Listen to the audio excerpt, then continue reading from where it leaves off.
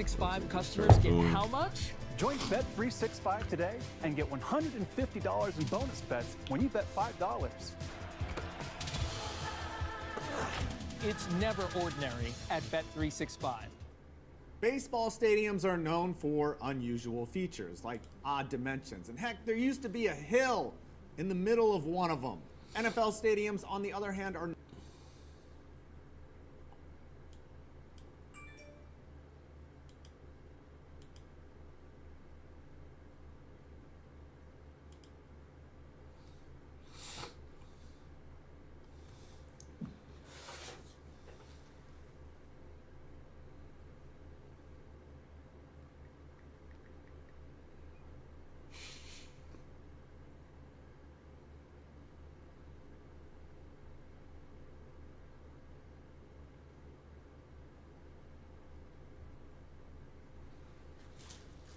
And then change the title. Awesome.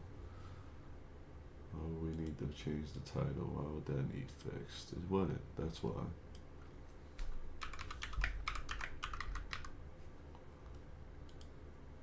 No, that didn't need fixed. It never needed fixed. You're never gonna fix that.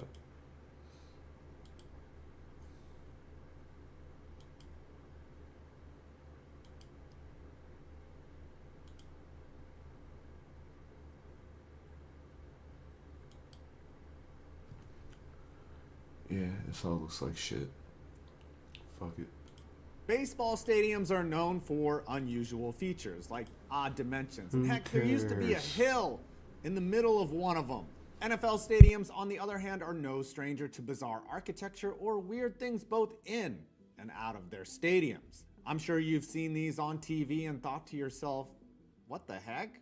Well, let's explain them all. The Gillette Stadium, Bridge, and Tower. For years I've wondered why in the heck the north end zone at Gillette Stadium has a giant gap in the seating area and a weird tower that just seems out of place. And then a bridge beneath the tower? The architects gave up premium seating to create this open area and structure. So it must be important, right? Kinda. The gap serves two purposes. One, for crowd control, as it allows for a way for fans to easily exit or enter the field at parking lot level. Now for the bridge and tower, they were designed to reflect the New England area, as there are many lighthouses in the Northeast. And the bridge is built to resemble the Longfellow Bridge in Boston. In 2022, the original light tower was torn down and replaced with the tallest freestanding lighthouse in the world. Wow. Whatever ships are coming into the stadium. A larger scoreboard was then installed, and both these additions made what used to be a terrible end zone wind pattern much more tolerable. And to bring this all together, the tower and bridge are reflected in that weird logo thing on the field, which also kind of looks like a razor, you know, for Gillette. Before we get into our next weird feature, here is a quick word from our sponsor. Remember when you used to venture out on Black Friday and it sucked? Well, screw that. Stay at home this week, eat leftovers, and use your sports knowledge to make money. It's Feast Week at Underdog, and from today till Saturday 11:30, when you log on, you get profit boosts, discount tokens, gimme picks, and we'll go higher or lower. And Kareem, again, promo code. This one is really interesting to me. Inside Nissan Stadium in Nashville, where the Titans play, the concession stands and restrooms have false house facades above them, giving it a Disney World artificial type of feel. That's kind of weird since it's Nissan Stadium and they are just fake house rooftops. They are there because in 2006, LP, or Louisiana Pacific, a building supplier, bought the naming rights to the stadium and installed the LP building zones, where they decorated areas of the arena to look like suburban homes. In 2015, Nissan bought the naming rights, but the home facade stayed, probably because they would be a pain in the ass to remove. It's still a bizarre relic from the past that will not be coming to the new stadium, which is set to open in 2027. Tarp seating and exposed beams, Northwest Stadium. When Northwest Stadium, formerly FedEx Field, was opened in 1997, it had a capacity of 91,000. The largest in the NFL at the time. Since then, it's been reduced by 29,000 butt holders to 62,000, And the remnants of an overbuilt stadium are not only quite visible, but also ugly as fuck.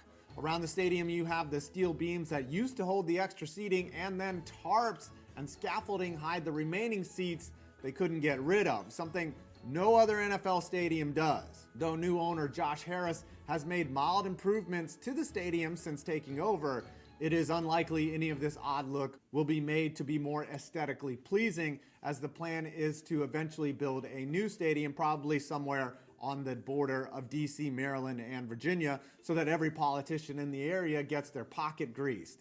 And in order to do that, it would need to be on a floating island in the middle of the Potomac.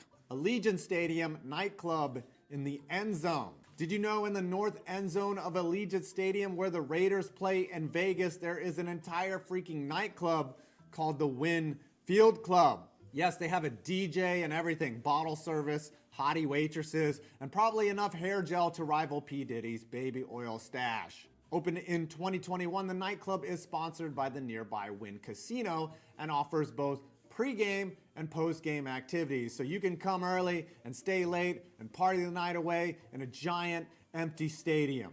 Here's how the average man's life would change if he used Pi for 5 days straight.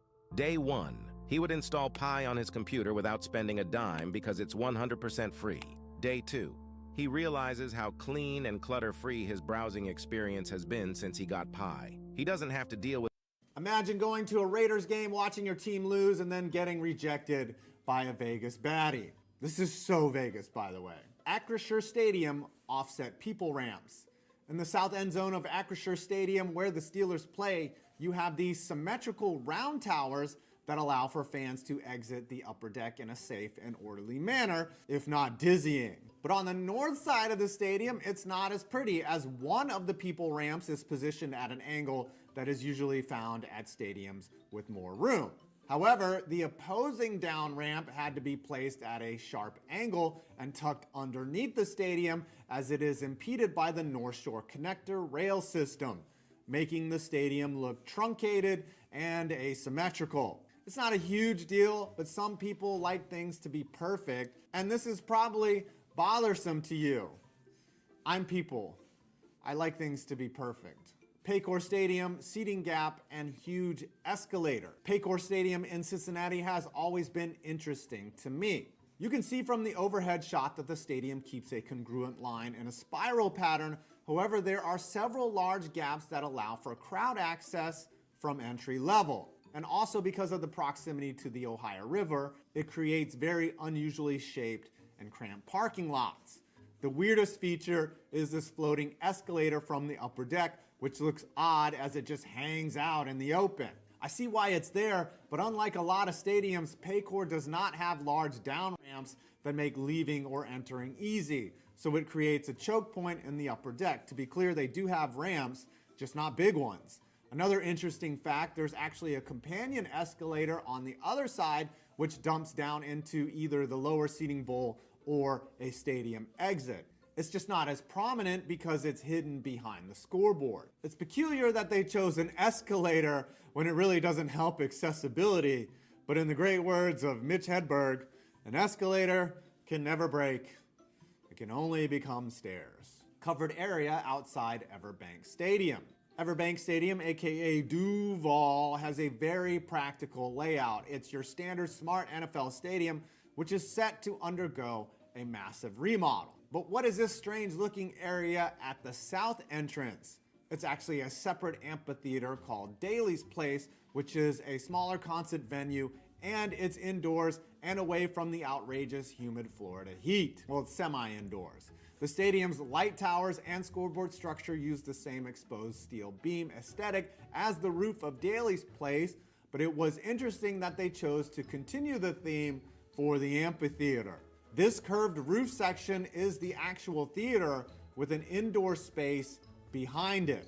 That's where they host AEW matches, something the Khans actually care about. Oddly shaped scoreboards, Huntington Bank Field, where the Browns play. I'm just gonna call it Cleveland Stadium because y'all keep changing the fucking name. They have two huge, oddly shaped scoreboards in both end zones. These were installed in 2014 as massive upgrades to the stadium, but they are shaped differently. Couldn't just go with a rectangle. In Kansas City, they have oval scoreboards, but those are intentionally round and not too crazy. So I searched the interwebs as to why these are this way, and I found that they are shaped as giant C's.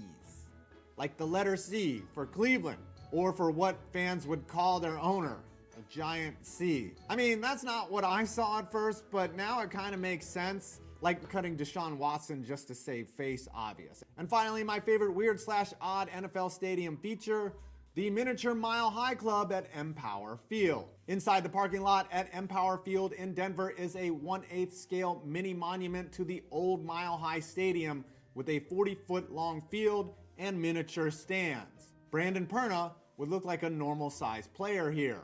Yo, Brandon's catching strays and not even here to defend himself.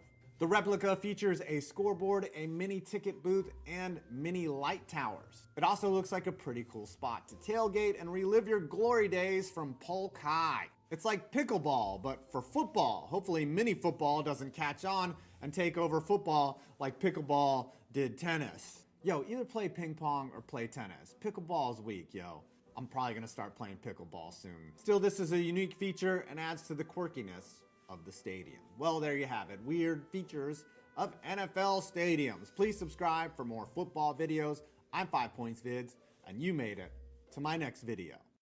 I dare you to let me build you a completely free e-commerce store preloaded with 20 handpicked products that are trending. Let's consult a map. Here's Germany, Morocco, and Fantasyland. But beyond Walt Disney World's borders, you find a larger boundary, the Central Florida Tourism Oversight District, that's been at the center of a feud between Disney and Governor Ron DeSantis. There's a new sheriff in town. But this district started way before the DeSantis-Disney war. It explains something about the history of Florida and the lost city of Epcot. It will be a community of tomorrow that will never be completed. And most importantly, why Disney World is here and isn't moving anytime soon. This isn't Disney World, but Disneyland. And the key thing is not the park, but the surroundings. Downtown Anaheim, a 40-minute drive from Los Angeles. Disneyland opened in 1955. In an internal publication, Disney showed its belief that the site provided sufficient land for present and future growth. Period photos show the area didn't start as densely developed as it is today. But this 1965 map shows how quickly things changed. Everything from schools to shopping centers limited Disneyland's control over its future. Walt Disney needed more, and he wanted to get more from a new park.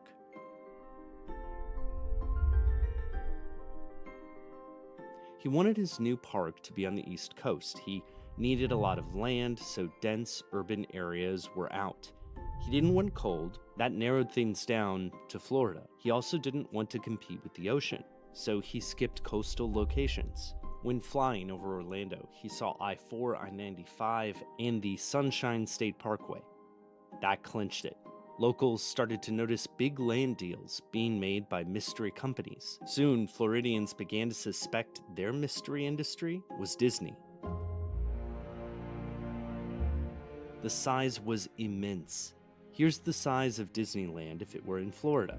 And here is the land they bought for Disney World, as it is today, even after some land was sold off. Shortly after the land story broke, Disney held a press conference with Governor Hayden Burns and brother Roy Disney to discuss the plans. It will bring a new world of entertainment, pleasure, and economic development to the state of Florida. Walt Disney. Let's break down this next Walt Disney quote.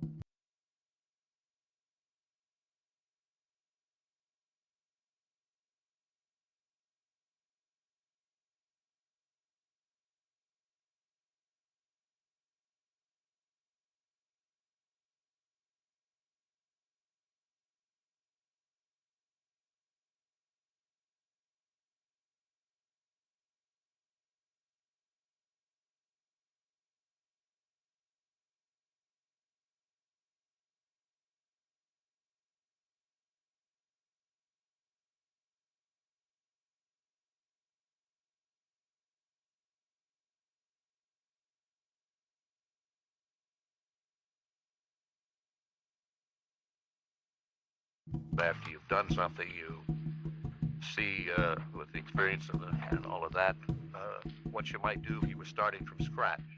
Disney wanted to get right what he missed in Anaheim. After taking a look at the land this morning, I say we are starting from scratch. The land needed a lot of work, drainage work, development, everything. Just look at this 1962 map of the area. There were some orange groves on the land, but this symbol means swamp. The area is called the Reedy Creek Swamp. But we have many things in mind that could make this unique and different than Disneyland. Disney also had greater ambitions for the land that he would only reveal later on. Here in Florida, we have something special we never enjoyed at Disneyland. There's enough land here to hold all the ideas and plans we could possibly imagine.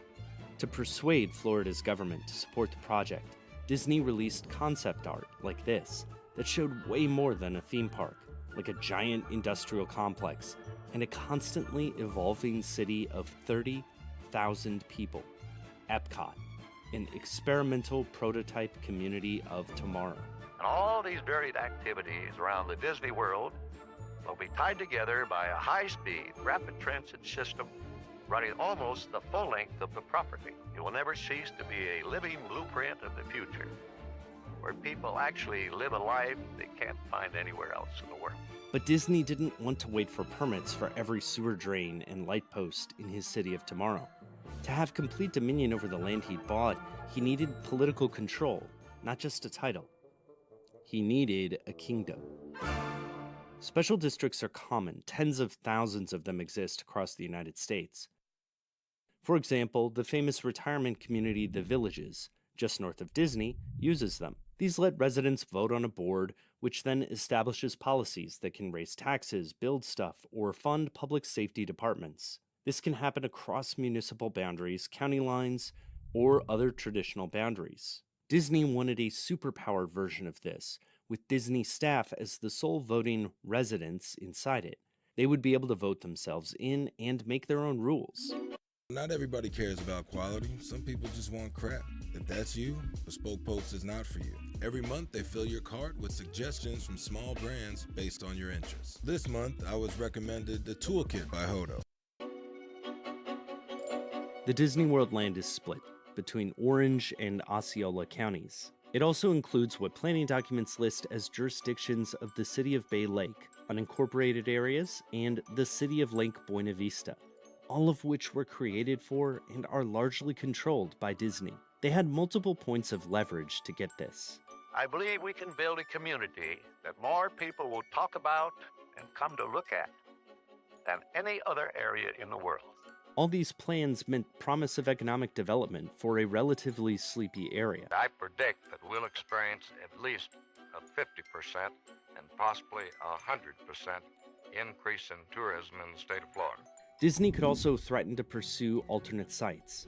In Northern California, in Mineral King, they had a parallel proposal to build a ski complex that was closer to Anaheim and less swampy. It ended up serving as a taunt to Florida. The result was clear. In the same issue of Disney's internal magazine, in which they announced the biggest surprise of the decade, Florida's VIPs were already flying out to begin working on project problems. Other places didn't grant big powers like Florida. There was no ski resort in Mineral King because the Sierra Club fought it and the state never approved it. All that is why Disney World is here. In May 1967, the Reedy Creek Improvement District was chartered as an entity that could regulate across counties like its own government. It could control sewage, generation of power by nuclear fission, airport facilities, railroads, and construction, and Disney used its powers. The company created an underground tunnel system for their utilities called utilidors.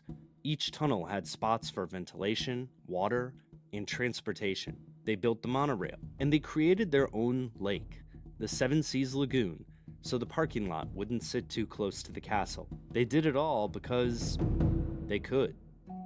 In 1966, Walt Disney died in Los Angeles. The city part of his Disney World dream mostly died with him. despite some gestures toward building it. Epcot became a part of the theme park in 1982, but it was not a city. The district's comprehensive 10-year plan shows how far the Disney dream has drifted from Epcot.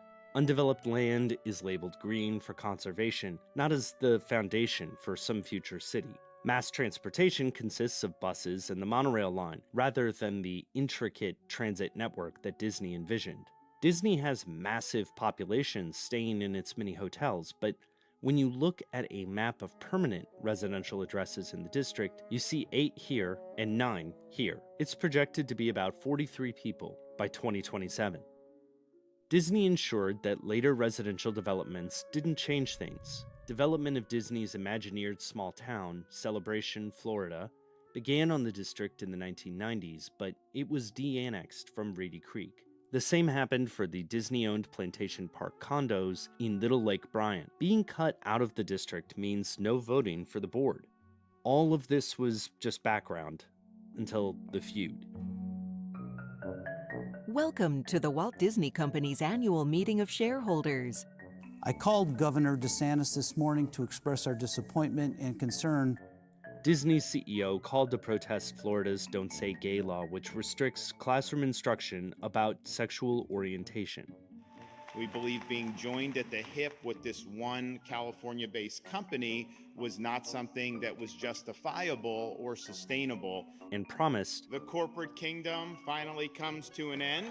But the taunting continued. Second quarter 2023 financial results conference call. So this is plainly a matter of retaliation while the rest of the Florida special districts continue operating basically as they were. Someone even said, like, maybe you need another state prison. Who knows? I mean, I just think that the possibilities are endless. Still, the state would struggle to actually dissolve the district. The charter gives the district the power to finance the projects and activities of the district through bonds. If the district disappeared, hundreds of millions in bond debt would probably flow to taxpayers in Orange and Osceola counties. And on the other side, Disney has already made noise about a $17 billion Disney World expansion. In the end, Disney's district has had a name change, and board composition and process may slightly change. But Germany and Morocco aren't going anywhere. The kingdom will probably stay a kingdom.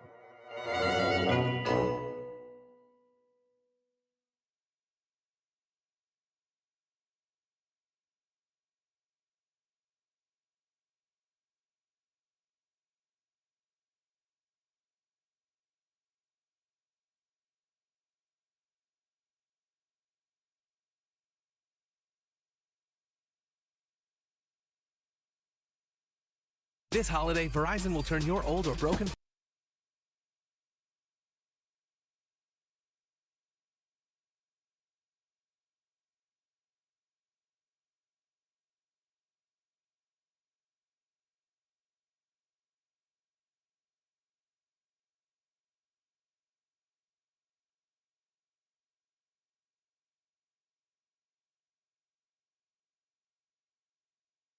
Most Americans and Canadians think of Canada as being fully north of the United States, but this isn't really totally true. This is the 49th parallel, the straight line on the map that forms most of the US-Canada border. But about 70% of Canadians live south of this line across this area of the country highlighted in red. Even further, about 50% of Canadians all just live south of this line in this even tinier part of the country highlighted in red, which means that most Canadians live fully south of the US state of Washington. Canada's southernmost geographic point on Middle Island in Lake Erie is so far south that it's further north than a sliver of California even is. And it's further south than the majority of 16 entire US states are, ranging from Massachusetts to Oregon. As a result, there's actually more Americans who live north of Canada's southernmost point than Canadians do. And this can be most weirdly noticed in the US city of Detroit, which is the only American city where when you travel south, you end up in Canada instead of the other way around. Thanks for watching, and don't forget to subscribe for more geography videos.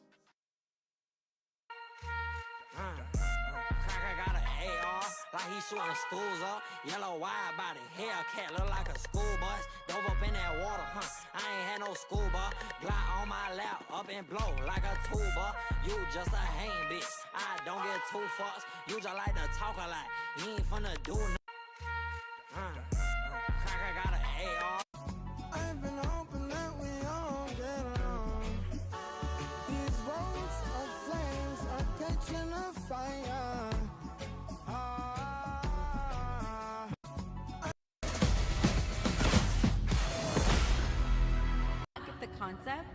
Get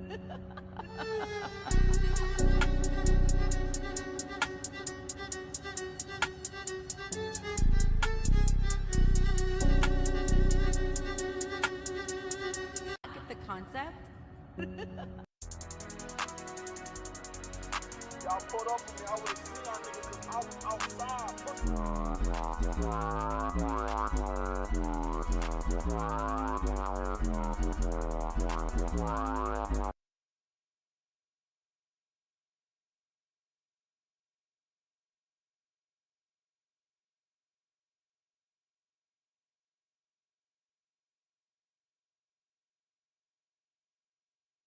Everybody be asking me, man, does the Bluetooth actually work? Bro, you get a month for free.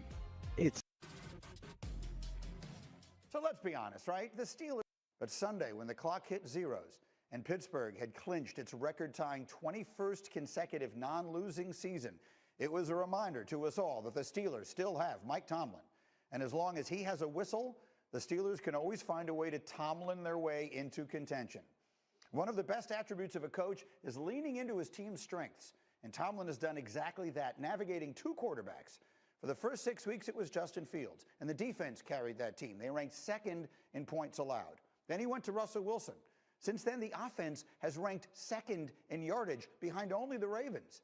Now, the move to Russell Wilson was heavily debated. Fields was 4-2. Wilson was coming off two of the worst seasons of his career. Didn't seem like he was anywhere close to being the Super Bowl quarterback he once was. But Mike Tomlin said he wanted this team to be great, not good.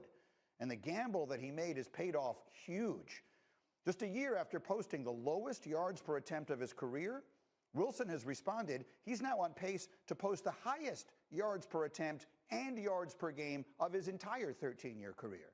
And most importantly, the team has responded. They're scoring 8 more points per game, and they've become a vertical threat. They're tied for the most 20-yard completions in the league since Week 7. So of all the Mike Tomlinisms, the most famous is the standard is the standard. And the standard for Pittsburgh this year, it seems, is the same as always: win the Super Bowl. So as the calendar has turned to December, it has become evident that the standard is good enough to win this entire thing. Guys, I can't believe I'm saying this, but I agree with D. Wood. Am I saying the Steelers are the best team? No, most certainly not.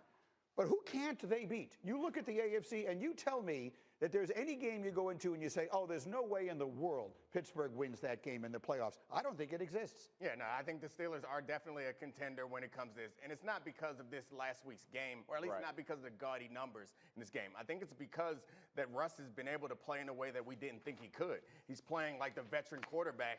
The hard knocks that's happening right now, the insights you gain. I love this program. The NFL Films people are phenomenal. And I understand Mike Tomlin said when he was asked if he was watching the program and its debut night, said absolutely not. I don't know if you know where that drop is, Mike, because it was created by Jay Felly, because you were out making sure that the tubes were all set for UNLV versus Boise State tonight. I believe I did a 2.2 million watched show. Okay, very good. Sorry about that, Mike. It's got nothing to do with, I was with any of that. But at any rate, he was asked absolutely not. Absolutely not. When it was the day of the debut. But if he watched, he would see him in an incredible light. And he doesn't need to know that he's in an incredible light, because he knows already what he does for a living. And he just relishes it. I mean, when I know I get accused of caping for this man in Western Pennsylvania, where I guess people began to get sick and tired of the 10-7, 9-8 seasons, or the 10-7 seasons where they're one and done and they're clearly not equipped to tangle with the rest of the elite in the American Football Conference. I understand it. Yeah, been a while. Absolutely not. There you go. Been a while since they've won a playoff game. I get it. I totally understand that will rankle. But I'll do it again here. So when you see behind the scenes the way he communicates with his players, you see the joy, okay, the pure joy, the intensity with joy, the seriousness with the intensity, and the professionalism throughout. Anybody who's out there can see that this is a professional football coach of the first variety. And in terms of inspiring grown-ass men who make millions of dollars, okay, in terms of that and making sure that... Hey, sorry for interrupting. Isn't that annoying? What if I told you there was a way to get rid of ads like this forever? It's called Pi, and if that sounds familiar to you, it's probably because you've seen their ads everywhere. It's an ad blocker that works on Twitch, YouTube, Amazon, and... They are ready and prepared. He's second to none in this department. And this episode leading up to the Steelers and the Bengals playing one another, you got to see him talking to Nate Herbig. Okay, you got to see him talking to his young pass rusher, certainly with Highsmith out, right? And you're seeing him get him ready to take on Orlando Zeus Brown. And you see how he's talking about Orlando Brown. He's talking about Zeus all week, saying how, you know, the guy you're replacing, Nate, lit him up in Cincinnati to the point where they got this guy. They had to get this guy for Joe Burrow. And he's setting the stage for Nate to have a big game. And he's talking to Nate all week, and you're seeing it. And then Nate comes around the edge on Zeus Brown and creates a sack force fumble. Right before coach was like, you got to kill Zeus. You see him talking to him all week. You see him talking to him on the sideline. And then it happens. And I just wanted to play this reaction that Tomlin has on the sideline to it happening.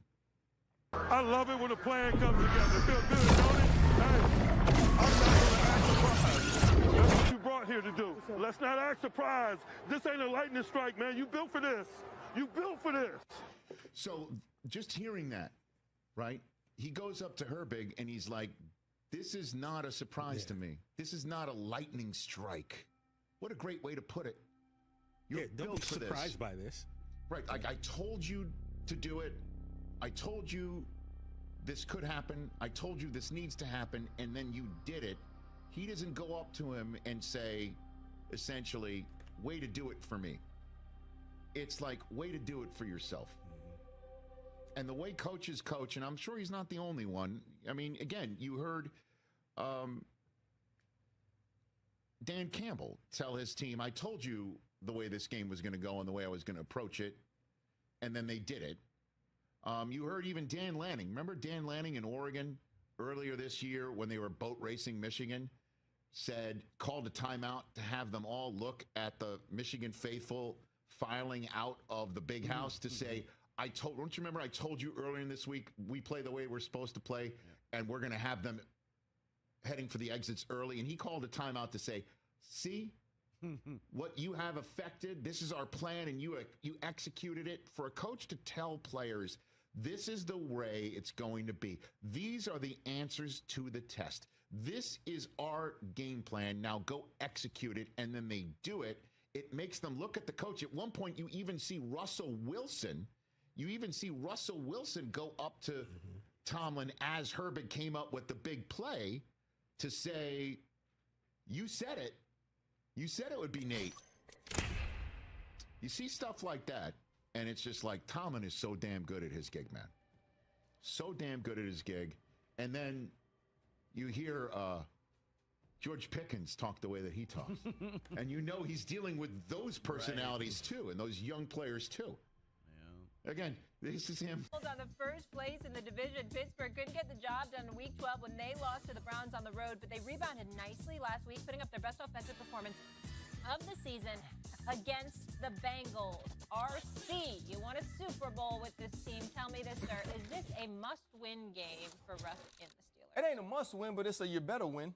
And I think those are different, right? Because I feel like once you start getting into these must-win games, you're talking about playoff positioning. Will you get there? How can you win the AFC North? This isn't about that to me anymore for the Pittsburgh Steelers. It's about positioning yourself now amongst the Kansas City Chiefs, amongst the Buffalo Bills, and those sorts of teams won't allow the Cleveland Browns to come into their home and win. Like, this is the first year, this is just my opinion. The other years that we were talking about, oh, Mike T's never had a losing season, I knew that that would be an unsuccessful team. Because the only successful team is the one that wins the Super Bowl. I knew that those teams that would limp in 9-8, or those teams that would limp in 10-6 or 10-7, I knew that those teams weren't going to make any noise. I'm starting to believe that this one can. With the way that they play defense, with the way that Najee Harris and Jalen is coming along. And so now I want to see, can you take that next step to where you don't play down to opponents and can be with the elite? Exactly. That's what they've been doing, is playing to the love of their opponent. But I disagree with you. I do think this is a must-win just because of where they're sitting at right now. They still control their own destiny, but if they lose this game to the Browns, then the Ravens are the ones that control their own destiny. And look at their schedule, RC. I mean, the Steelers still have to play the Eagles next week, then the Ravens, then the Chiefs, and then they close out with the Bengals, which is obviously a very winnable game. So you're saying it's a breeze? And the Ravens' schedule is far easier. They only play the Giants, then the Steelers, the Texans, and the Browns. I feel like it's We have the worst odds to beat the Ravens. They want to be a team that has home field advantage. Obviously, it's not integral to them winning, but like, I think this is a must-win for them. You've got to win these kinds of games if you're really going to contend for a Super Bowl. Cam? I think when you think about this game, Time to rise and shine, mga kapatid. Let's go. My dog said they're not that good. Yeah. Right? So this is a prove-it game more than anything, in my honest opinion. Played this team prior in a division game. Now that you have another. Hey, stop it! Introducing your champion.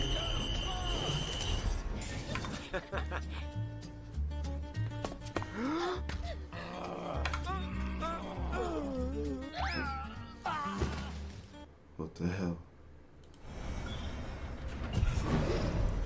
We're Jump Master Newty, just like old times.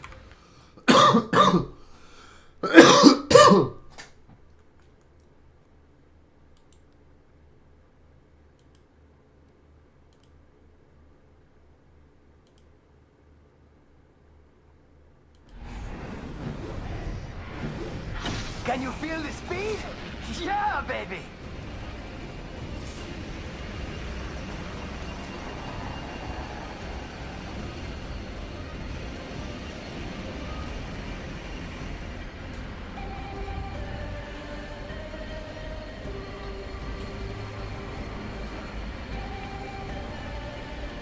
Enemy spotted. Way out there, tranquilo, cucarachas.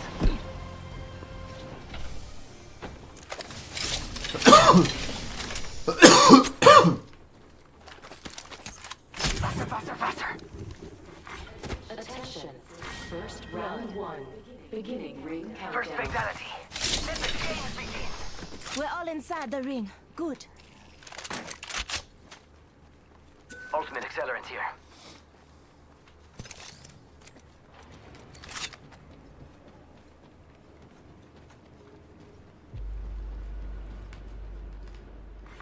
Attention.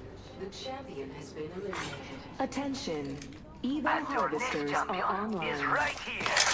What? Go faster! New kill leader appointed. New kill leader. Go on, watch out. Let's go this way. Might be something good this way.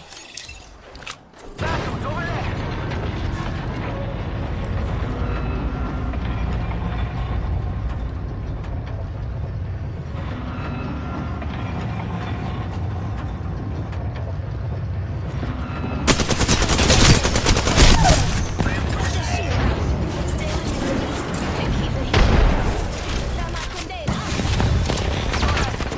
Just giving my shields a recharge.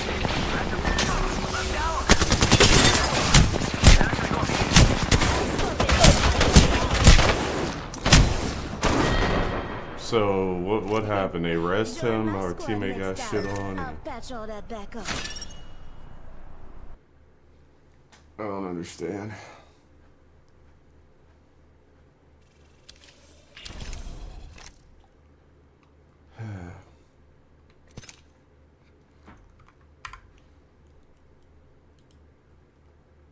frustrating.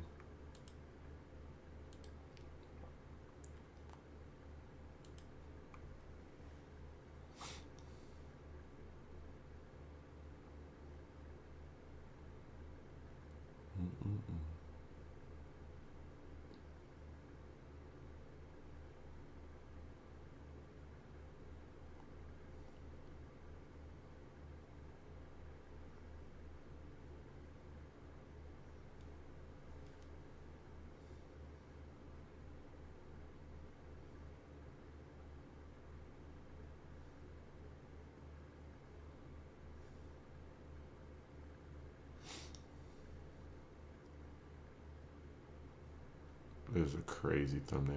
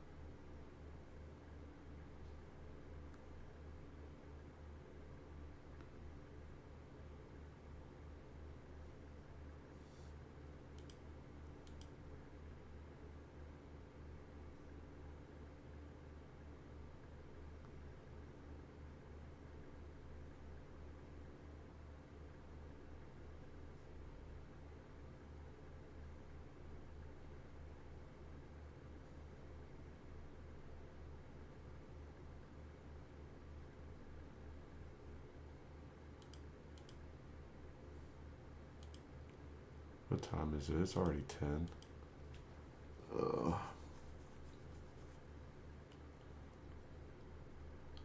Quarter after 10 is crazy.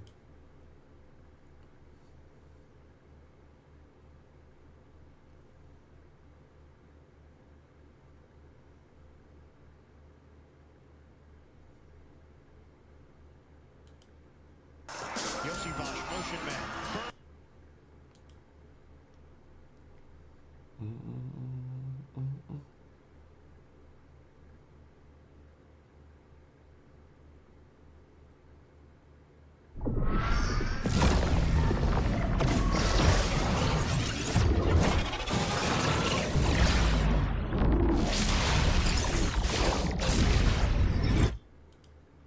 This is by far the hardest stadium in the NFL to kick in. There's never been a 60-yard field goal made in this stadium ever. No go. Acrisure Stadium, which was formerly known as Heinz Field, is by far the hardest stadium to kick in the NFL. And it's so hard to the point where teams actively try not to kick in it. You see, the stadium actually sits right next to a river, and the end of the stadium facing that river has a massive cutout right where the uprights are. This allows for an enormous amount of wind to gust right into the stadium, and it essentially creates a wind tunnel. This has resulted in the stadium having some of the lowest field goal attempts and makes. And it's so bad to the point where the kicker with the most points and best accuracy in the field was Justin Tucker, who only gets to play there 2 times a year, versus some of the Steelers' own kickers who get to play there 50% of the time. This is by far the hardest stadium in the NFL to kick in. There's never been a 60-yard field goal made in this stadium ever. No go. Acrisure Stadium, which was formerly known as Heinz Field, is by far the hardest stadium to kick in the NFL. And it's so hard to the point where teams actively try not to kick in it. You see, the stadium actually sits right next.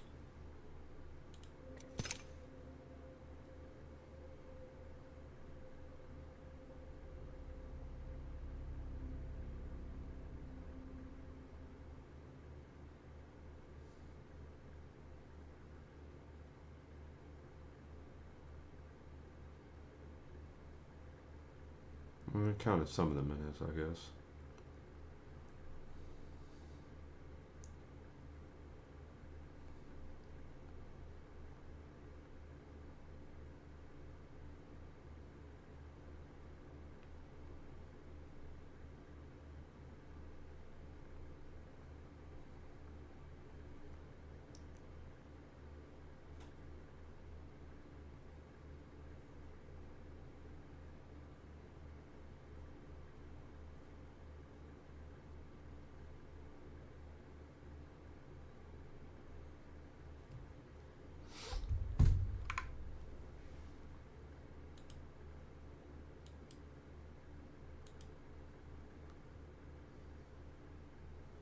thing was, I didn't even hear that guy get rezzed.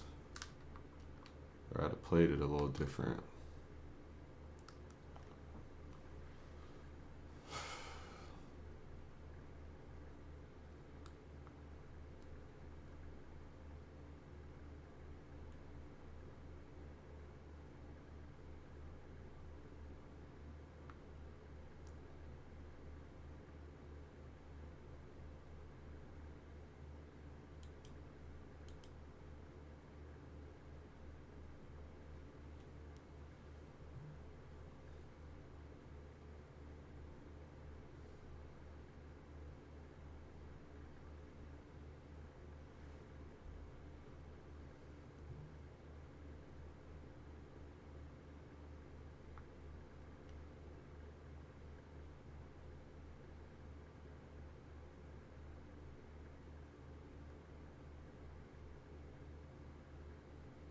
Bussin' with the boys is crazy.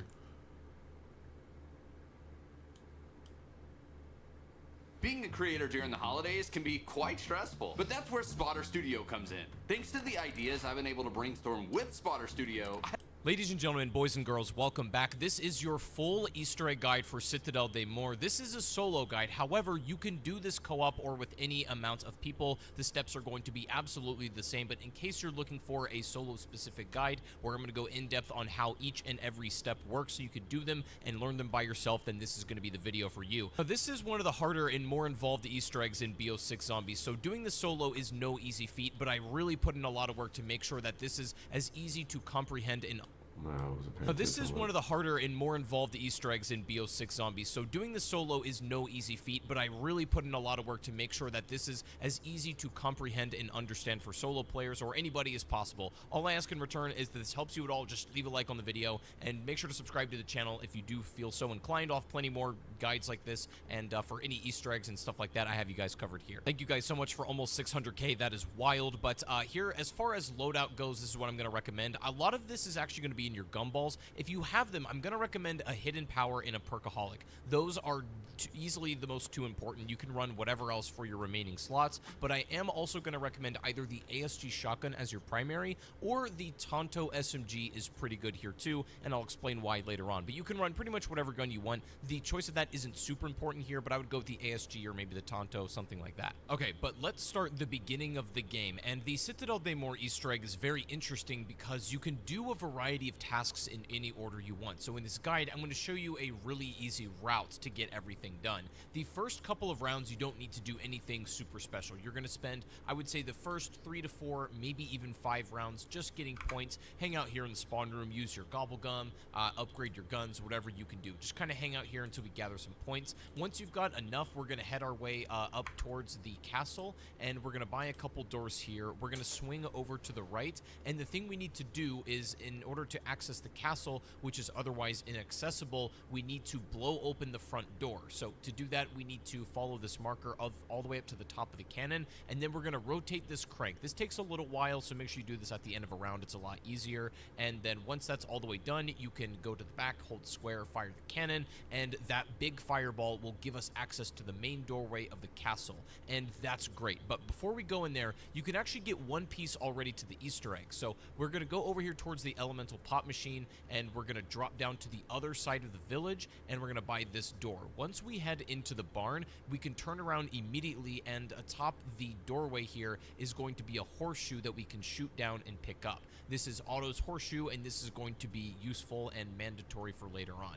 But we're going to go into the castle and then finally follow the arrows and make our way down, and we're going to get closer and closer to the room that it's guiding us towards. Once we open up this one, we should be greeted with this big, like, giant iron box. There's going to be 3 locks on it, and you can shoot these with your gun to break all of them off, and then there will be an enemy inside that you can kill. Once you kill him, pick up this little item that he drops, this crystal, and then put it in the portal that's inside the container, and then the pack-a-punch machine will appear right in front of you, and that's how to pack-a-punch in this map. You already have access to it, which is great. All right, after that's done, we're going to leave the pack-a-punch machine and head back towards Quick Revive. Just behind this machine is going to be this wooden door that we can interact with, and the top should flip open, and Dr. Kraft will be inside, and he's going to give you a bunch of dialogue. Now, if it's your first time playing, I recommend listening to it, as he's going to give you some actual useful information, and at least wait here until he starts like blowing Ethereum pack. I mean, it's pretty obvious you're going to know when it's happening. Just wait for that whole sequence to finish, and then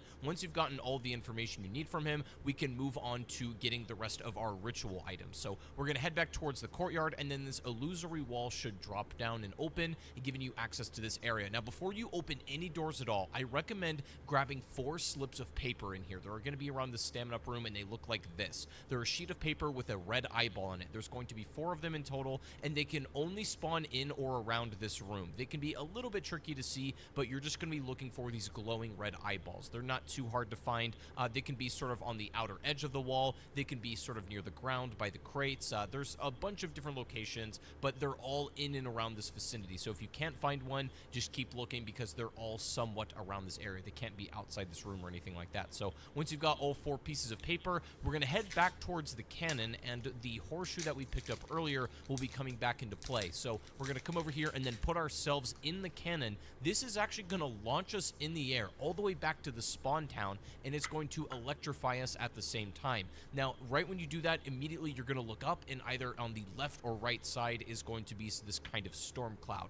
Just follow it wherever it goes, and you can see the Pegasus horseshoe is going to be on the ground. Just go ahead and pick it up, and then also eliminate all the zombies that spawn in around it. And then while you're here at spawn, you can also come over here. This gold circle should appear on the ground, and then it's going to become a soul box right away. And after getting about, I don't know, 20 or so zombie kills, that should fully fill up, and instead of becoming just a ritual item, you're going to get a reward out of this, but that's not going to be useful until later. But assuming you've done this correctly, that item should go away, and then this sort of like treasure chest should spawn, but don't worry about that for now. We can leave that. Next up, what I'm going to recommend you do is come back over to the area where all of the knights are standing kind of in this courtyard, and we're going to shoot this top red crystal that is kind of shining this red beam, and we're going to reflect it into a variety of other crystals around the map, as you can see. Now, the most efficient way I've really seen to do this is line yourself up with the dimmer beam to and then shoot it, and it should go to the next target. Yeah, I forgot they take points away. This might be a little bit tricky for you, but ultimately the goal is to bring the final beam over to the statue inside of this alchemy lab, and it should look like this when you're all done. If you shouldn't have too much trouble with this. Once it's reflecting into this sort of statue, this stone bust, this oh, shit happens. Fuck it.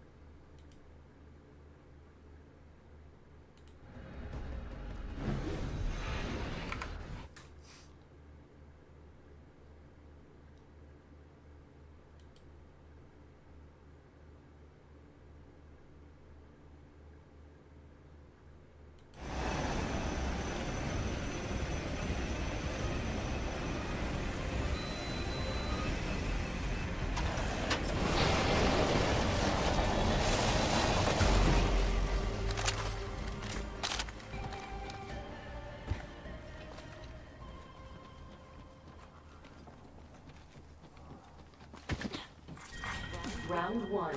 Beginning ring countdown. We're all inside the ring.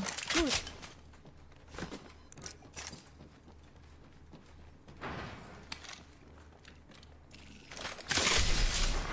Attention. First blood. First blood. Good thing it's not us.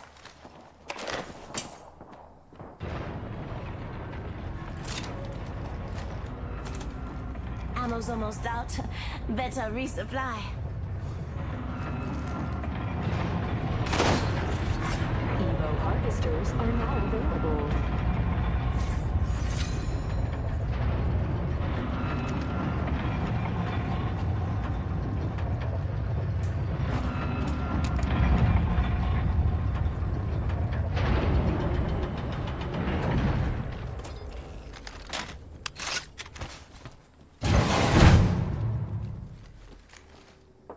Taking fire.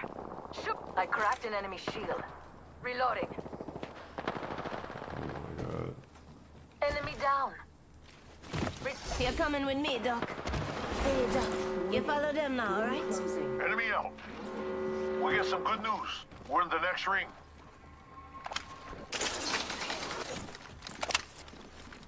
Shotgun bolt here. Level 2.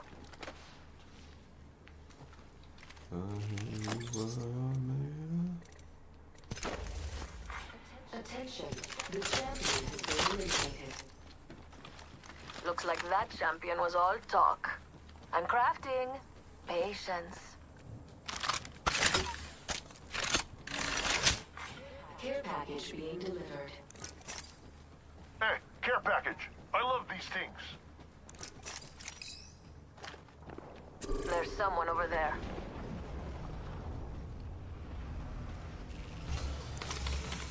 Crafting. Hold up now.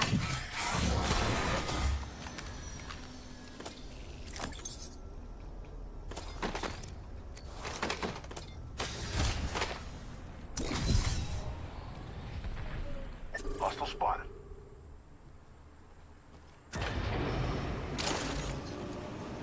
Lovely idea.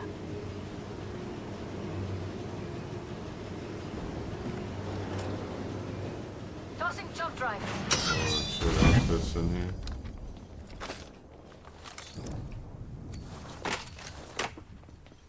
Eva shotgun here.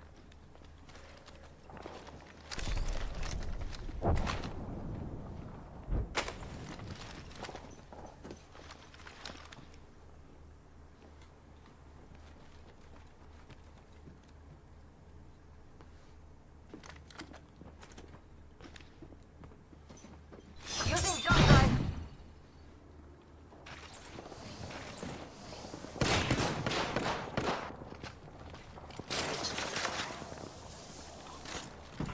I see an enemy over there.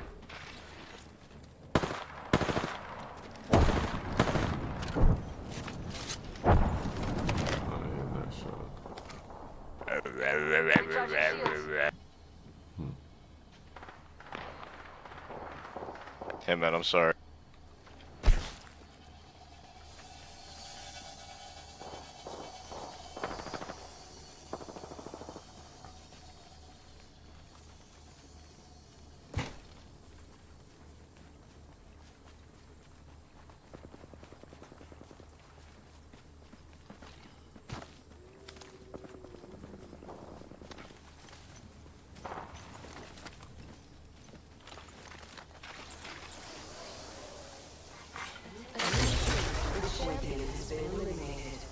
New kill leader? Interesting. Guess the champion couldn't keep up.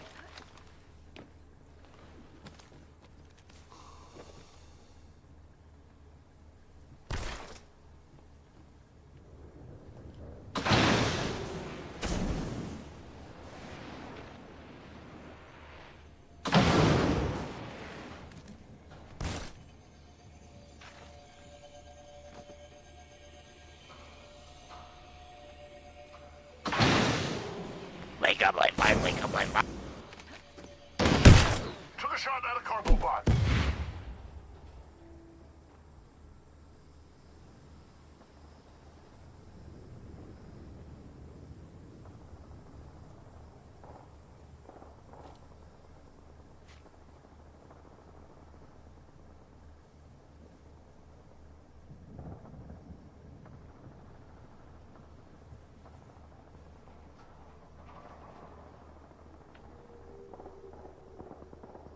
Yo, what's 740, bro? Wakey, let's go. We got this now. I need optics. We winning this shit for real.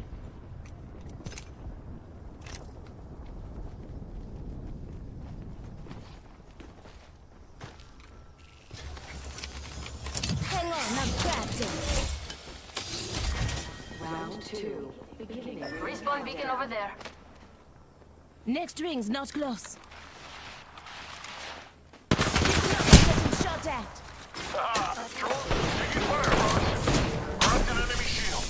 Just giving my shields a recharge. Down one.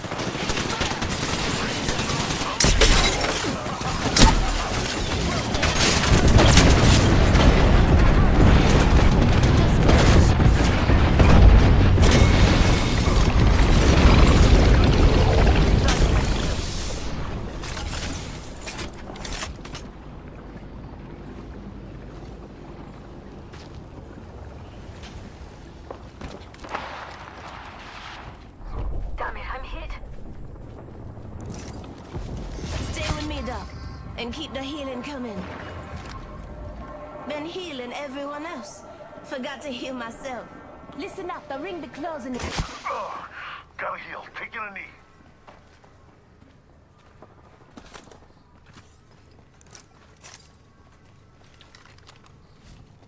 Enemy over there. Far ring, 45 seconds. Firing. Upgraded and good to go. Enemy spotted. Enemy shield cracked. Reloading. Reloading. Firing. Enemy down. Enemy there. Reloading. Another squad attacking. Hold on, I need to heal. Reloading. I'm spotted. Taking fire. Reloading.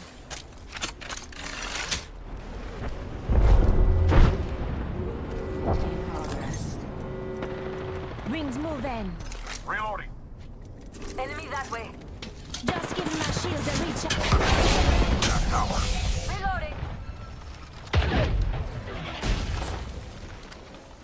Enemy spotted. Reloading. Cracked an enemy shield. Reloading. Ooh, care package on the way. I like the sound of that. Enemy over there.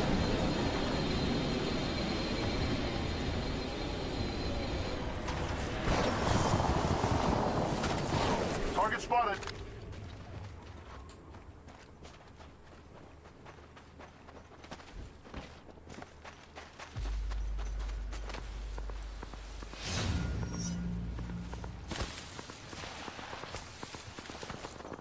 Target spotted. Firing.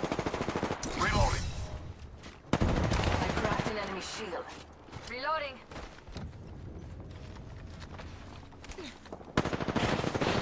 Taking fire, brothers. Fire. Shattered an enemy shield. Reloading.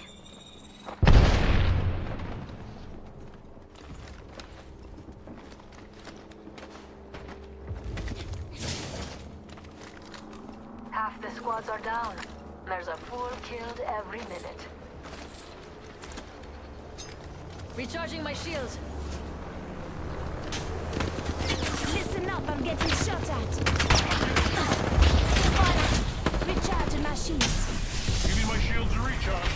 Recharging my shields. Enemy touchdown. Near me. Reloading. Target spotted. Never mind. Listen up, squad coming in. I'm spotted, taking fire. Fasten your sugar. Recharging shields. There. Replicator. Heads up, come on back. Target here. Reloading. Reloading. Recharging shields. Rings nearby. I'm spotted, taking fire. Shield now. Reloading. Got my grenade up. Reloading. Just giving my shield a recharge. Taking fire. Sending an airstrike. Don't try to push that. Got my halo here. I'm healing the shield. Recharging my shields.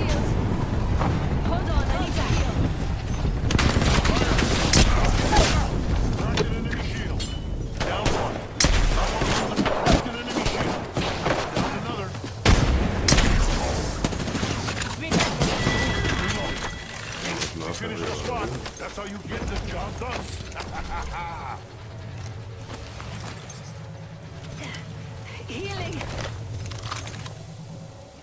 10 seconds, the ring's just ahead.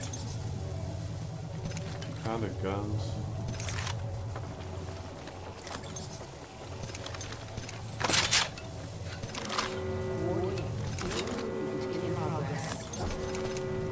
Time's up and we're not in the ring. Move now. Jump drive set. I feel good about this care package. Shall we?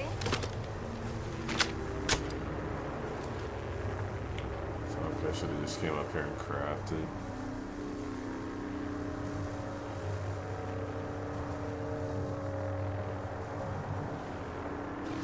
Hey, Doc. You follow them now, alright? You done good, Doc. Come on back now.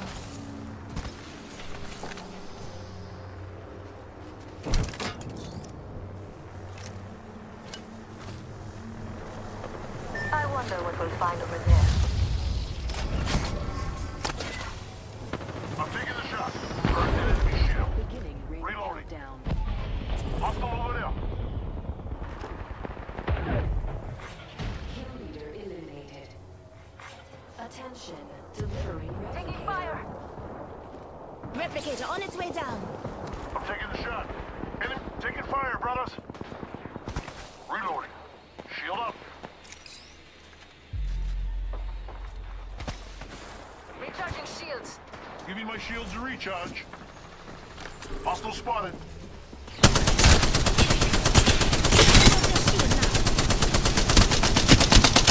Reloading. One down. Watch out, enemy there. Hold on, I need to heal.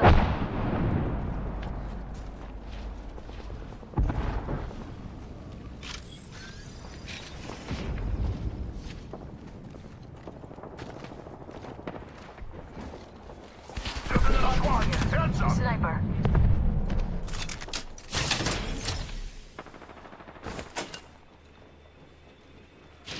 Open up shop and shut him down. Recharging shields. R99. Got another squad. Hell of a time to go shopping. Recharging my shields.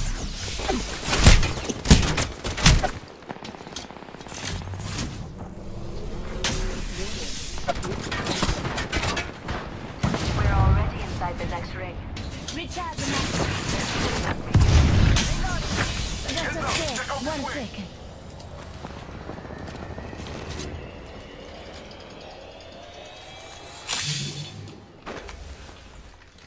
Just giving my shields a recharge. Incoming group. Hostile close. There's been some activity.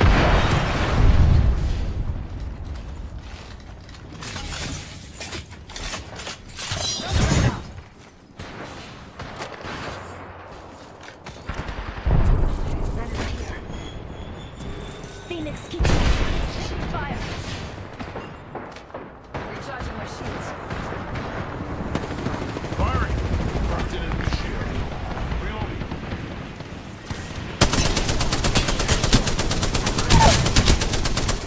Enemy down. Ah, I leveled up. Now, let's get an upgrade. Incoming grenade. Reloading. Hostile close. There's another squad. Heads up. Shield crack. Listen up, got another squad. Another squad attacking. Recharging my shields. Recharging my shields.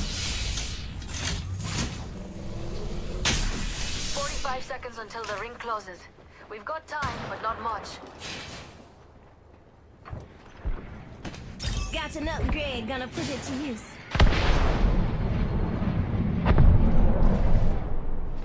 "30 seconds, rings close. Watch out, enemy there.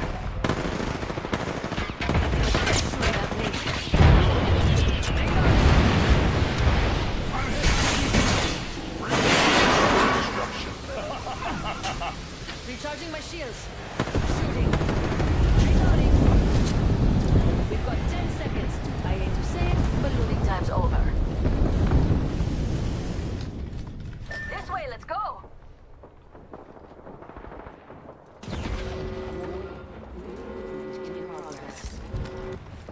Listen up, the ring's moving.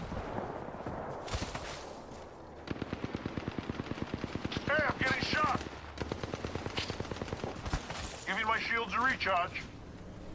I see an enemy. Reloading. Making contact with enemy. Listen up, got another squad coming.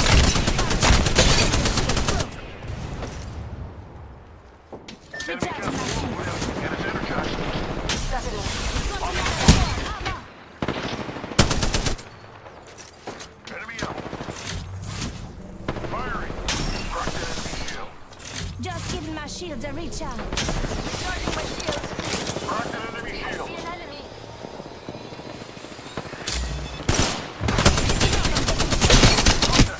Helmet unhit. Just giving my shields a recharge.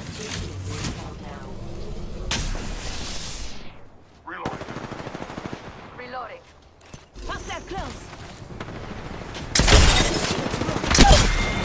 45 seconds. Rings close. Enemy killed. Heads up. Only 2 other squads left. Very good. We finish off the whole squad. Good kill, my brother. Firing. Enemy shield cracked. Open up shop and shut them down. 30 seconds. Rings close.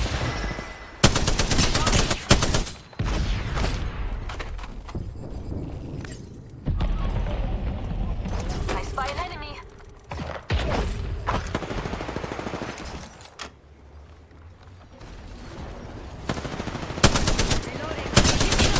Shot at. Firing. Reloading. Frog up. Enemy shield cracked. Just giving my shields a recharge. Reloading. Let's end this. Contact with hostile. We'll get that. Reload. Enemy that way. There's another squad on us. My shields. Enemy down. Target over there.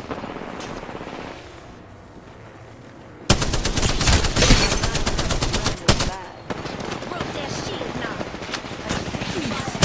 Unspotted. Taking fire. Hey, I'm getting shot. Enemy right here. Here. Take Doc. He'll fix it up. Recharging my shields.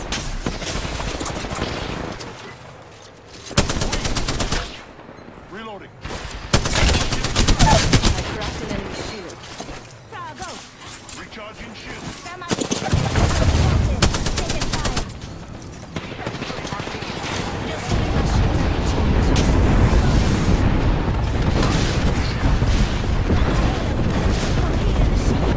Recharging my Hostile shields. close.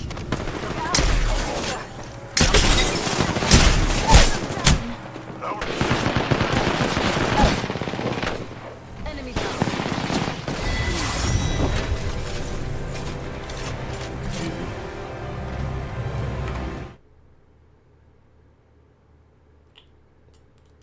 Alright, man. You are the Apex Champions.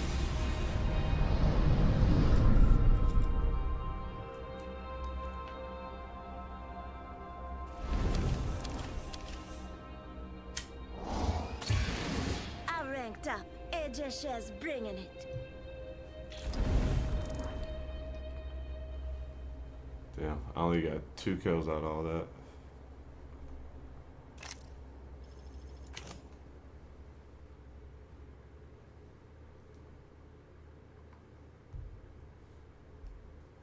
Crazy.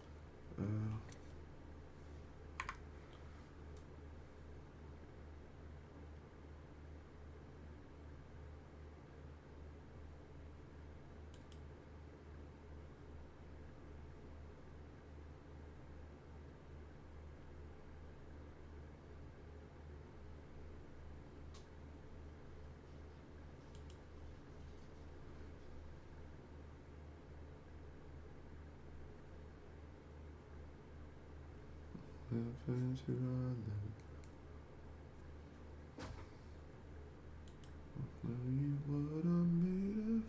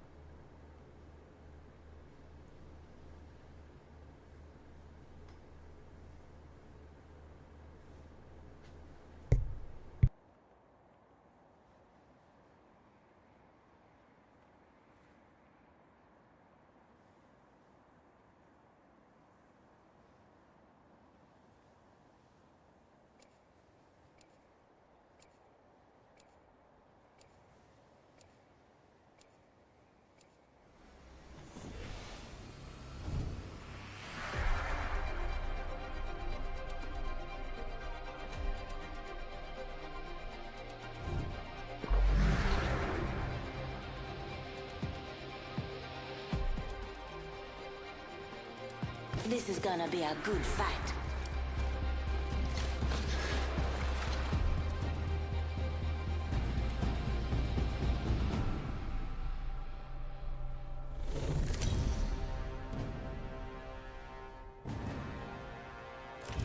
This is your champion. Come by Casa de Octane for a cold one.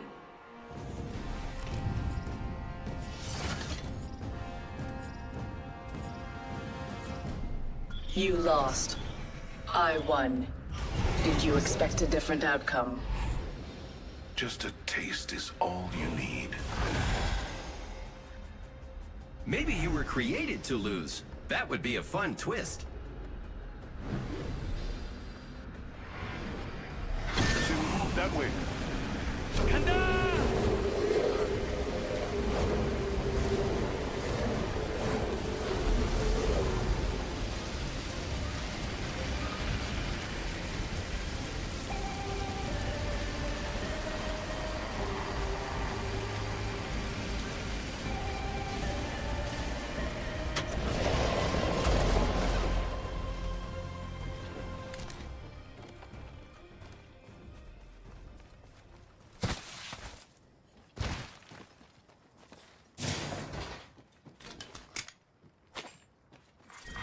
Round 1. Beginning ring countdown. We're not all in the ring. Attention. Check your position. First blood. The battle happens quick. Be ready. Backpack here. Level 2. All right, extra supplies here. Gotta love that. I'm crafting. Be patient. Attention. The champion has been eliminated. Hey, Evo harvesters are now This is our available. match. New kill leader appointed. New kill leader. Go on, watch out. Got an evil harvester here.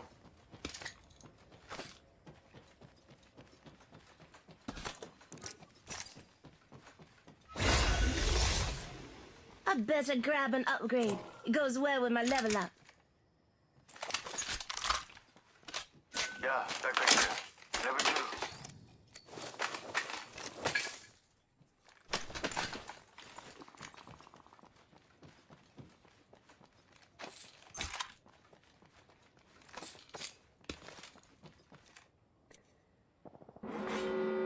Now that's an upgrade.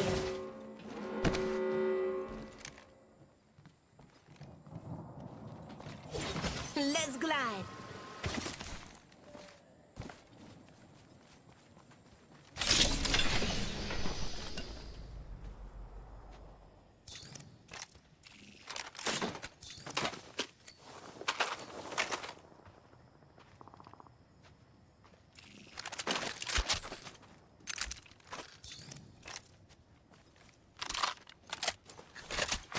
Care package being delivered. You hear that? There's a care package coming down.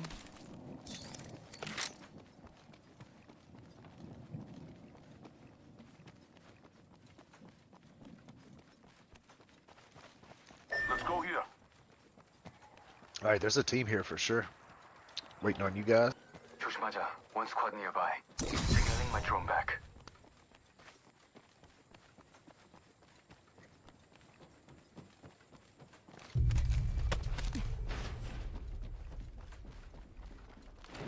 All right, I don't have to be pushing crazy.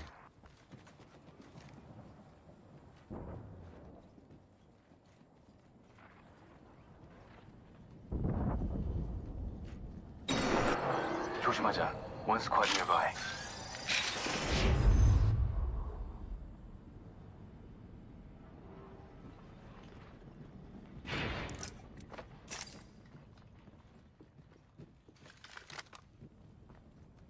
Enemy spotted over there.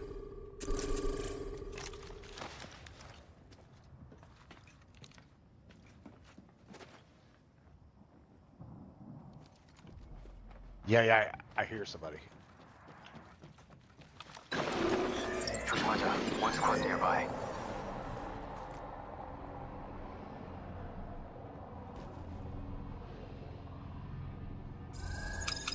Activating EMP. Signaling my drone back. I'm back. Logged off my drone. Watch out! I'm opening the skies. Shield up. Throwing grenade. Not this phone. This phone bad. They got a. What's her name? You might want to think about this. They got a stupid. I've broken enemy shield. Here, All right, take Doc. I gotta heal. He'll fix you up. Giving my shields a recharge. I'm spotted. Taking fire. Thermite out. Running out. Reloading. I'm getting shot. Taking fire. Giving my shields a recharge. Recharging my shields. I'm spotted. Taking fire. I've broken enemy shield. Recharging my shields. Recharging shields.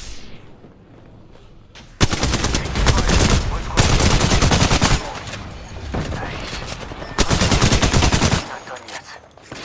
I'm spotted. Taking fire. Just Heads up, grenade.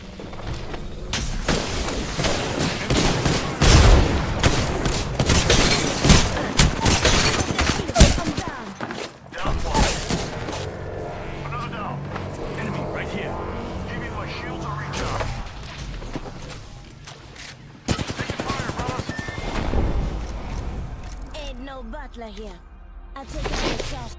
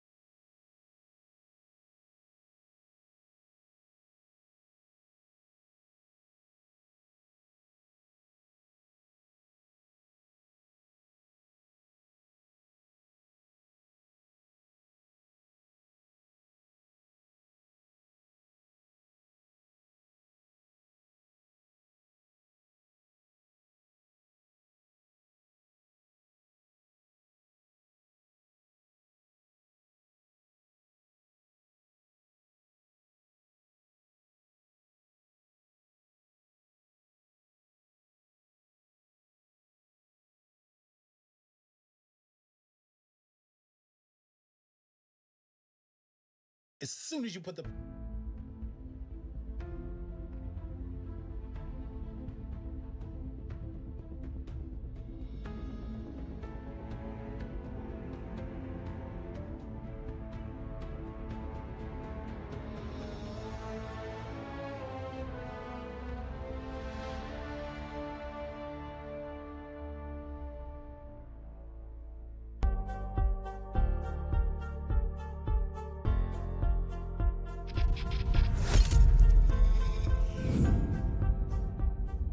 What is up, Steelers Nation? Time for a little revenge game. We got Steelers, Browns, 1 o'clock Sunday, twice in a 3-week stretch. Schedule's been weird this year, man, but this is going to be played at home, Acrisure Stadium. Excited about that. Pittsburgh's got the opportunity to take a 2-game lead in the AFC North. Baltimore is on a bye. Just a little over a month left to go in the regular season, man. Honestly, that kind of saddens me a little bit because I feel like time is just flying by so fast. It feels like the regular season's just gone by so quickly. Trying to, savor these previews, savor each week as much as I can. But, just keep you guys posted on like the playoff picture. Currently the 3 seed in the conference behind Kansas City and Buffalo. Gonna be interested to see like how the rest of this month kind of plays out. They do have Kansas City here in a couple weeks on Christmas, so they're gonna have an opportunity to kind of take them down, take them on. That'll have playoff seeding implications, I'm sure. Don't play Buffalo this year. Buffalo's kind of rolling. Their schedule's fairly easy as well, so it's gonna be difficult to kind of hop into one of those first 2 seeding positions. But getting a home playoff game, I'll continue to say it matters so much on Wild Card Weekend. It would be a huge bonus if they can hang on to this lead in the AFC North and be able to host come Wild Card Weekend. So just if y'all could do me just a quick favor, please make sure you like the video, subscribe, hit the bell. All that stuff is greatly appreciated on my end. And just also don't forget, be sure to drop your comments. Just give me your predictions for the game as well. Always enjoy, going through and reading those before the game kicks off on Sunday. Let's get started with some injury notes for the Steelers. They're really healthy, man. Like, this is about as healthy as they've been in quite a while, maybe all season long. The only player declared out in this one that's not on injured reserve is Montravius Adams. He was declared out with the knee injury. Sounds like it's probably going to be like another week for him. It'd be good to get him back into the fold. Now, there was some big injury news late in the week. George Pickens is listed as questionable with a hamstring injury. Our good buddy Alan Saunders, our beat writer over at SteelersNow.com, said that George was incredibly limited at practice. Didn't do very much on Friday. Of course, really just kind of depends. I don't really know what all that's going to entail. We'll see how much he does during today's walkthrough Saturday as I'm recording this. If George can't go, that would obviously be a huge blow to the Steelers' chances in this game.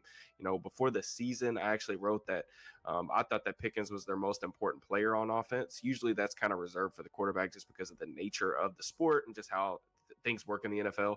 But in the Steelers case, I really thought that he was their most important piece. I thought he was their most talented player. Still believe that.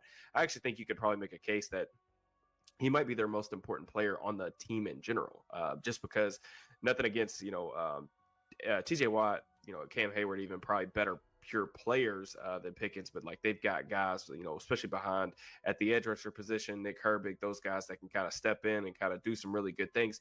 They just don't really have a lot of talent, a lot of weaponry on the outside at his receiver spot to where I'd feel comfortable with them kind of having to step in or kind of funnel this passing game, without him. And you just look at George's impact this year, just one of the stats that I was looking up just as I was kind of prepping my notes for the preview.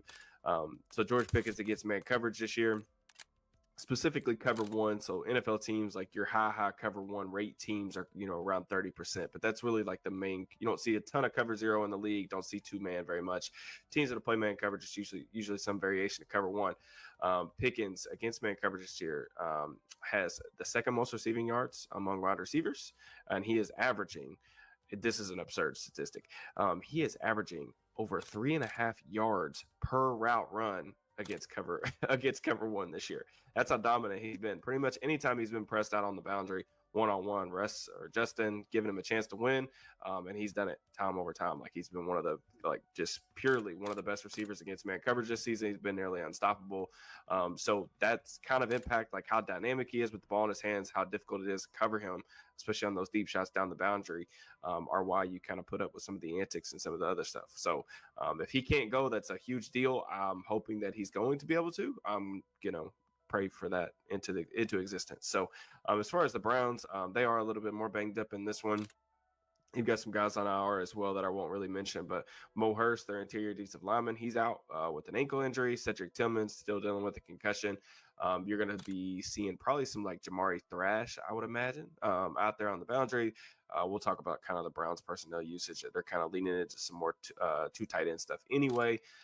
But no Tillman, he was, really having a pretty hot stretch there about a month ago.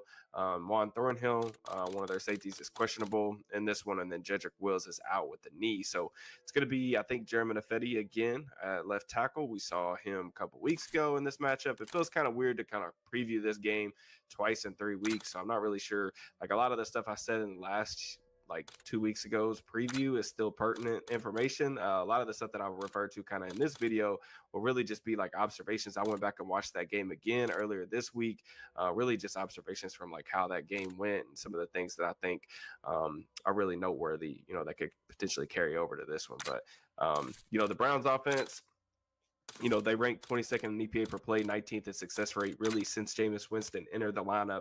And not that I'm like, a Deshaun Watson guy by any stretch of the imagination, but also like it should be noted that like Jack Conklin kind of came back around that time. Your offensive line just played better in that stretch. And I think that Jameis deserves credit for, them at least being a watchable offense. And of course, they beat the Steelers a couple weeks ago, so they deserve to hang their hat on that as of right now. But nothing has changed really about like the type of quarterback that Jameis is. Really, since we broke this down, or really just since Jameis came into the league, I think he's done a good job, getting the ball out quicker. He deserves credit for that. And I think that one of the things that he did in the last matchup against the Steelers that was really, crucial to them coming away with the victory is like he made some just like out of body experience type plays outside the structure of the offense. Like, Jameis is not a scrambler. He made several plays like outside of the pocket in that game. That was huge.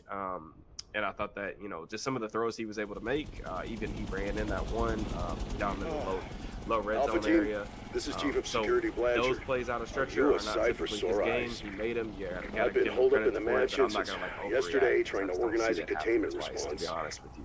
Now that you're here, he is what let's he is. lock down that AO. A lot of A+ plays. I'll track body cams and coordinate. He's going to push the ball down the field vertically. He's going to take a ton of risks. Under pressure so far this season, you just look at some of the numbers. He's completed just 44% of his passes. He has 7 turnover-worthy plays on just 76 dropbacks. That's ridiculous. So kind of like what we saw the last time out. Like, he's going to give you opportunities to get interceptions and things like that. But the Steelers, converted on those chances last time around too, and they didn't end up winning the game. So there's more to it than just that. Jameis is going to move it. He's going to probably have to move the football a little bit. He's going to make some good throws. Like we saw in Denver, that's a good defense that they played last week. He moved the ball.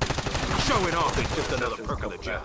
Either went to the house or could have went to the house. So Jameis is just Jameis, man. What you get. So their rushing attack hasn't been very dynamic all season long. This offensive line is taking a step back. They did have a rushing success rate of like 50% the last 2 weeks ago when these teams met. Now a lot of that was really just there was a lot of quick passing game in the early sequences of downs. So you threw the ball on first down, stuff the ball out quickly of Jameis's hands, especially in the first half of that game. The only sack that the Steelers ended up getting in that one was actually that strip sack from Herbig. So, that was a huge play in the game, but they didn't. I mean, they pressured Jameis a little bit. He made some plays outside of the structure of the offense that were really nice and beneficial to Cleveland, but they've got to get more than one sack on this one, full stop. We understand that definitely has to happen. The Steelers pass rush had a pretty solid game last week. Saw TJ Watt get back on track. They'll get Alex Highsmith back in this one. Highsmith, which is worth talking about. I say this mainly is because there was a lengthy call of Nick Herbig now. Earlier this week, which I'll leave the link in the description of the video if you guys want to go read it. But basically, it was just me laying out my thoughts on like I think that Herbig is I really do. I think he's that type of special of a pass rusher. I think he's a star pass rusher in the league. But I don't want that to get misconstrued in terms of like that I think like Alex Highsmith is like a bum or anything like that. Like that's definitely not where I'm coming from with this. I just think that the Steelers are really lucky because they have 3 really good pass rushers at the most important position on their defense. But you just look at like Highsmith's numbers, like when he's been out there this season, he's been pretty phenomenal, man, to be honest. He's only really been able to play in about 6 games versus he didn't finish, I think, 1 of those. But you just look at the numbers. He has 18.2% pressure rate. That's fantastic. He has 13 quick pressures. Still getting off the ball extremely quick. His time to pressure 2.58 seconds. He's had some really, really quick wins. And then this is a matchup that also, like, just on paper, he should absolutely not beat. So while I really appreciate the things that Nick Herbig's doing, he wrote about in the column ways to make those guys do at the same time. Early in the season, they kind of experimented with 3 edge sets. I think they're like trying to go back to that. Maybe not as much in this game. Definitely will see it some, depending on down and distance, game scripts, and things like that. The Steelers have something pretty special, but I don't want to just like kind of not mention the fact that Highsmith is coming back is like no big deal. Herbig was phenomenal in his absence, but like having another dynamic pass rusher that can win those one-on-one opportunities, it's a blessing. It's honestly an embarrassment of riches, and a lot of teams are really envious of like the situation that the Steelers are going to find themselves in. So. But just in terms of the running game, man, like they had a lot of success, you know, throwing quick throws underneath, but they didn't really do a ton rushing the football. It was a lot of like second, third, and short type of runs, moving the chains. This isn't Buffalo or anything like that where they're going to be able to like really get after you with the power run game. They do run a lot of gap stuff at one of the higher rates in the league, but nothing too concerning there, other than the fact that the Steelers have continued to run extremely well over the past 6 weeks. It's a trend that's a big worth monitoring, even though I'm not sure if this is a team that's necessarily going to be able to take advantage of that. One dude who has been very good. 614 receiving yards since week 8. Actually leading the entire NFL since that point. It's actually just hilarious on so many different levels. Some of that production is tax, as I like to call it. You know, them kind of just shamelessly targeting our old pal Levi Wallace in that Broncos game when he was forced into action due to injury. But this is a team that's actually been playing a little bit more 12 personnel in recent weeks, something I mentioned a little bit at the start of the video. First play of the game against the Broncos, they ran this little like play action toss play out of the gun, hit Jerry in breaker, that resulted in an explosive play, 44-yard catch and run. And then they hit him on a deep post later in the game where they went into kind of like a max protection, isolated him one-on-one, he was able to get loose over the top. Jameis does throw a pretty good deep ball. So that's just some of the things, like if they want to throw the ball down the field, that's something that Jameis is very comfortable doing. They like to use that max protection looks out of that. Judy did make some really clutch catches in the game 2 weeks ago, especially in the snow. They did some things, kind of scheme him open, getting him in some stacks and things like that. It just kind of makes me wonder, it's like, is this a Joey Porter assignment? And if so, like, is Porter, you know, he's due for kind of a bounce back game. Of course, called for 6 penalties last week. It was a ridiculous number. But I think that Porter's like mentality is right, and you know that's not going to affect him or anything like that. I'm expecting him to bounce back. Just curious on if they're going to play more man coverage, or is this more of like a zone heavy game plan again on third downs?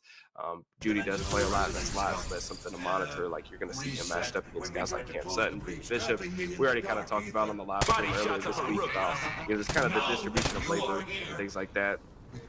Of how those guys, you know, snaps are kind of playing out. But speaking of guys that I think like really need like kind of revenge in this game, TJ Watt. You know, I just kind of assumed honestly, you know, a ghost a couple weeks ago against the Browns. I thought they just doubled him a bunch. Whatever it is, this. Actually, go back and watch the film. They honestly let Jack Conklin kind of go one-on-one on an island with him more than a dozen times. I just couldn't beat him, to be honest with you. You know, but I will say this, and I don't want to make excuses because I'm not that type of person, but I think the necessary context there is that in the elements, in the snow, it's not necessarily ideal for a speed rusher that's like out there like trying to catch the quarterback. TJ was trying to attack him with power, it didn't go well, but that's not really how he wins, right? You know he's a speed rusher, he's a finesse guy. I still think TJ needs to be a little bit more varied in his pass rush plan. You saw last week, he started moving around the formation a little bit more. I don't know why it took until this point in his career to like at least try it and see what happens. We've seen very little of that over the years. We'll see if they actually stick with it or if this is just kind of like we're just gonna throw it out there and just whatever, scrap it after 2 weeks or something like that. But I do think that being a little bit more varied will help him. So confident just doesn't sit on that outside shoulder the whole time, just try to push him up over the yard. He's gonna have more favorable conditions. We'll call it that. My bold prediction last week on the podcast for the Steelers Now folks is that I thought he would get 2 splash plays against the Bengals, really have a nice bounce back game. He did that, made me look smart. I really appreciate that, TJ. I think he's going to have a similar effect on this game. I think he'll have another good one, especially after all the talk that was going on afterwards. And hey, like I always say, like you win, you deserve to talk trash. Myles Garrett, he won, he had a big game. He talked a bunch of trash post game.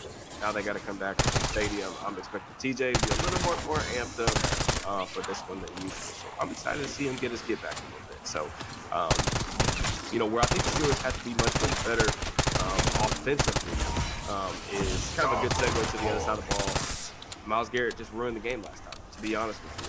Still true this time around. Like you have to find a way to block him, find a way to contain him, not let him wreck the game.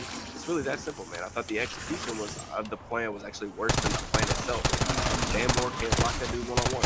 Very few can if you don't give him any help. So he was just far too disruptive, especially in the first half, 3 sacks. Some of the avenues that I think they had last week to kind of negate Hendrickson aren't really going to be there this week. Checkdowns, the Browns do a pretty good job defending running backs, defending checkdowns, screens, things of that nature, whereas the Bengals off-ball linebackers just don't have enough athletic ability to do so. Teams don't run a lot of play action against the Browns because of Garrett. They just don't feel very comfortable with those types of plays. Now, I will say this, too, like the Steelers have to do a better job picking up stunts up front. I thought Zach Frazier and Isaac Seumalo both really struggled with this. They ran a lot of like TT, so tackle stunts, especially on passing situations. It just didn't go well for the Steelers. So they got to be ready for that. I'm sure that Jim Schwartz is like that circled on the game plan that they're at least going to try to kind of pick it down a little bit early in this game, just see if the Steelers adjust it. Hopefully they have. Where I think the Steelers have to be much better in this one is running the freaking ball. Cleveland is like middle of the pack in terms of like rushing success rate on defense. But the Steelers finished this last game 2 weeks ago with a 30% rushing success rate. It's just not good enough, man. Like it's just not good enough, flat out. Something that really dawned on me recently is just like how bad the Steelers run game has felt like anytime they've actually had to get under center. So I looked the numbers up just to kind of confirm if that was like bias or if that was actually correct. And like, yeah, it's pretty bad. Like they're averaging 3.5 yards per carry, despite the 3rd most attempts under center. None of their zone rushing concepts have been super reliable, mid-zone, outside zone, strong side, anything like has been super productive. They are a bit better about running the ball out of the gun though. They're averaging 4.7 yards per play, despite like not really being able to have the threat of a mobile quarterback back there in the gun. It kind of takes some of the zone read stuff out of the equation to an extent. I do think that you'll try to see them spread out this Browns defense a little bit. In this one, the first play, I think of the last matchup was a little trap play to Jalen Warren that popped for like 15 yards. Problem is, Arthur Smith kind of fell in love with it a little bit too much. They ran that play like 5 or 6 times, and that one wasn't overly successful. They didn't really have anything right here. So, point blank, I think they got to control the line of scrimmage a lot better in this one. But they've got to be more balanced. For sure. I think the pass game, the Browns' approach in the previous matchup was a little bit different because they played almost exclusively zone coverage. I think 6 snaps a man. If you recall, Pickens caught that moon ball early on the right side of the field. He was winning the one-on-one against Denzel Ward, who's still having a great season. He wins that one-on-one, and then after that, it was like they're just going to play a lot of zone, and that's just what happened. I will say this. Schwartz, typically a guy that likes to play a ton of single high. They will play cover 3 as well, about 30% of the snaps or so. His changeup is the cover 2 stuff. They run a lot of NTT, so non-traditional Tampas. What they'll end up doing is they'll show like a single high shell. Pre-snap, they'll roll the safety, typically to the strong side, but they will do it both sides. And then they'll have one of the corners kind of pop back in inverted motion and kind of take the deep half. Now, I've said this on the podcast. I've said it on here, every medium, I think, over the last couple of years. I swear they're not very good at this. They do it for many other teams. I just don't think they're very good at it. Last week, against the Broncos. Bo Nix drilled a 90-yard touchdown right at the pipe. They're in one of those NTTs, and Denzel Ward half-inch away from breaking up the play, but he dives at it, can't get it. Marvin Mims takes it to the crib. So there's a place you have. Cover 2 invert is a really risky coverage, and you can get a beat on it, especially when they start showing some tendency stuff and down in distance. Like you can hit some explosive plays. So really interesting. I thought Russ caught him in a couple split field coverages. They came back to a couple plays late in that game. Calvin Austin, that touchdown grab that he had late in that one was actually a play call from early in the game. He actually missed Calvin over the middle. They came back to it. They played a little bit more cover 6 in that game as well. So they have a good game plan for that stuff. But I was actually somewhat encouraged by like the way that Russ played down the stretch in that one, especially in the second half. I thought he gave some time in the road, especially in the conditions. I'm not expecting anything like that at after sure this time of season. But I'm interested to see, what the game plan looks like. I am totally expecting the officials to be on high alert. Picking, Bluestone, all the trash talk that's going on throughout this week. Just everybody involved in this and showdown. I'm expecting a pretty physical game. I'm expecting a lot of trash talk. I'd be shocked if they didn't call this one super tight. So especially after the play's over, I have no issue at all with trash talk. I think it's good, but can't have the penalties, stuff like that. Arthur Smith talked about it a little bit this week in his press conference. You love the passion. You want guys to compete, play to the whistle, and all that stuff. And I think that the Steelers offensive line has done a really good job of doing those sorts of things. It's just can't have them crossed off the shopping list. This better be at all, especially in this one. So I think that's everything we need the Steelers. I've been looking forward to this game for 2.5 weeks now. I know it didn't sit well in the locker room. Losing that game, especially everything that kind of went with that. I expect that they're going to be pretty ready to play on Sunday, especially. So this is a really good opportunity for the Steelers. You got basically 5 weeks left to go. Find your stride right heading into the playoffs. Playoff seeding implications on the line. This is a game that really needs to have, especially having home. You can't get swept on this thing. That's just the code. You just can't do it. So I'm not anticipating that happening. So I really appreciate you guys tapping in with me on these previews. Just before you forget, on your way out, drop me your comments. Let me know what you guys think is going to happen in this matchup. I'm really excited. 1 o'clock game, so there is a chance, depending on how the game goes and like just my workflow and all that stuff, that I'll actually be able to get the recap on Sunday night, if not like early Monday morning. But I will keep you guys posted on that. Of course, if you have the bell ring, I'll post that. So I appreciate you guys. Enjoy the rest of the weekend. New quick actions in Adobe Lightroom are the photo editing shortcuts you've been waiting for. Is your shot feeling a bit gray? Make the sky a little more blue. Define and refine portraits. Then add a bit more color. New quick actions in Lightroom instantly give you suggestions tailored to your photo, so you can get the look you want. Don't forget to add the Lightroom app to your phone and try quick actions today. Who's in command here. All right, Steelers Nation, it's time to get to it, baby. Week 13 officially in the books. We obviously are coming off of the big-time victory versus the Cincinnati Bengals, and of course, we're going to spin the block over to the FF and see what they had to say about the stuff, all right? Because they got to be showing us love this week. I mean, my guys did their thing, right? So, you already know the drill. Hit that like button, man. Time for the culture. And of course, subscribe if you are new to the channel. We got a lot of exciting things that are happening, man. We're going to continue to keep those names rolling, but you guys and your, engagement is a big part of that, man. So we definitely appreciate all your support for the channel. But let's tap right in, man. Offense scored 44 points. Well, heck, not 44 because we know Kate worried about 6 of those points. But either way, 38 points is still a lot of points that they count for. So we're going to start with the offense this week, man. See what they had to say about the fellas. And highest rated starter on offense. Shout out the one and only. Who are you talking to? Yeah, ladies and gentlemen, Mason McCormick was the highest graded out offensive starter versus the Bengals, man. Had a 79.6 grade as a whole. We like that, man. Whenever we're talking about the interior portion of our offensive line, I guess offensive linemen in general having the highest or, you know, higher grades of our starters or offense players as a whole, that is good. That means we are controlling our scrimmage. That means that in terms of the running game, we're able to consistently run the football the way that we like to. And we're able to have the quarterback that can drop back and not put under duress for 4 quarters. And I think that's reflective of what happened versus the Bengals. So I like that right there. Shout out to Mason McCormick. The second highest rated starter for the Steelers on offense was Russ. Let that man cook. Trying to tell you, man, Russ looked good out there. Had 78.6 grade.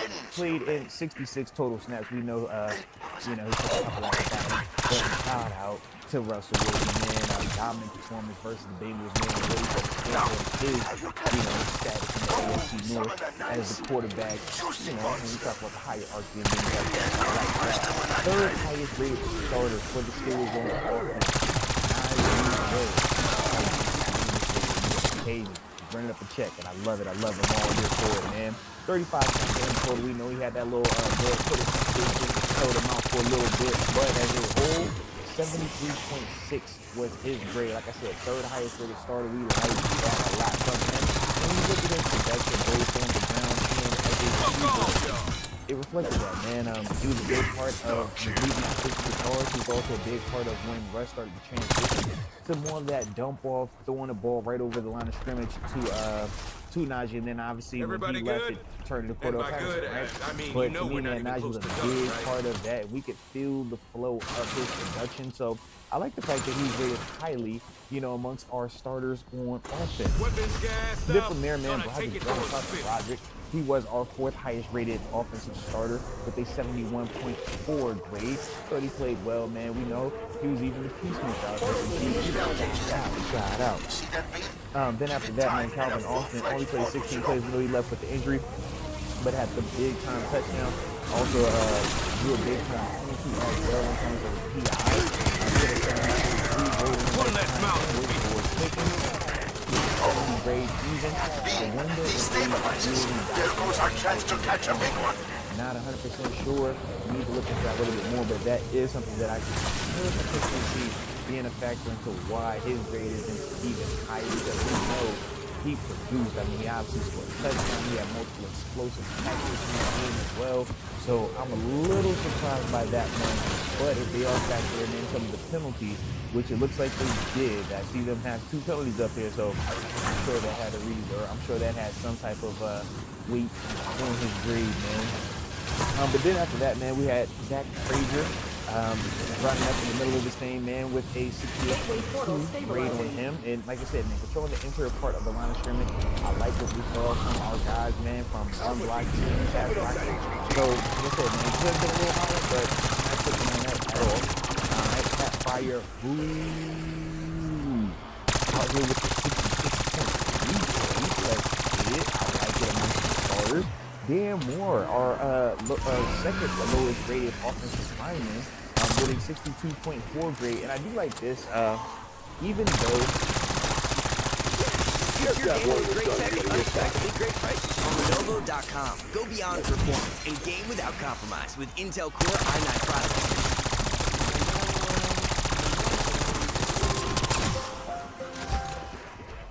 Hay is lower on the ratings list compared to some of the other guys. I like the fact that as a whole, the grades are still on the upper end of it. It's not like we're talking 50, 40 or even less than that. If we talk about if 1 year, you know, lower end performances, like, yo, we can deal with that. That we're still varsity. I want to get even higher, but it's still varsity. We don't see a Droppers available for export. Alright, but then from there, man, I can tell you Marley was our second lowest rated starter on offense, man, with a 54.7 grade. Definitely a little bit surprised by that, because like I said, man, I don't feel like offensive line-wise we struggled. I don't feel like Russ was under a ton of duress. If this was the Browns game, yes. Browns game Thursday night, Russ took some shots, Russ got sacked a lot. That wasn't the case this week, man, so I was a little bit surprised by that. But our last or lowest rated starter on offense, I did start to play this more. At least they were pass plays predominantly, but he was out there for 13 pass plays and 4 runs run play they had block. So we can see they're at least trying to get him more involved in the passing. Alright, but we are at least getting a positive part of the story, because I know a lot of us have been looking forward to a more offensive traded for him. And we know he's capable. We saw the game on the second and the Commanders, but as a whole, it is good to see that, all right, he is only going to play 17 minutes. That's right? So I do like that, but obviously you'll see how he continues to progress with his overall role in terms of targets in this offense, man. But outside of the starters on offense, man, highest overall graded player on offense was Cordell Patterson. Only played 10 plays, so we do have some context with that. But he did have a 91.9 grade, so super impressed with what he was doing. Obviously, we saw the spark that he provided when he went out, and we rode him, middle of the first through the majority of the second quarter, to the point where it was like, yo, when are we going to put Jalen Warren back in? He's going to play more. But that was testament to how well put for that. Like I said, he's going to get the second highest rated on offense in this rush, and it's not even so with the actual fifth highest rated overall offensive 7 grade. And to give you a breakdown of his stats for how many snaps he played, 22 total snaps, right? 11 with pass plays, 12 of them he was out there run blocking. So you can just see a little bit of the division of labor between what they were trying to do with Mike Williams, get him out there for 17 plays with 13 of them being pass plays. And then you see with this Ronick having 23 snaps, but 12 of those being for run blocking purposes. We know what Ben has already said, he is one of the best run blocking wide receivers in the league, and this is really takes pride in the shows and we could all what Ben is out there doing, so shout out to him for that. Travis Hayward, man, he was the 7th overall highest rated offensive player. Only played 5 snaps though, so not a ton of usage, but he did well in the blocking. They gave him 71 for his grade. Darnell Washington, shout out to 33 total snaps for the homie. Had a 68.3 grade, all right? Let me see some more notables. The closer. Call it in the closer, baby. Call it in the closer. But snaps and Justin Fields, man, he had a 63.5 grade, and hey, man, he split half the first down. You can get that. No negative. It's all good, and the game is won. So shout out to Justin Fields for that. Let's see, Van Jefferson, man, he had a lot of usage. 42 snaps this game. For him, 61.3 grade. We know he had a big catch in the game as well. And Jalen Warren, here we go, 25 total snaps. 58 was his grade. Now that's a little low to me when I think of what he was able to do as a receiver of the football. Man, he had a couple of explosive plays as well. Yeah, a little bit surprised by that one. Definitely a little bit surprised by that. What exactly does it project? But okay, shout out to my offensive guys though. It might be cool. 25 total snaps at a 62.4 grade for him. All right, so far so good in terms of how they treated that offense. You don't have not too many crazy grievances with the group from my perspective. All right, but y'all know to hit that like button, don't forget to subscribe. Now let's take it to the. He did score a touchdown this week, by the way, and we're only responsible for 31 of those points. Big 6. No harm, no foul. It was big 6. Gotta do my due diligence. All right. But from there, man, highest rated player on defense. Nick Herbig. Shout out to Nick Herbig, man. 52 total snaps at a grade of 91.6. Love to see it. Love to see that right there, man. Cameron Hayward was the second highest rated with 42 total snaps. Okay, that canister by the gas station should be accessible now. Cam was balling out in the interior part of that D-line. We had pass deflection. He had the one pass deflection, complete knockdown. Had the other one where it tipped and Dante Jackson got the pick. We had, the killer TFL down by the goal line. He killed my man again on a run play where I think that was like in the third quarter. He chased him down in the alley. Bing, hit him. Had the sack as well. Yeah, Killer Cam was on one, man. Shout out to the home. Shout out. Then after that, Keanu Bitten. Big time performance from him. And it was cool to see on Hard Knocks where he was one of the guys giving the night before the game, final address to his teammates, man. So it was good to see him be able to back that up with a nice, strong performance, man. And he had a 78.9 grade as well.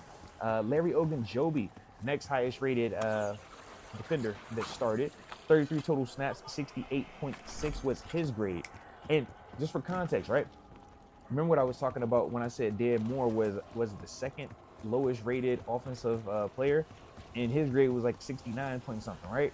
So just for context, man, when we're looking on defense, so we're saying Larry Ogunjobi's 7th highest rated overall defender, but 4th highest rated defender that started was a 68.6. It just lets you know that, man, offensive line wise, those guys have elevated their play. It's good in terms of the context. It is good information in the sense of that. So we can at least, you know, track it numerically for progress to see if it coincides with what we are visually seeing and also emotionally like what we feel when we're watching the game, man. Shout out to Larry Ogunjobi, the Walker Payton Man of the Year. Salute to you, baby. Next up on the list, TJ Watt, 47 total snaps. Nate Kirby played more snaps than TJ this past game. Okay. 67.6 was his overall grade. Actually, nah, man, I need to give him more snaps, all right? But no, I like what you're doing, though, man. I like the ability to come off that field, man, and trust your guys. Like throwing trust your guys, especially when they playing like how Hurley's been playing right now, man. Then from there, man, Dante Jackson was the next highest rated starter on defense with a 56.3 grade. Mr. Fitzpatrick, 56 was his grade. Deshaun Elliott, shout out to Deshaun Elliott. He was followed up with a 53.3 grade from the starters. Then after that, our LBs, they had been rated the lowest, or pretty low this week, man. Landon Roberts, 21 snaps total, had him at 37 for his grade. Patrick Queen, 2 total snaps, had him at 33 for his grade. And I think for both of the linebackers, man, going back and watching the tape versus watching it in real life or real speed and how I felt, I know watching the game, it felt as if, man, Landon Roberts on some of these wide receivers, why is, you know, runs happening in Atlanta Roberts? I would say just for both of those things, man. I think both of those players actually did what they were called to do from a static standpoint. I just don't necessarily think that we as the viewers initially understood what was going on. You look at the coverages, man, after I went back and watched it, it's a lot of zone contact going with me, Patrick Queen. Better aim in the because he's got enough energy, or he's already seeing that, hey, this is where he's trying to go to, and now he's just making a play and trying to get involved with that. But when you're watching it, it looks like, yo, he's getting beat one-on-one, or why is he chasing these guys? Literally, the only one-on-one that I saw him lose on was the Gesicki pass. It was high red zone. It was kind of if that, if he made the tackle on the play, I'm just having isolated on the outside, man, one-on-one. But other than that, I didn't think that it was this like performance where it was got off by him, or, you know, to be rated that low. The other thing that I would say is this too, man. It's runs that happen, man. And I can see them docking Landon Roberts by reputation for that in PQ because he was out there as well. I can see where there is a little bit of a dispute, but I don't all the way put it on those individuals, man. I think it's a mix of just what the scheme was asking and those surrounding players in terms of D linemen, man. D linemen, edge rushers, outside linebackers, man. Some of the secondary how, you know, what they might be talking about internally in the locker room or within those meeting rooms. It might be the combo of, you're gonna play it this way because I want this guy to make the tackle, or it's on this guy to make the tackle. But as the viewers who aren't privy to that information, we're just kind of watching, and it's like, well, I see you around it, and I see you and you around it. Traditionally, it should be you guys, but I can see where y'all might be trying to do it with this guy. We don't have that information. So that's my only grievance when I see Landon Roberts and Patrick Queen's grade so low, and I know a lot of, you know, just via social media, how people were communicating their feelings about those two guys doing the real game. I just don't think it was broadly reflective of what they are doing in the overall perspective in the game. All right. But enough about those guys, man. The lowest rated starter on defense, though, was JPJ. Shout out to Joey Porter Jr. Had a grade of 32.4, and obviously we know he was probably penalized, in associated game, he was probably penalized, man. We talked about, do you live with it? Are you okay with it? And certain things you said, yeah. some of these, man, you live with it. It's cost of your business. So time and time reflected that sentiment as well. But yeah, as a whole, they had them down for 6 total penalties, with 2 of them being accepted. So yeah, that is a lot of penalties for us in the game, man. A lot of penalties, man. So I can understand why they wanted to not reward him with high remarks and things like that. But just as a whole, the overall, highest rated guys on defense. Like I said, Nick Herbig was the highest rated defender as a whole, highest rated player in the game as well, with his 91 overall. Him and Patterson tied for the #1 overall highest rated player with 91.9. We said with Nick Herbig, Patterson though, right? Peyton Wilson was the second highest rated defender. He did not start, but he did play more snaps than Landon Roberts. All right, so a little bit of that storyline that we're following as well, man. Peyton Wilson, 35 total snaps, had an 81.5 grade, and we obviously know he had fumble recovery touchdown, exploded in the game, man. Big time production from him whenever you're talking about scoring points, getting turnovers, man. So shout out to him. But that was also created by who? Nick Herbig, who I thought was, having a heck of a day, man, with his pass rush and the pressure he's providing against Joe Burrow and specifically trying to spark up a conversation as well. After that, though, at number 3 and number 4, Cam Hayward was the 3rd highest rated overall defender. Keanu Benton, 4th highest rated overall defender. Then from there, Isaiah Loudermilk. The D-line did their thing, man. D-line has Herbig and TJ. Just true D-line, hand-in-dirt guys. Cam Hayward. 1, 2, 3, 4, 5. Man, we got 5 of the top 10 players on defense being D-linemen.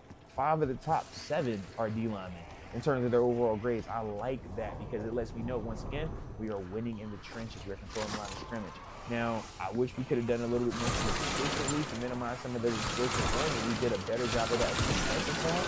But as a whole, man, D-line did their thing, man. I say a lot of the 6th overall highest rated player on defense, 74.5 grade, but only 14 snaps, so not a ton of sample size. Same with Dean Lowry, who was 6 overall, played 6 plays, 72.4, in and out, but efficient.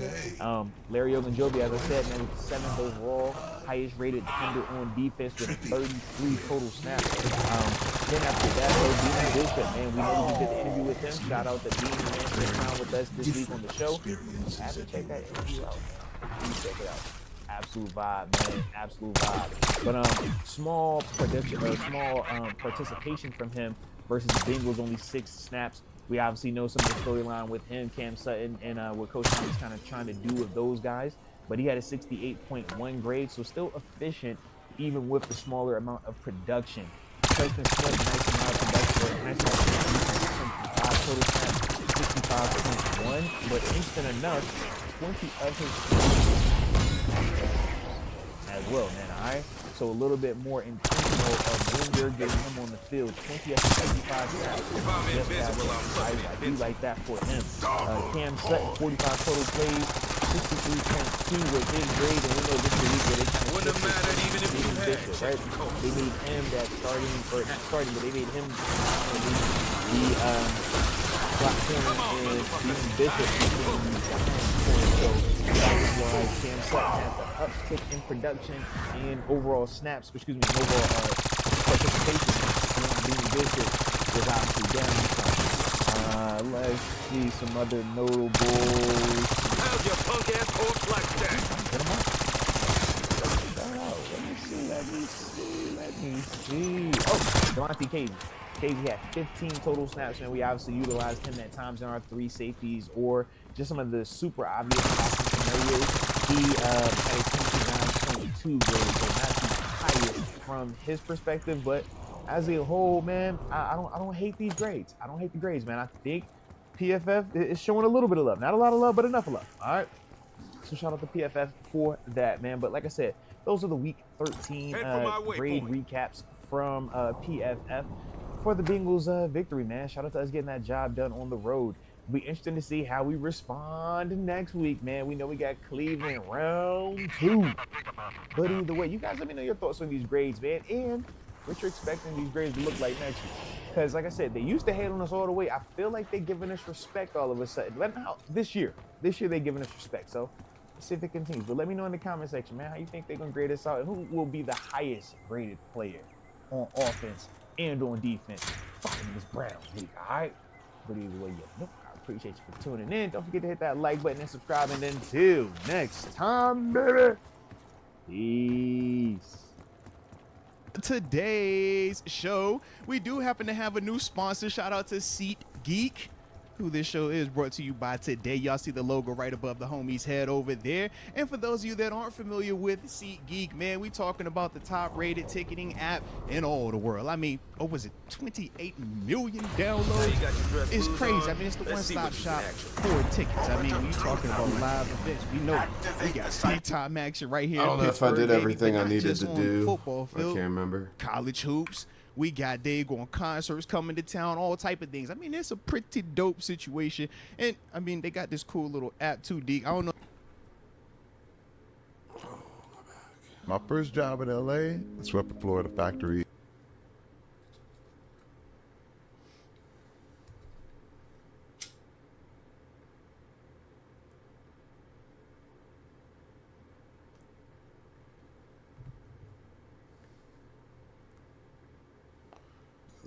Oh, let's see.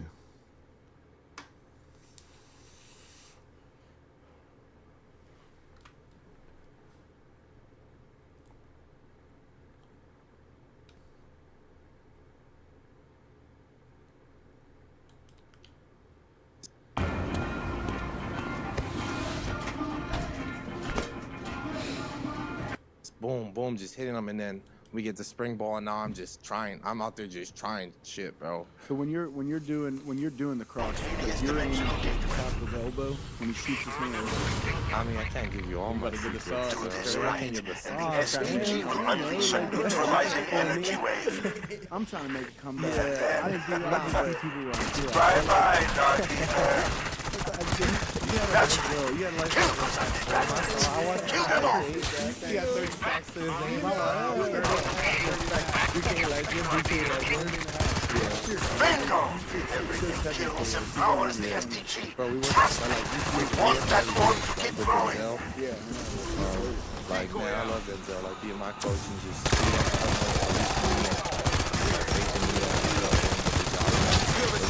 TJ and Alex in the room, being my mentors, and so that's all we talk about is passion and work and how we're gonna beat a guy. On the sideline, everybody's like, oh, about to do this. I'm like, yeah, and it works. But the chemistry we have on the room that's completely different. I'm not gonna lie. Like, I feel like I've heard from other guys around the league, like, it's a man's game, right? We got kids, we got houses, we got kids, like, as much as we are teammates, but like, I gotta go to my family. When the sound of this village game on the end point, I knew y'all had a team when you could see from a distance you guys were. Yeah. And you're talking about a business. We're not talking about like a regular football game, high school football game. It's completely different. This is a different ball game. Y'all I love to see that. Yeah. This I've said it before. This team, we just aren't team. I feel no one really gives a shit about any stat, any sack, anything. Like, this team just really. What's up, Jay? Fatten up that sphere of energy. Don't stop till we hit critical mass. It's cool. It's cool to be in. You gotta go back and set up. Yeah. But Christian, who's funnier, him or his brother? Yeah, they heard a little You'll be wrong. Dude, like, just get behind me and come on, pose it up. Just quit, like, yeah. Like, you don't want me, I'll be back with you. I know you got definitely on the board, those questions. Yeah, so a couple things, but I just want to piggyback off of the hand motions and all like the movements that I think gets overlooked all the time. But in your personal opinion, as the league's progressing, especially with the linebacker role and like kind of it's a like flex rolls. It's almost like between like power speed and like what do you think is like your like your edge? Like what are you leaning on a little bit more? Is it like you do have it's almost like essentially. But but like, what are those like that you're leaning on? Like, when you know you need to be the sack, when you are you like actively? What's your like thought process when you're pulling out your bag? I think it's more so just having like a willpower and the belief in yourself. Like me versus him, like I know it's one-on-one. Like there's no chip, there's no double team, it's just me and him, and we're gonna find out like who wins. But I think that goes back to like all the work that me and TJ and Alex, my coach, put in throughout. It's not just every day, just like going all the way back to like OTA, putting in constant work. Like you just know that. To me, anyway, like I'm looking at the guy talking, like there's no way he's been doing what I'm doing. There's no way he's not working something. I'm like, I'll die for this shit, like real shit. You know what I'm saying? Like I really die. I really want to do that shit. And I think that's kind of from like how I was raised with my pops and my brothers. Like dog eat dog world. Like right. I don't think I beat any of them in anything until I was probably like a senior in high school. Like there was no giving me chances and nothing, bro. Like you gotta earn everything you get right. Me, so yeah, I was just like, just even like looking at some brief like research on yourself. There was a time when our hardware was the underdog mentality being like, you know, you were quote unquote. I mean, well, what reference are we putting that into? You know, your brother's offensive lineman, like, but like, yeah, you're fighting for it all the time. But I also like kind of want to circle around into like, can you just like speak on like what it's like to have, you know, family members, especially brother, like playing in the league? I've always been fascinated by like a great example of the Union brothers. There's 3 Texas in baseball, like you know, TJ and Big J, like, for one guy to get in the league out of a family is like historic and changes like generations forever.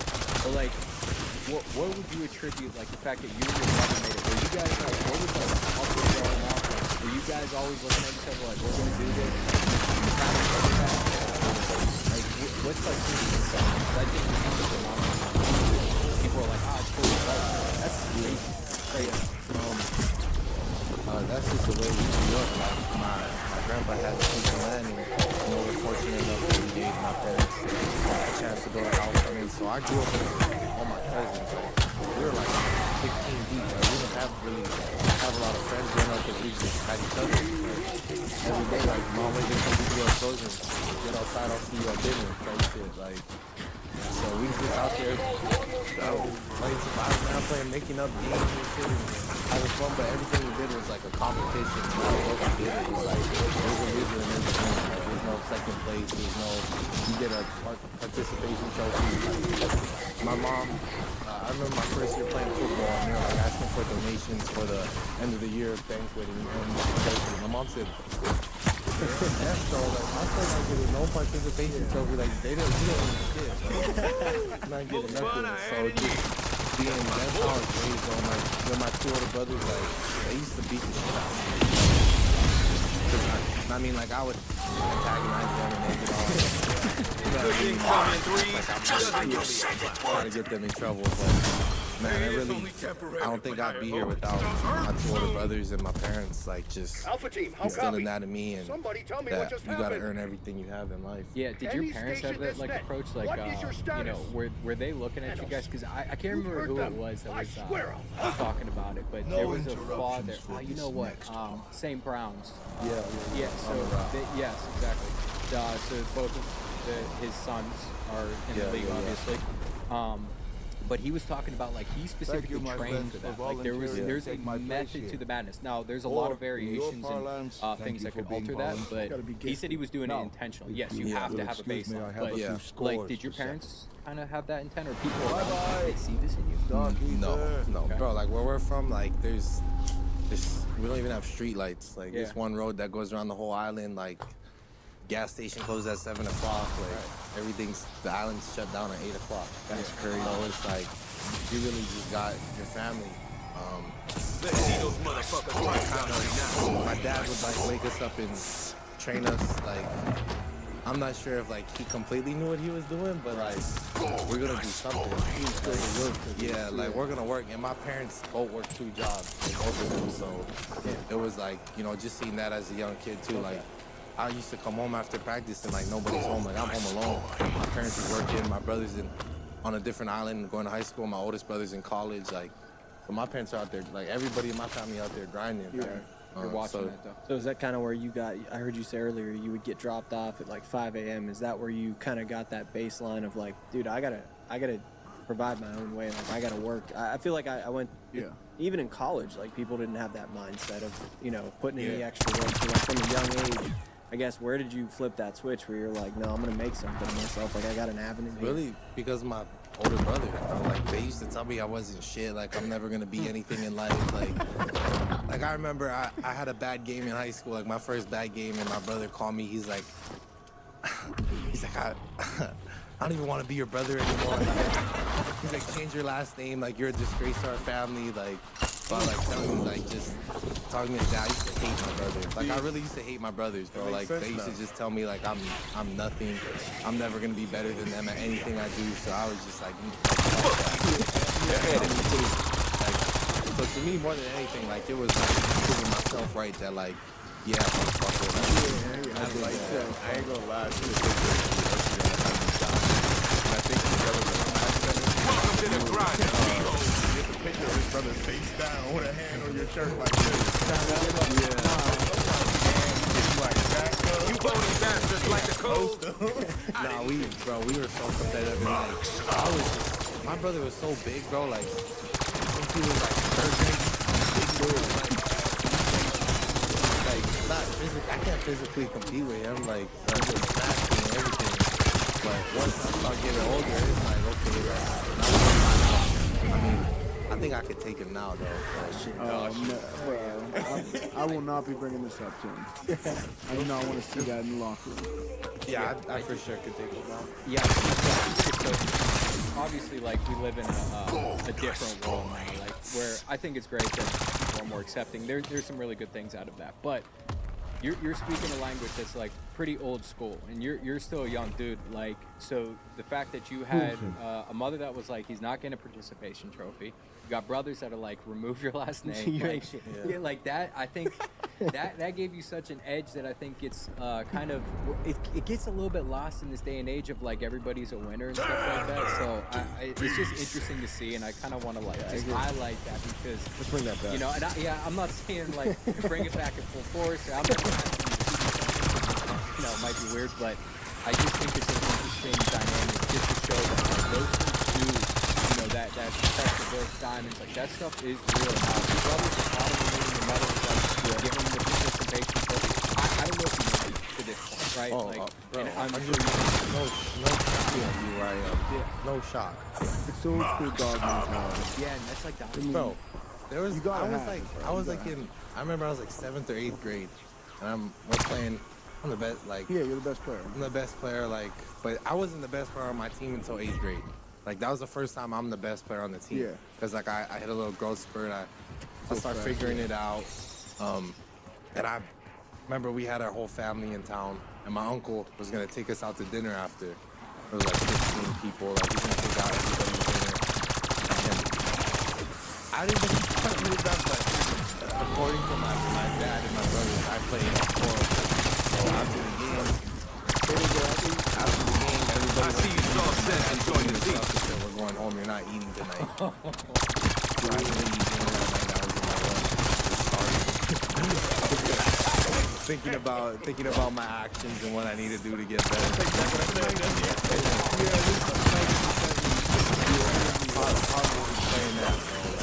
My pause is like, he's the one, like, he's standing right on the fence, like, he's on the ground, like, he's not in the stand, like, he's yelling at me while I'm playing. Like, that is acting like a coach, man, and then after he's not in the because he's listening to some real film and talking about he missed the front end of a one-on-one free throws and stuff. We were up by like 20. His dad made him walk home from the gym. We were driving by, my mom was like, is that Danny? I'm like, yeah. My mom was like, screaming, I was, get on, dude. His dad was behind. Not getting in, Cat. Not getting in the car. He was walking home. Oh, that's awesome.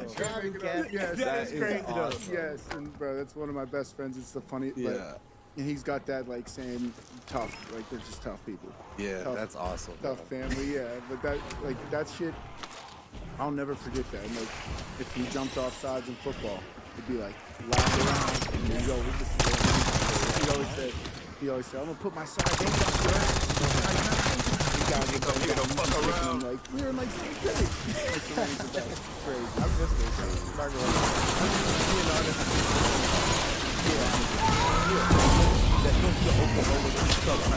days. You don't see that often anymore. He almost died. Full water, 65 degrees when he comes in there to do the podcast. He just started everything. I gotta have my fresh water. Keep hydrated. Makes this warm. I'm not surprised. Let's talk about punt stuff. You play a bunch of defense. Get back on the football topic. Talk about when you came here to the league, like obviously with TJ and Alex. Like, did you expect yourself to like, I'm gonna be a teamer? Because I heard you had a good. I heard that. I started my freshman year, so I wasn't really at all.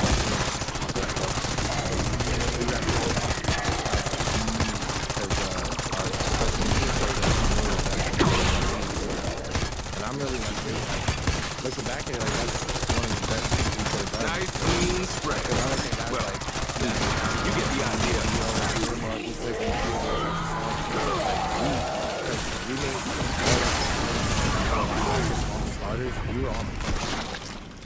So like if you're a dog, Extraction bird in your ale. that's how it is. Like you want to be on the punt team at Wisconsin. Yeah. When I was there, like that's how Coach Chris made it. Like you had to be chosen to be on punt. Like he had to give the okay for you to play on punt. I love that. And we ran pro punt. It's literally the same thing. So I played punt. So I knew coming here I was gonna be a teamer, but I didn't think I was gonna start off the linebacker, to be honest, because my whole draft process was playing off the ball. I mean, like 4-3 defense, and actually the Steelers came to work me out, but it was AC. AC's an inside backing coach, and I'm doing my pro day is all inside backing drills. Like I'm running with a wheel, sending out like I'm running 50 yards down the field with a wheel around. I'm snagging shit though. And then we watch film and all inside backing drills. Like, so I really thought I was gonna play inside linebacker. Omar called me. He was like, I'm gonna hand you to your position coach and talk to me. I'd say that was pretty damn deceptive. And I'm like, fuck is Denzel? I didn't know that is. Yeah, you know Denzel. And he's like, you ready to rush the passer? And I'm like, what? So then, like, I was like, yeah, that was an awesome moment. I didn't know that, bro. You belong online. Thank you, bro. No problem, yeah. A lot of people did it. Also, I got to give them compliments on that. I just wanted to commend you and your brother, man. I see you guys are doing a lot of work with your foundation, and you just had your first, like, really inaugural, a lot of different camps, a lot of different things you're doing. So where do you guys get this passion to help? Because based off the conversation we just had, how your brother told you weren't shit, I don't know where this love comes from. So I just want to know where, like, your heart comes from in terms of wanting to help. You guys do a lot. Yeah, I think just I had a lot of time to reflect on it, and like what I was saying, where we're from, like it doesn't happen, and I don't think it's because of the lack of talent or the people. It's just the resources, bro. Like nobody knows nothing about like graduating high school is the highlight of your life. You know what I mean? And, right. Like I'm not knocking any coaches there or anybody, but it's like there was nobody around. My brother did. I'll be watching. But we wouldn't have made it that far if there wasn't people like my grandparents, my uncle, and my parents like sacrificing for us. Because my brother was like sophomore in high school and he was playing at Quad High. Going into junior year, my parents were working 2 jobs and we sent him to this camp every weekend on the Wahoo, on this Brian Derby camp. It was like an offensive line skills camp. Like teach you techniques about playing O-line. Because like the Wahoo is like 1 million people, like they have everything over there. It's like, it's modernized. My parents they were working 2 jobs for to send my brother there. Every weekend, and then we'd have like people on that island, like their family on that island that would like take care of my brother when he was there. And he was going to this camp, and they had like this day where they did one-on-ones, and that was the first year Coach Cal Lee was back at St. Louis. Okay, because he had been gone for a while. He just took a break. And his first year back, and they were trying to rebuild. And the coach at Brian Derby told my parents, like, I think his son needs to come to school here. Like, if he wants to go to the next level, like, it's going to be the best thing for him. Like, the competition level is better, the coaching is better, the training, everything is just better here. Like, it'll just elevate his success. My parents kind of hesitated. So they actually wanted to go to a school. But that school didn't want my brother. So they tried another school. They didn't want my brother. And then the coach dumping people, and I'm over there. I'm like in 6th grade, bro. I'm there. Yeah, mommy, you can't fuck with you like that. I'm going crazy. My brother had to do an afternoon camp, like the coach told my parents, like, yeah, like, we like him. So we went on like they went on like a tour of the school, and my brother ends up going to St. Louis. And it was kind of just history from there, because then my grandparents moved with him, because we all lived on like a plot of land together. Okay. Like me, my cousin over here, my grandparents here, my other cousin over there, my other cousin over there. Right. Like, so my grandparents up and left, because my parents still had me and my oldest brother, so we couldn't just move. Right. And it's like, so my grandparents up and left and moved, and then when my brother graduated, I was going into my freshman year, so it was kind of, they just stayed over there. They just stayed there for me, so, man, it's just like a full circle. I'm coming back all the way around, like, seeing all these people sacrificing and now it's our chance to get back, and, you know, hopefully I can, even if I can just stop going to it, that means like just seeing him being able to live out his dreams, just having the resources. And it's not even like, we're not even where we started, but we're just, trying to get back and stuff out. Oh, we had like 300 schools. Yeah, it was all free. It was all free too. Dude, it looked crazy. I got like 100 some kids. Dude, there's a lot of kids. I saw your video and I'm like, oh my god. Yeah, it was an army. It was crazy, bro. It was crazy. It was so fun, though. I can't wait to do it again. Yeah, the campus was really big. How much for these little kids?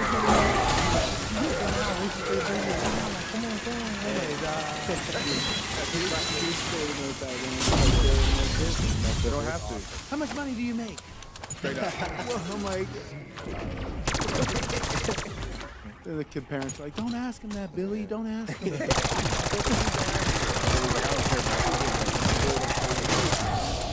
I'm like, damn, dude. But the thing we did at our camp that I really liked, it was like my mom's idea, was to just like the parents had to sit on the other side of the field, the stadium. Like they couldn't come in where the kids came in, because you know like how parents are, like they bother. Yeah, they do. And they're like on the field. Like, yeah. Get off the field. And it's like, we didn't want it to be like that. We want it to be just about the kids. Like, that's all. My foundation, Herbie Gives, like, it's all about the kids. Like, Herbie Gives, it's all about the kids, bro. So the parents, they can come, they check their kid in, but they just knowing your kids can do that. Like, the parents have to walk around on the other side. They're not allowed on the other side. Yeah, I'm not trying to do that. Yeah, so it was awesome. And then we could have, like, 2 interactions with kids without their parents. Like, oh, this is my son, blah, blah, blah. Now the kids actually have to speak up. I'm stealing that. Yeah, I'm stealing that too. Yeah, it was a great idea. That was a great idea. Way to go. Shout out, Mom. Shout out, Mom. I knew it didn't come from you. That's for a fact. You know that's not true, but you know I'm a dog. You're a dog, but like if me and you took like an IQ test or like a standard, no way. There's no way I'm losing to you. Yes, you are. No shot. The Wonderlick? No shot. I'd smash. What'd you get on the SATs?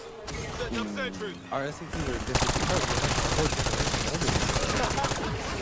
You took the SAT when it was probably like the max score was 2,400. I did. Yeah, my test was like, when I took it, it was 100 or something. I got a 1,200. What did you get? I don't remember. It was 30.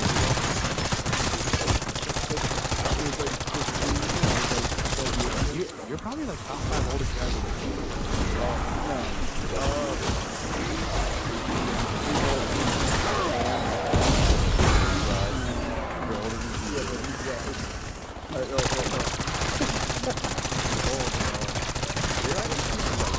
Military service skills. Herb, I appreciate you coming in. Season 1, episode 21.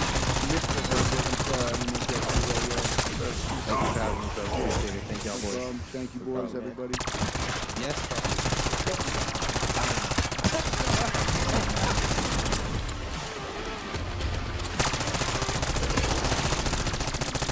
I love cafe. Like it's a grind, but you're there with all the guys, and it's so secluded and Very cool, yeah. Like we always, would graduate offensive linemen. I remember this guy, we went like 5 reps in a row. They were people in the base got him like a spin move. The last one. Spin move. Alright, what's up everyone? Welcome back to the Christian Sports Podcast. Here with my boys Vinny and Trey. We got Jesse behind the boards. I'm here with a very special guest, straight out of Sioux Falls. Is that right? I said Sioux Falls. Yeah. I saw him in the elevator. I'm like, Sioux Falls. He's like, what? Anyway, Mason McCormick. Yes, sir. Mason, how you doing? Good. Yeah, you sure? Yeah, how long are you sure? I'm like more of a 4 or 5, 4 days. You're old now, buddy. You notice some different tournaments from the AFC games, though? AFC North games, I should say. I feel like everyone knows Pittsburgh won. Did South Dakota State win that? Did they run the afternoon? I just wanted to do what they did. 2018? Yeah, no. He redshirted. I was graduated. It doesn't even count. You know what I mean? They got us. His team just got our team. We're like our big brother. Damn. Like that? It's terrible. It's terrible. I wanna hop right into this.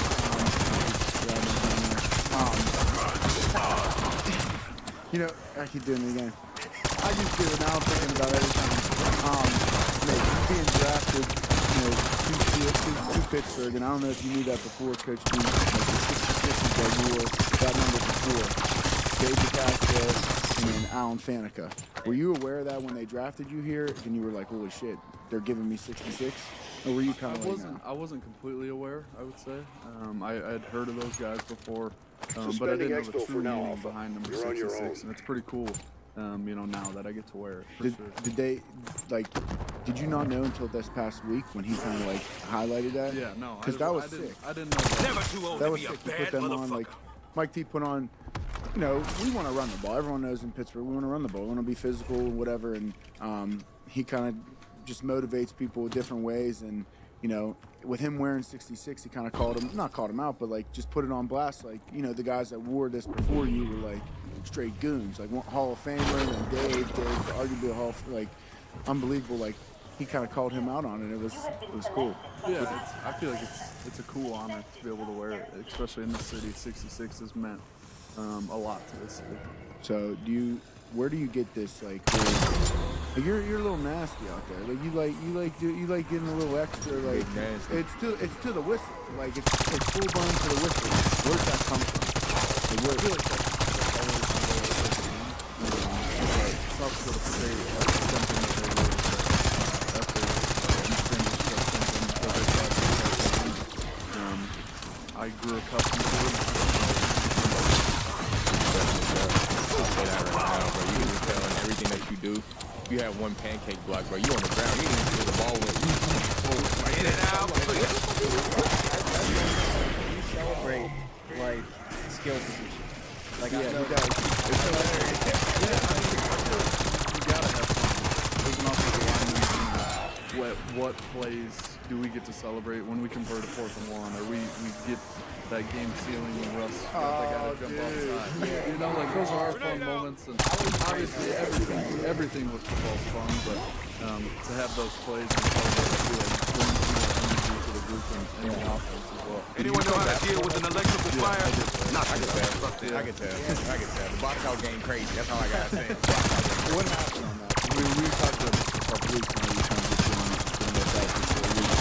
with the box out block. Are you taught that?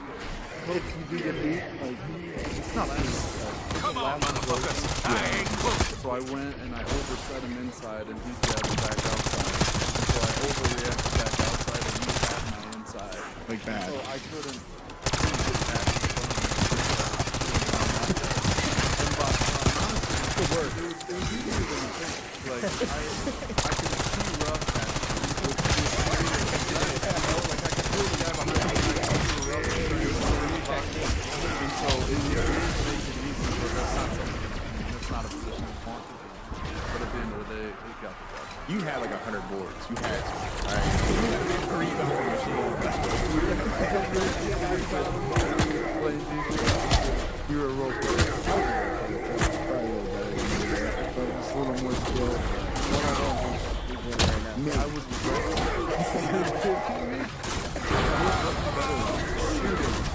I stand back and with the finger,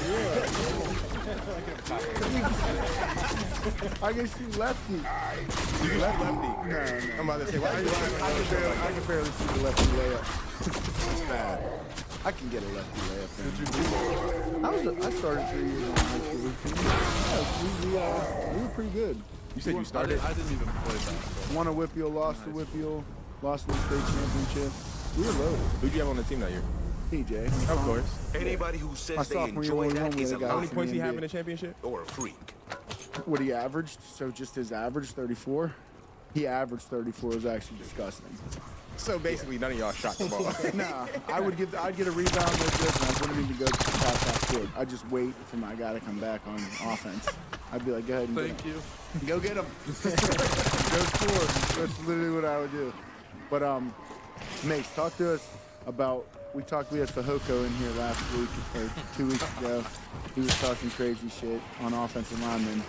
What are your input on that? Give us, you saw it and you felt a little slighted by it. Well, it's just funny.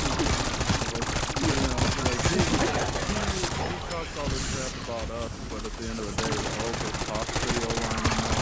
He wants to hang out with the O-line. He does. And he does all this stuff.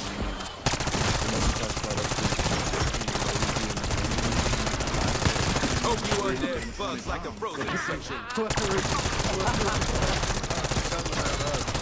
just thought it was funny, Yeah, it's funny. But talk to us about D-linemen and the size of the D-linemen. Obviously, so the FBS, but a high level, the best conference in the FBS. So talk to us about the differences in the D-linemen, and where you stand, South Coast State and here. Yeah. I mean, there's obviously a big difference. Yeah, sure. Coming from South Dakota State. Dexter Yeah. I mean, we had guys that were good FCS football players, yeah. But the jump was definitely a lot. It took me a little time to Hey, dumb fuck, you work for me. You know, the more I'm getting into it, the more I'm putting into it. I feel like I continue to get better.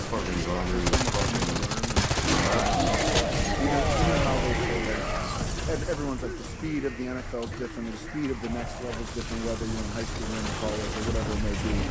For offensive linemen, defensive linemen, is it so much speed still? Because there's not, I feel like there's not much telling from the speed standpoint. Whether someone's taking off from the stance or what, but there's more like a strength thing. Strength, for sure, somewhat. The speed's definitely better. You know, just guys knowing their good assignments and flying through these holes. Yeah. Like the linebackers getting up, they do a good job of just moving quick. Yeah. And that's something he's been block so far. No, I feel like we played some really good guys. Dexter Lawrence came out and he's having a really good year. He's a really big dude, and he's done a really good job. A lot of guys. Everybody. That's what I try to explain to people. Like everybody in the league. Yeah. Even if guys are hurt, people are like, oh, this guy's hurt. You guys are gonna win the game. You guarantee that this guy's out. I'm like, dude, the next guy that's in is, not that much worse than that guy. Yeah. He's still unbelievable. I could eat and shit you out for breakfast. Yeah. James Harrison. Yeah, that's crazy to think about, man. That's really crazy to think about. Yeah.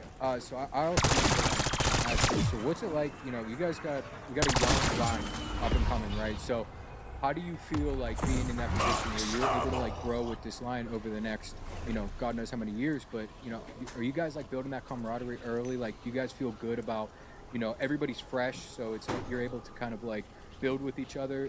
Is it any different dynamic than if you were to be plugged in with a bunch of vets? Like, what's your? I would say yes, a little bit. You like it? Being coming in with other young guys that are going through the Smoke them if you got it. I feel like we're all growing together, better together. That bond will get stronger, and we'll kind of learn how each player plays and what we need to do. Right. So you just got to keep growing and better. We look forward to this. Just couldn't wait to turn. You can tell too, man, because you got your man Frazier next to you, who's also rookie, right? And then pretty much the age group on your offensive line right now is young, extremely young. So you guys got time to grow together and whatnot, man. So like, have you and Frazier sat down, talked often, just like kind of help each other out, so kind of figure out like, okay, like how are we gonna match up against this guy? Because I know there's a lot of double teams, right? And you being a right guard, correct? Yeah. You being the right guard and him being the center, you guys are definitely double teamed on the nose and or trying to double to get back to the backers. So like, what's that communication like between you two? Yeah, I mean, me and Frazier kind of do everything. They don't leave each other's hip, literally. We work out that, brothers. It's good for us. I mean,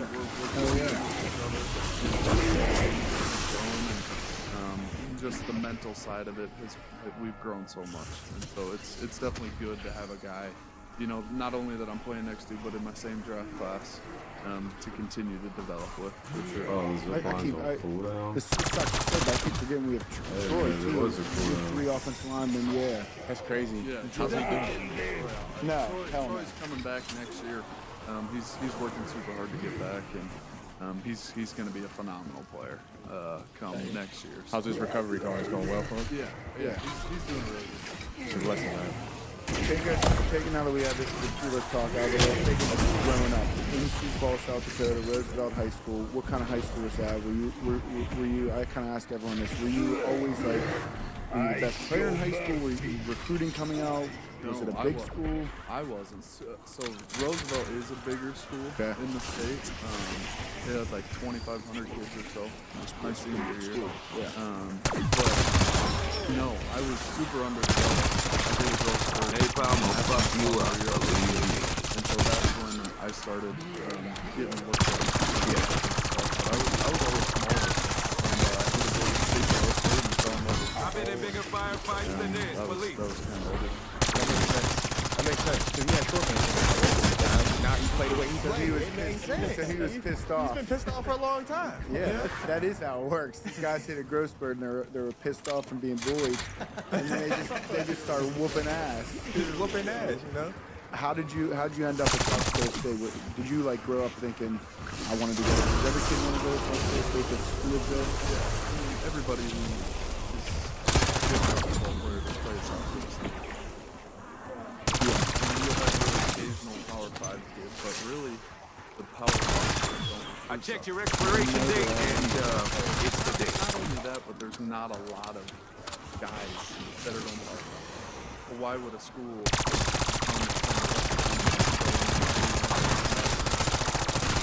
so like you get, it doesn't make sense though for them not to recruit there because you're getting guys that go to South Dakota State and go to North Dakota State and then they get the North Dakota State kids and then these teams go in and beat Power 5 teams. Like North Dakota State should have beat Colorado week 1 for sure this year, and people were like, "Oh, they beat North Dakota State. They should have." But in reality, bro, like those teams, like in their conference in the FCS, like those teams are absolutely loaded for sure. Yeah, I feel like because there's so undefeated those areas, all the best players of that state will go to that state.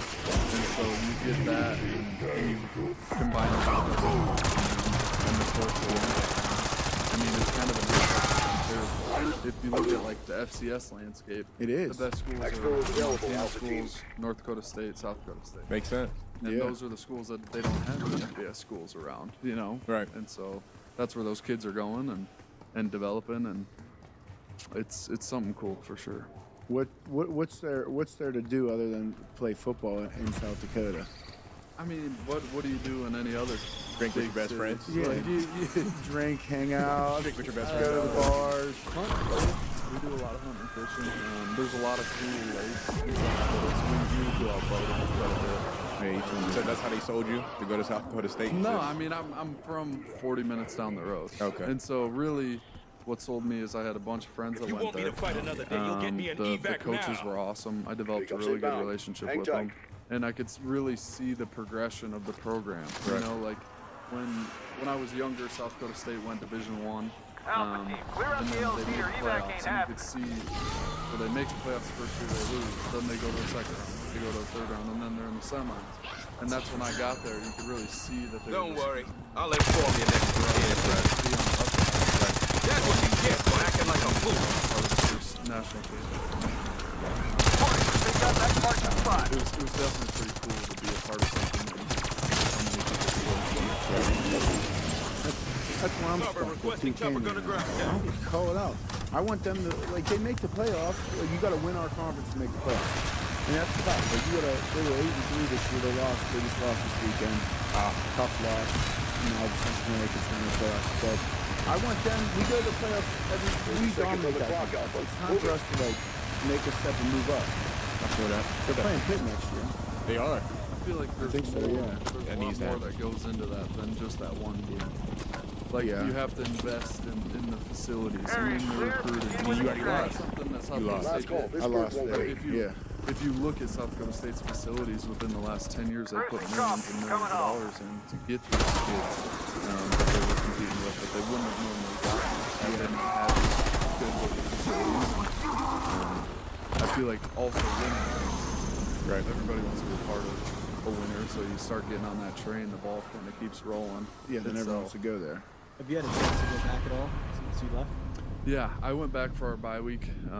It was cool. They played Murray State. I think they won by like 50 or something. But it was still cool to be back and see everybody. And that's something that I think super cool about that area is there's not a lot of guys from South Dakota that are in the NFL. That's what I was going to ask you. And so having like everybody welcomes you back with open arms. They're excited to see you, and I'm excited to see everybody get back, and it's super cool for sure. What's the rivalry like between North Dakota State and South Dakota State? Because I heard that that's actually a big rivalry. Yeah. But like from perspective, like you said, ain't nobody really recruiting from Power 5 in those areas. So if you're a top dog in that area, you're either going to North Dakota State, South Dakota State, or you're going to Montana. Yeah. Right. So like, what's the beef like? Is it a real beef, or is this like? I would say gotta be. I don't know if it's like beef. I would say it's like a respect. It's actually more respected than you think. Like those guys respect each other. Both schools work super hard and compete and play football the right way. Obviously on the field, it's two of very similar teams clashing. Yeah. Right. And so it's all about being physical and finishing, and that's who usually wins the game. If you look back the last like 10 years in that rivalry, I think whoever controls the time of possession or rushes for more wins that game. And that's just the way that game's played. And but I think it's a respect thing for sure. Like it's not super disrespectful.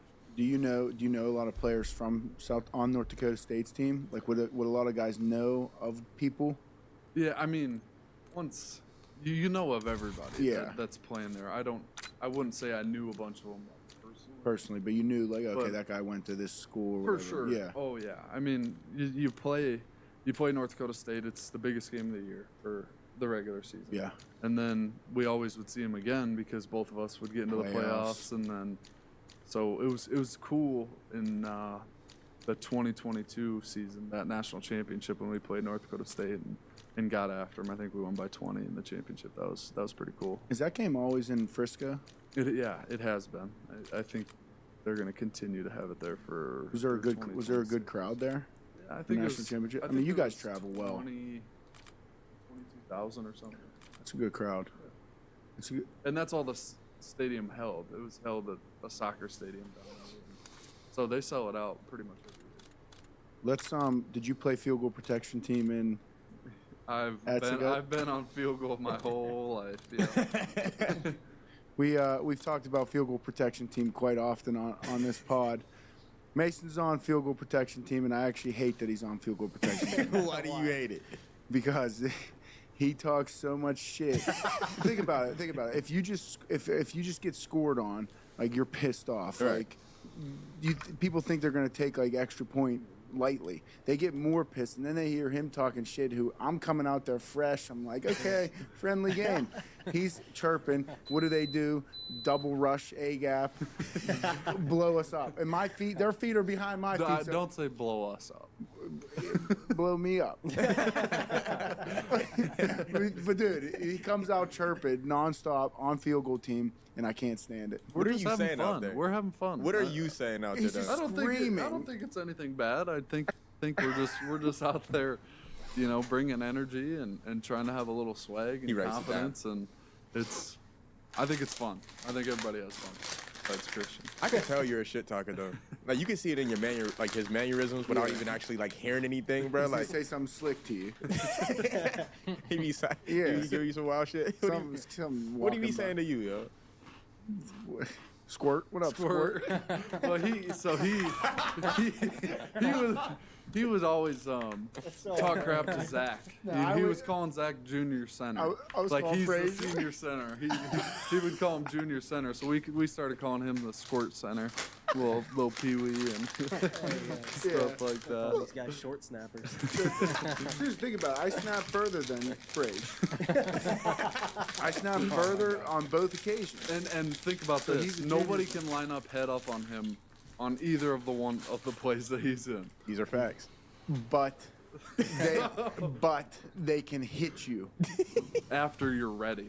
No. Here's how the average man's life would change if he never saw an ad again. Day one, he would install Pi on his computer without spending a dime because it's 100% free. Because his odds did fall, Ocho, because the young man, what's he now, like 150, 160 yards away from Barry Sanders' record? Hey, man, okay, go ahead. Yeah, I'm going to let you finish. Ash, give me his total numbers now, because I think he has 344. I think he had 212. He had 312, 32, 344. So he had 344 carries, but I still think he's 100 and something, 150 yards, let's just say, give or take 10 yards, from Barry's single season rushing record. Like I said, bowl game, so he's got another game to play. Right. And the thing that gets him, Ocho, is that he's going to pop one. If you go back and look, he popped a 30, 40, 50, 60, 80 yarder. Right. So now he's playing with house money. Because if he pops one for 70, 80 yards, Ocho, I give him the ball 20 more times, he's going to have at least 80 yards. Listen, I don't think Ocho, you understand. Before you go, Ocho, he has 344 carries. He's 3 yards short of 2,500. So he needs, I think Barry had 26-28. So he needs 132 yards to break Barry's single season rushing total. Now, remember now, Ocho, Barry is playing the holiday game. He rushed for 225 and 5 touchdowns. Those stats didn't count. And a lot of NFL players are voicing their support for Aston Genty. Jonathan Stewart, Aston Genty is the Heisman winner. If you swap Colorado, they are in a top 10 team. Matt Leinart, Brock Huard said Aston Genty should win the Heisman Trophy. Right.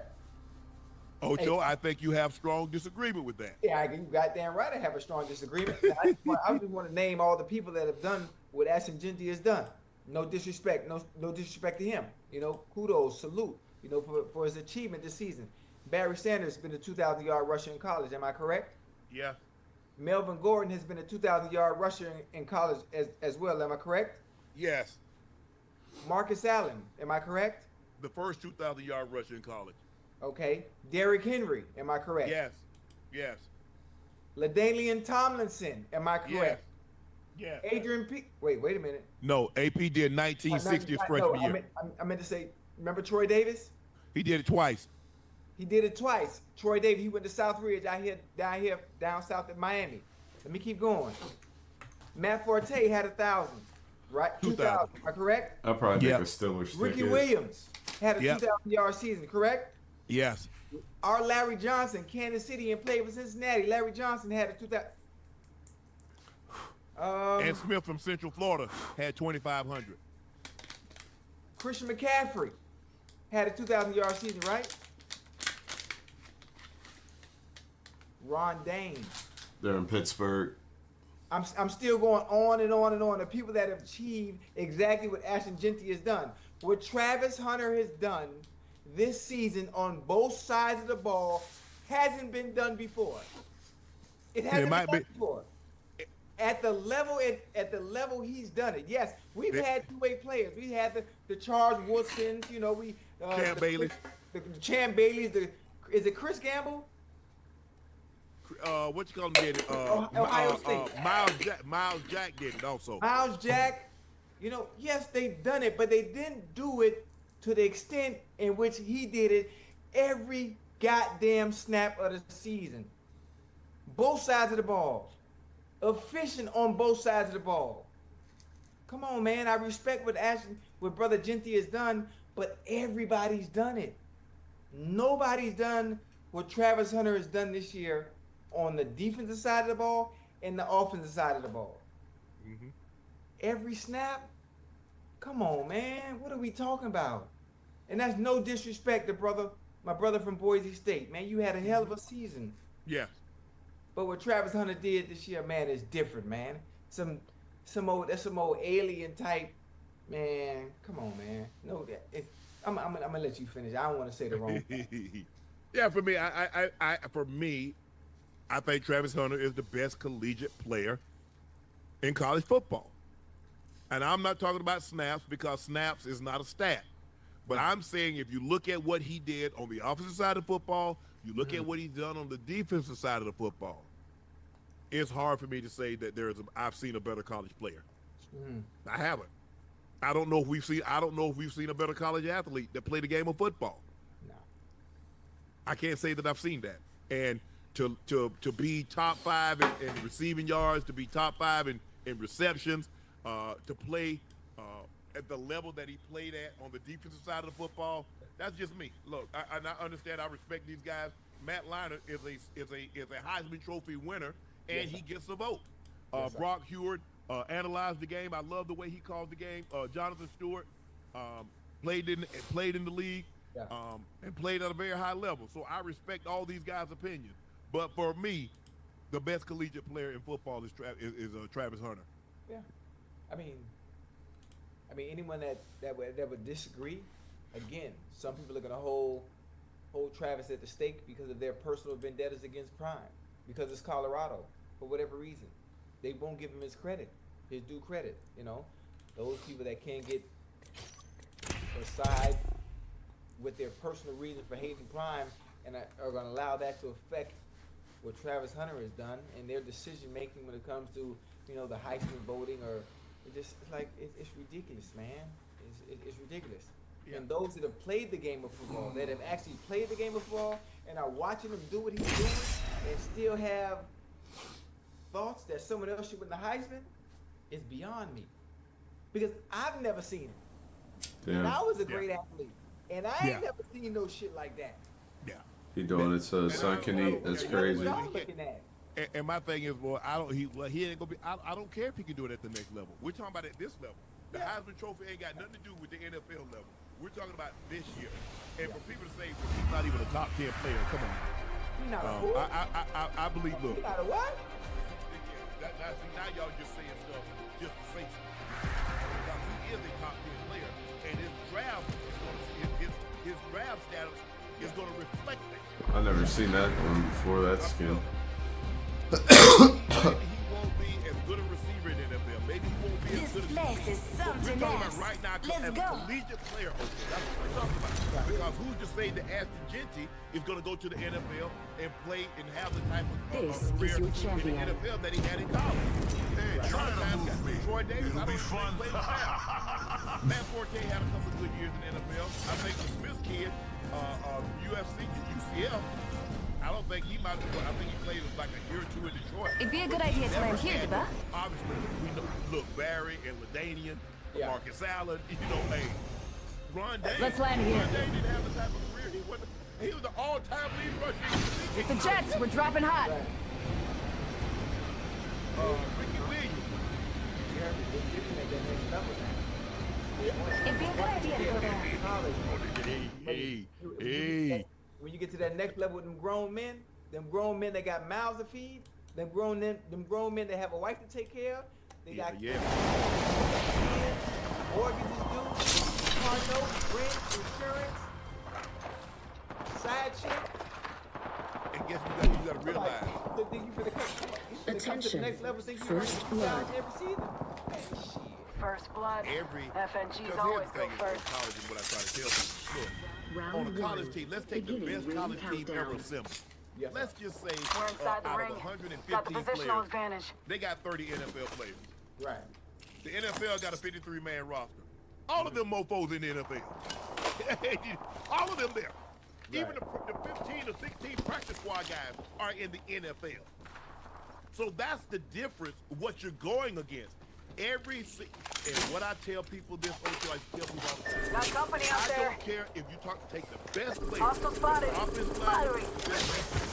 line. Attention. Evo harvesters are online. If that guy is in the NFL, he can make him look foolish. An average DB could take a great wide receiver and tie me like. Oh, that's a new team. I'll run. I'm sorry.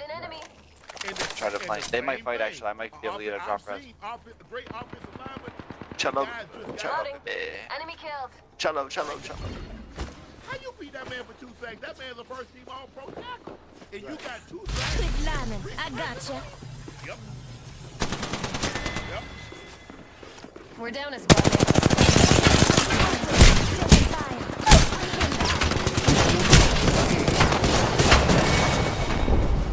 Big football. You guys got to go to class. They got to go to study hall. They got to do all this other stuff. Professionals, all they do is play professional football. Yeah, and then, you know, some people will say, like, what I said basically, that it's grown men at the next level, and it's not going to be easy. And then they will probably say, well, hell, the same will go for Travis Hunter and him being successful at the next level.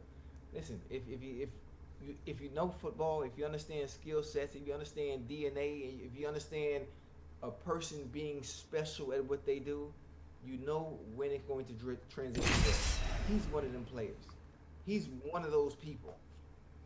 He's one of those people. It's going to transition.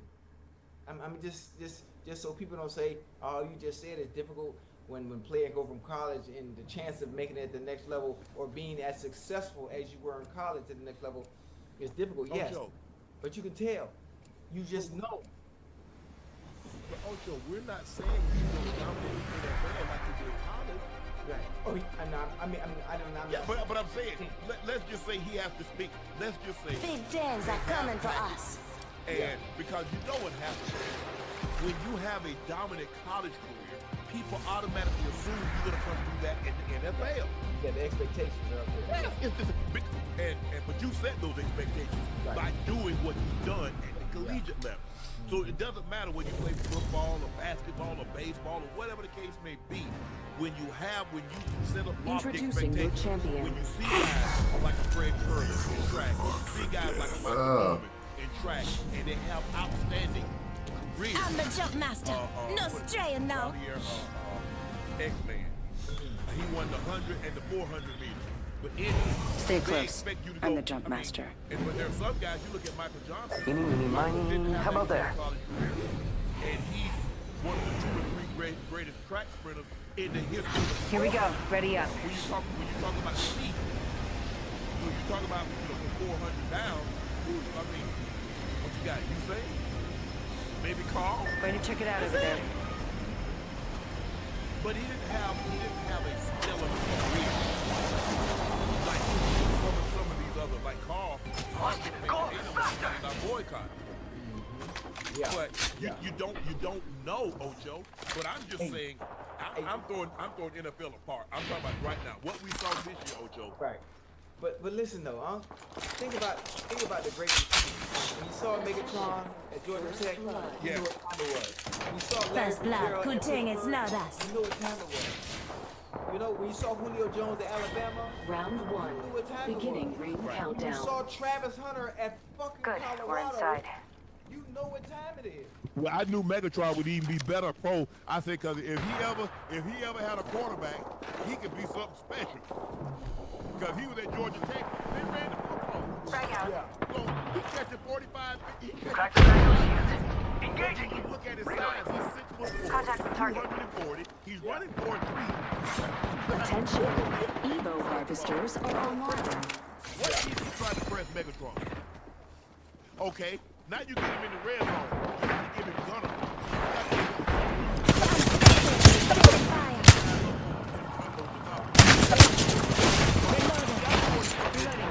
Just giving my shields a recharge. So you saw when he got a quarterback, well, you just saw the numbers that he put up. Yeah.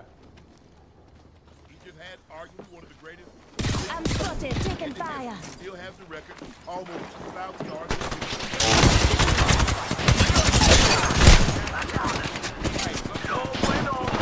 Broke their shot. Yeah, take dog. He'll fix you up. Just give my shields and stand tall over. I'm still here to pick you up.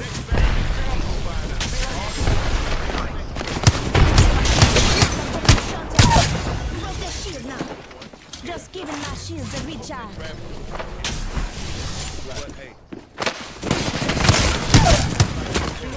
More enemies down.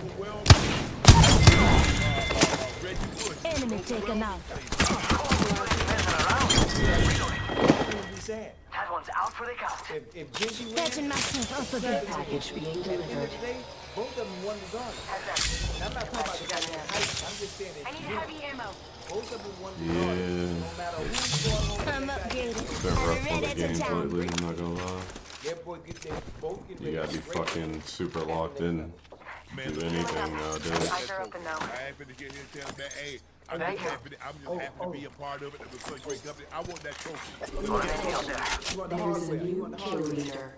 Because they remember that. New kill leader. Go on, watch the out. Heisman House, and they have all those old guys. They have Archie Griffin, and they have Marcus Allen, they have Barry, and they have Tebow, and they have all these guys. Bro, I want to be a part of that. That commercial be funny as hell. That dude tried to flex on me with the 360 and got his ass saved. 15 years from now, man, ain't nobody gonna remember no 2,000-yard rush season if you don't win the trophy. We remember Martin. He was the first to do it.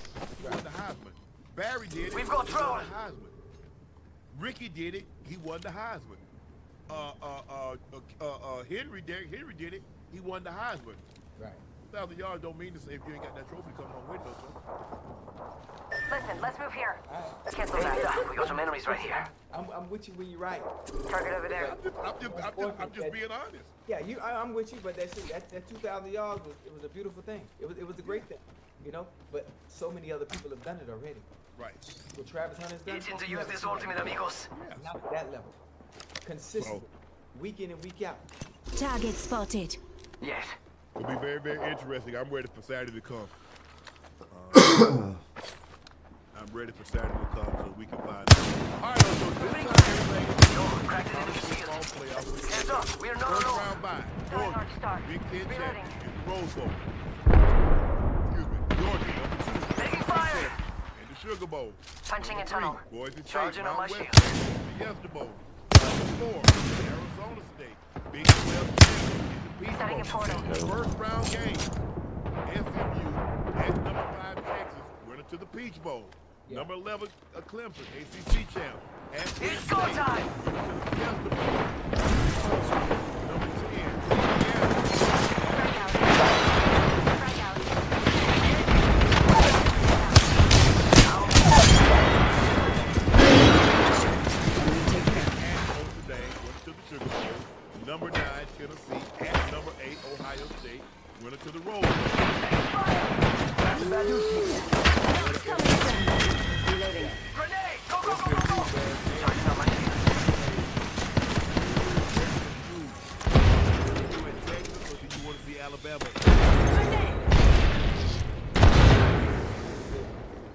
Clemson, I know you're the champions. 3 losses. Down ahead. Duck got you. Taking fire. Oh, ready, let's go. Opening fire. I'm spotted. Taking fire. Charging on my shield. Reloading. Just giving my shields a good charge. Reloading. The shield now. Spotted. Taking fire. Charging on my shields. Yo, another light ammo. Another squad attacking. Focus. Only running. Reloading.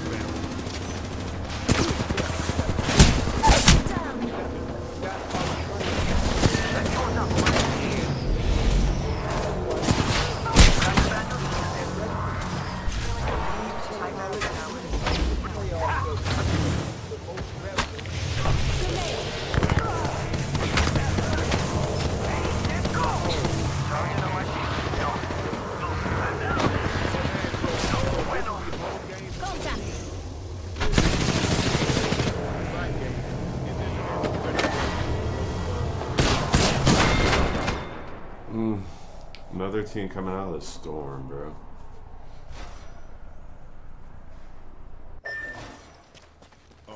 Need to recharge my. They're near you. That's so lame.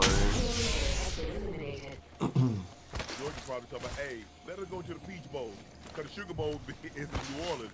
Georgia said, let us go back to the Mercedes-Benz though. But I don't know what you think, but I can see a scenario. Rings for a minute to go. If I'd have held my off for a second. I just told you. If it does Half the squads are gone. I'm fine with that. You can't be upset. What'd you say? You know, at the end of the day, you know what the bottom line is. You know what the bottom line is. They I'm gonna wait or just put y'all in. Rings not that far. They're the teams with the best record, the teams that are deserving. But at the end of the day, it's all about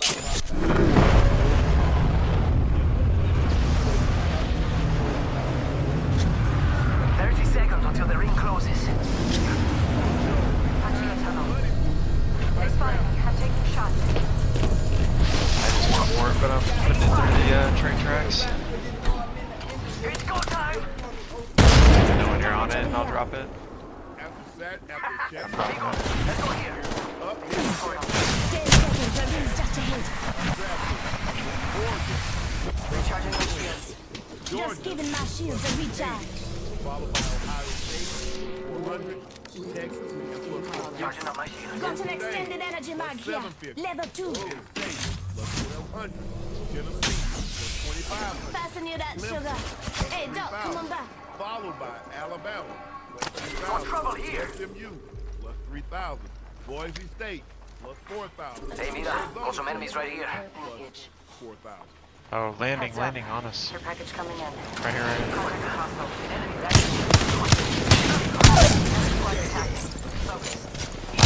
Might be dead.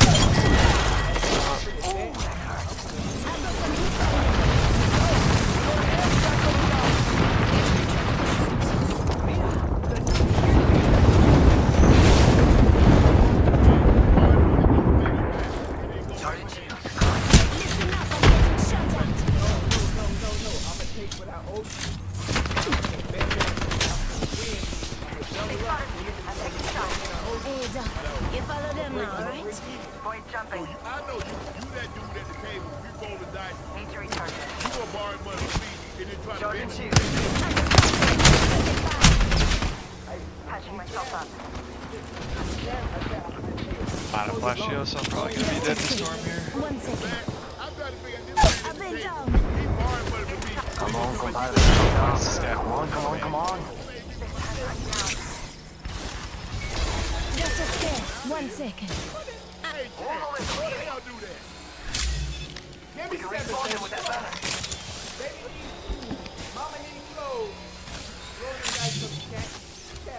I still got my body in the tunnel. Crypto. Picked up our teammate's banner. Patching my team off a bit. So they left Indiana out of this thing. They don't fit Indiana something. Recharging my shields. They lost one game. They lost to Ohio State. Indiana played really well. Somebody get. Don't worry, Silva. AJ's always got your back. Just a stay. 1 second. Charging on my shields. Fasten your sugar. Getting health back. 45 seconds. Rings close. I should pick up an upgrade. Heat shield out. I need shields. New kill leader.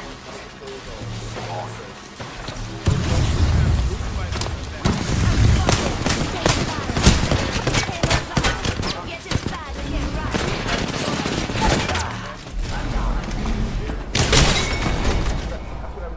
Ain't no butler here.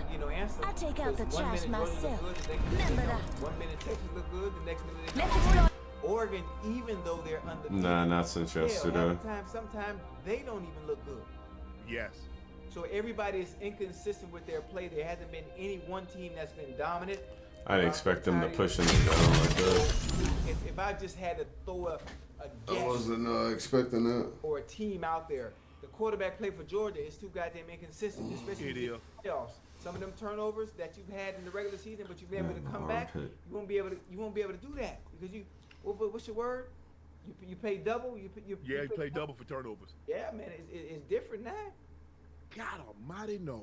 Everything that you said, I saw some things I didn't like from Oregon's defense. Yeah. Georgia's offense is inconsistent. They do play really good defense. Yeah. Ohio State, I don't know how you lose to Michigan at home because your quarterback. I love Notre Dame's defense, but their offense has been inconsistent. They played really well late. Oh man. See what I mean? Chat, who y'all think? Chat, who y'all got winning? And Carson Beck, how serious is that injury, Ocho? The elbow? Yeah. How serious? Did he tear some ligaments? Is it? Playing the OG Fortnite is like slow. Against the NCAA, rules or not?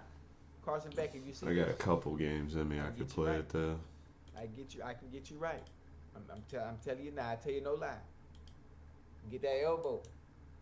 And y'all saw the committee. The committee said, look, Alabama is 6-1 against team above 500. They're 4 this many against top 25 teams. Bro, they gave y'all the blueprint. They told you what they were thinking.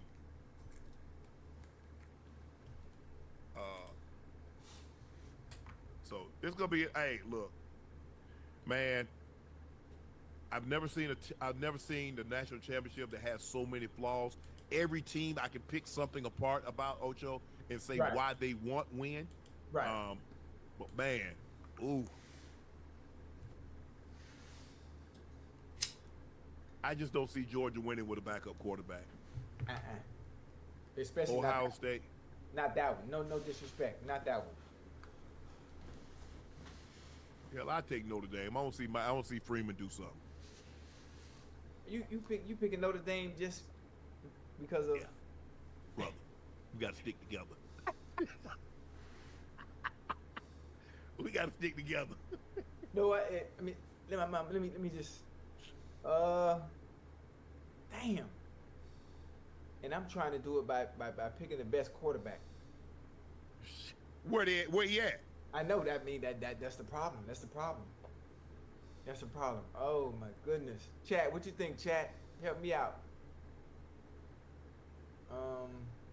I mean, if you had to say the best quarterback, I would probably lead towards Gabriel of the group that's here. Yeah. So you don't like Ewers at all, huh? Too injured, too turnover prone. And I can't. Listen, I'm a Beaver, man. I can't pick Oregon, man. I can't do that. Yeah. You eat beaver too, huh? Whoa. Yeah, I like it. Yeah. Coach Prime tells Antonio Pierce he wants the Raiders to draft Shador and Shiloh.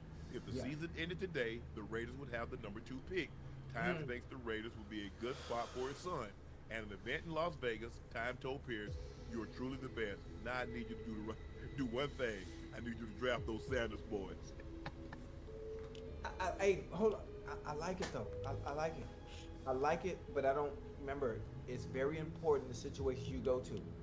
Your supporting cast is very important that you have the tools around you at your disposal. You got Brock Bowers. Huh? You got Brock Bowers. Okay, you got Brock. Brock is a real deal. Brock might be top 3, top 4, along with, is it McBride? Did I say that right? Yeah. I don't know. Yeah. He might be top 3 or 4, and I ain't talking about 3 or 4. And I ain't talking about 2 or 3 or 4. But again, I mean, we talk about the NFL now. We need more than Bowers. We need one more. Oh, for sure. They got some good receivers. Not great.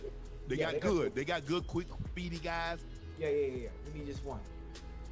Just one. I'm talking about we. Like I'm part of the damn Raiders. They just need one, and he's gonna be fine. I mean, look, I think it's gonna be very interesting to see how this thing shapes out. Jacksonville has 2 wins. I think the Giants have 2 wins. I think the Raiders have 2 wins. And at some point in time, they're like, you don't ever want to show your fan base that you don't really care about winning. I mean, because we want to try to win. Right. We really try to lose.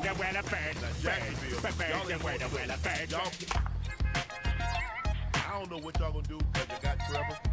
I don't think Trevor's going nowhere anytime soon. He got paid. Exactly. You got the Giants in need of a quarterback desperately. The Raiders need a quarterback desperately. There are several teams.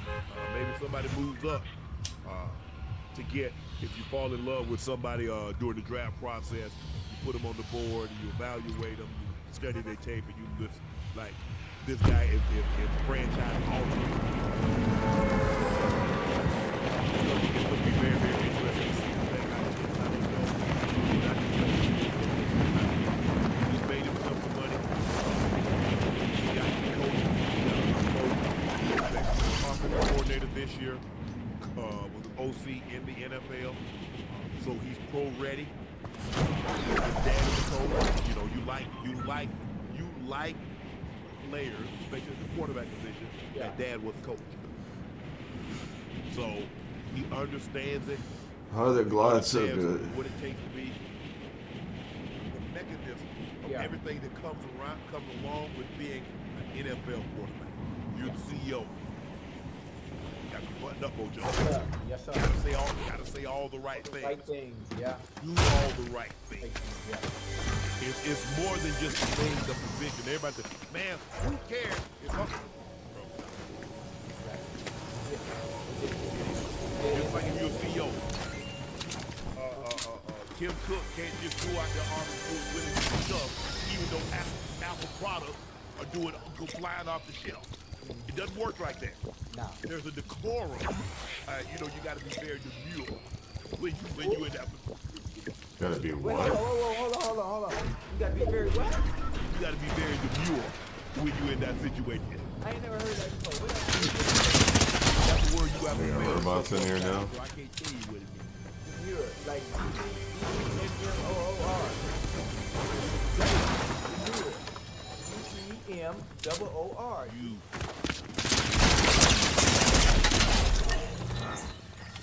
Demure.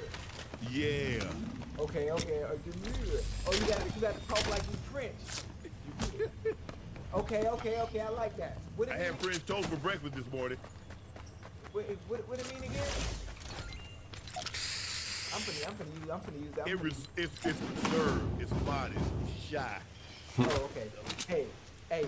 When I met her, I was very demure. I don't think Rail gonna say you was demure. Rail probably say you was a damn fool when she met you. You was a damn fool 2 years in, and you a fool now.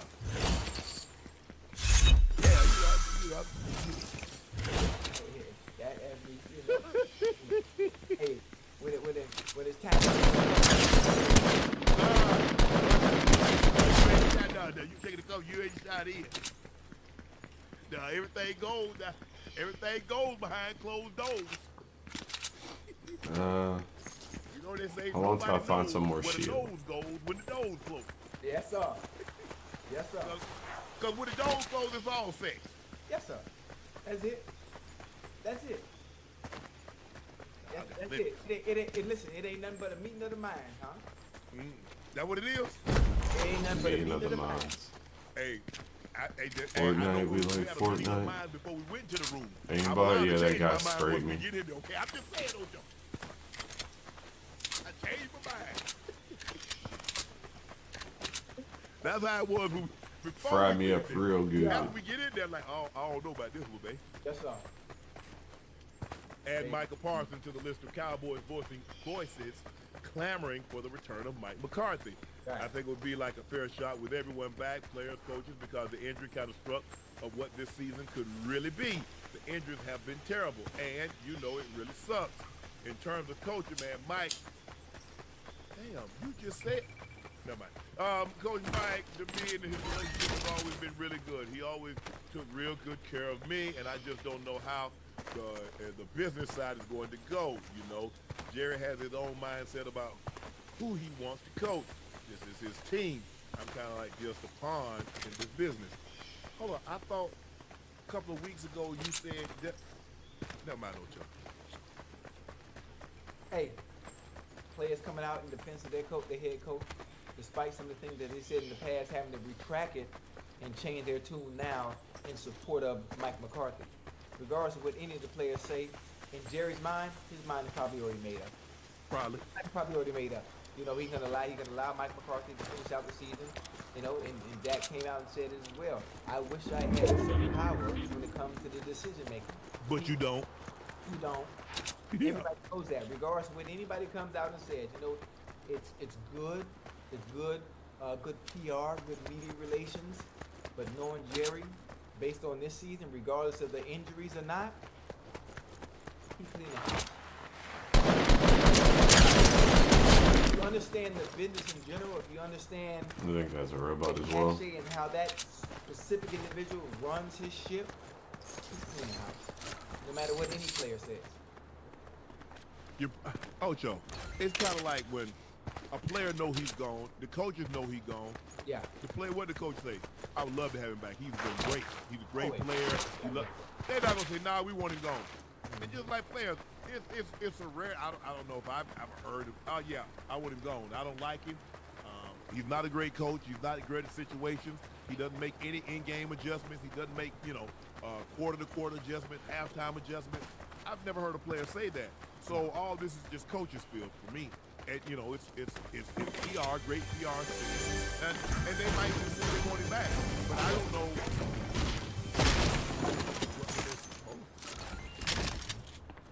And players always say everything that's politically correct. Yes. In that setting.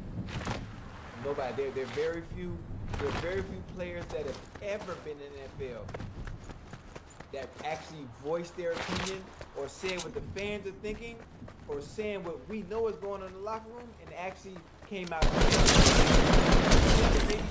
Maybe one I could think of, a dog T. T let it be known. Whatever issues might be going on that the fans can see from the outside in, but as a player, you know you're not supposed to say. T gonna let you know the things that's going on inside. He gonna tell you about the elephant in the room.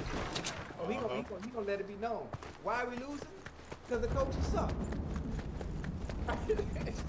Hey, you heard Chase. Chase said, man, don't ask me no questions. Right. Ask the coach. Yeah. Ask Zach.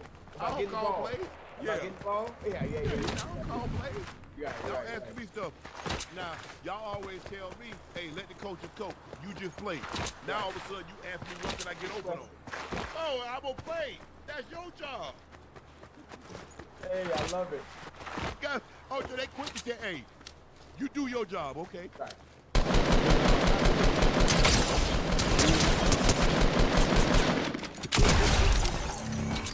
Do my job, that's what you know me do. Greg Newsom. George Pickens doesn't know him. Or at least that's what the Steelers wide receiver said days away from the rematch with the Browns. Damn, bro. About a couple between Pickens and Newsom. And that's how Fortnite OG goes. Just out in the open, and you know. To Newsom before the Sunday's game, Pickens was dismissive. I don't even know who that is. The Steelers' third-year receiver said Friday. Pickens also doubled down on his post-game assertion that he did not make a good team. I just go by the record, bro. After the game, Newsom called Pickens a fake tough guy. And Friday, he responded to Pickens' latest comments and addressed he was going to handle the trash No on shields. the field rematch. Yeah. I'm all about team. That dude killed me so fast, I forgot I had a porta bunker. How you join my shit? I just clicked on your name. I thought you invited me. I mean, you're always welcome, but I'm just. I was gonna leave. I like it. I thought I was, I could have been naked or something. I just. No, I've seen that thing before. Let's go. I need to see. Listen, we Whoa. lost Mike Evans. Yeah, that was kind of wild. I'm sorry. I didn't mean to join the party with that type of energy. How was your day? It was okay. It was okay. I lost fucking every ticket I took today. Greg Newsom, I know you're a team player. I know. I understand. It was like 5. Team, no camaraderie. I kept betting the same games. Man, I need this. Kept losing. I'm gonna re-download tomorrow, take one bed, and probably uninstall again. It's hard to That's how it goes. You wanna download the underdog bed? I downloaded it, but I didn't sign up.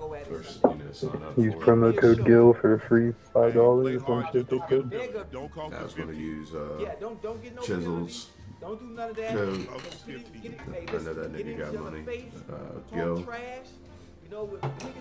He did something. They give you like it'll be like a free bet. It'll be like just it'll be like Luka Doncic over 1 point. I got him strapped. Throw that into a fucking 6-leg parlay. I don't hear none of that politically correct bullshit. I heard this kid at the gym a couple days ago. He was saying that he took he bet first basket. You could bet someone scored the first basket. He bet every single person in the starting lineup. So he wanted like money back with whoever made it. That's hilarious. This motherfucking guy. Some shit he would do. I gotta call Shelly, see how much Shelly paid. I'm gonna find me a little loophole around everything. That wouldn't be bad with like some tickets. Like if you make like a 5-leg ticket, make like the same ticket twice, but with 2 different people to score. I don't know, Ash. Or like Ash, how much is it? Either team to win. Yeah, I never even had a chance to fucking do anything like that. Yeah. The only time I did something like that, I doubled up. I knew this ticket was gonna hit, so I took it twice on 2 different apps. And it did. It hit on both apps. But every time I've done it since then, it never worked. 100,000, 40 meters? Yeah. To beat the system. Shoot, well, I show some speed. Steve go ahead and get out, right? I could have just bet the same amount of money on one ticket and probably made more of it. His start. In my mind. He right now. Bomb. Is this Kurt's most important game of his career? That'd be a good one. I mean, 100,000 speed ain't nothing. You don't think? This might be if he does bad and they bench him, that may be the end of him. I ain't doing none of that racing, no cash. You think they'll bench You him? gotta live your life, man. Come on. Oh yeah. He living his life. He playing football. He didn't throw a touchdown in 6 games. If they bench him, it'll be bad.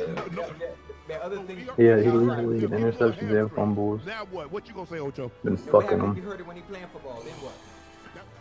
That's what I'm gonna do. The fans are rooting for Emmix. Nah, he ain't gonna get hurt. Cause you do realize non-football related. They put you on the non-football list. They ain't gotta pay you. They gonna You pay realize that, right? They gonna pay him. No, they won't. That was the take on Good Morning Football today. The guy goes crazy. Said this might be one of his top 3 his most important games of his career. And he said, I'm willing to go as number 1. I just want you to tell me this. Tell me what does Tyreek get out of this? Great content. He's in the NFL. He's only won 1 playoff game. It's still great content. How many important games he's had? There's nothing. 100,000? Yeah, I mean, this is a little fun. Let the kids have some fun. Fuck him. On, Alright. Don't be a Debbie Downer. You gotta live Yeah. man. 1. Might have just been one, but No, 3. He played in 3. I think he's like 1 and 4 or 1 and 2 in the playoffs. He's not gonna get I hurt. love this chick because of her backpack. 40 That's meters. crazy. Tyreek been running since he was 4 years old. He gonna be all right. You've done that with a few people, haven't you? I would. One more thing and I'll get off. Kurt Code bangs his fucking ass. That's football. All them chains that they showed him wearing and shit, those are all our chains. Our chains, Minnesota chains. He's covered.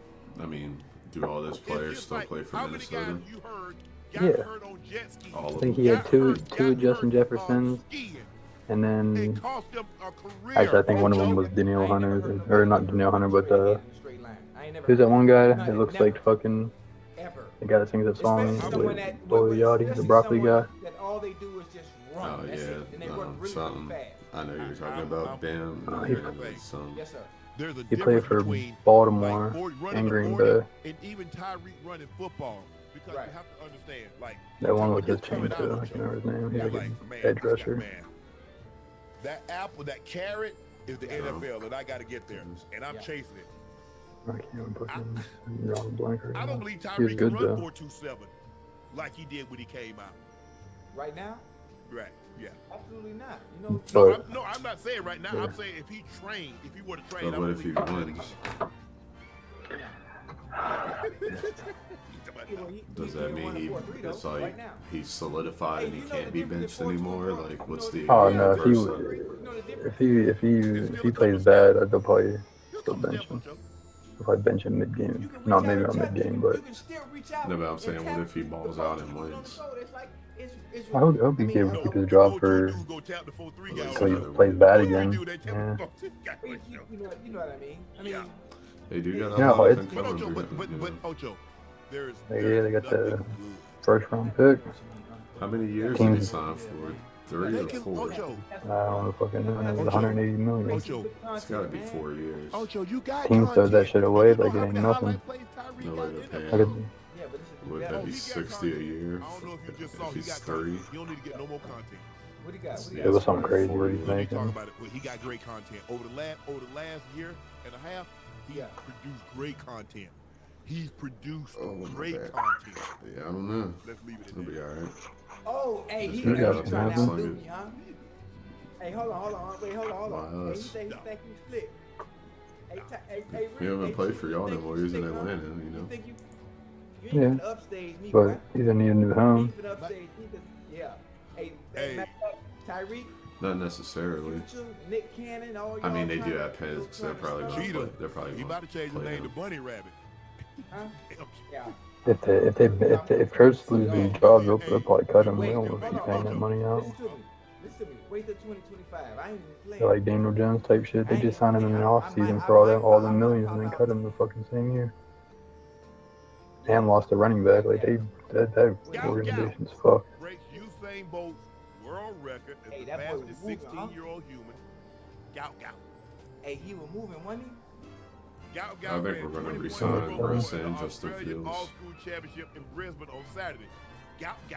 Just depends on how the season finishes. Hopefully everybody stays healthy. Of 20.13 seconds. If Russ fucking plays nice, I just like saying gout. probably gonna want 30-something mil. Turned 17 on December 20th. Only 30's man in cool. history that have ever 25. run What's he make right now? at the age of I mean, 17. 25 would be nice. 20 31. at age 17 No, in just area one night. from us, He but ran I 1980. think he makes Oh, like yeah, 40 1993. from Denver, like 40 or 45. It's something crazy. And me, just a Something kid, nuts. I'm running this, Gout said. It's I going can to see him be taking great. 30 though. Sure. I mean, he's long. I mean, he's 30 for I mean, you 2 look at him, years, he look like he or like 30 a taller, year like for 6 2 foot. years, He got a Usain Bolt frame. Yeah. 3 years, whatever. I mean, he's not as. I don't want to use the You word take Aaron Rodgers? pause. Nah, He's slender. that nigga's Okay, 41 16. years old. Yeah. He gonna put some weight How old on Russell? now. He gonna put on anything. He's strong as 36. hell to be 16 already. Yeah. He's strong because in order Oh, to so his run 40th and do what birthday's you coming want, up soon, you have too. to be able to hold and maintain. Well, he just turned 36, and Hey, Uh, he's nice now. Aaron Rodgers literally just turned 41, so that's 5 Yeah, years. I mean, I don't Give or I take. love running No, it's Right. 5 years. per se. That's The math. type of running that you got to do to be a professional, to be It's not track 4 and a and field half. athlete. It's not like But 4 I and just- 3 I quarters. love Like their watching birthdays are I love watching pretty it. close I love together seeing these young kids. within a month. It's kind of like the kids that run the 400. man, how you fucking know their I forget his birthdays? name from Maryland. Social media.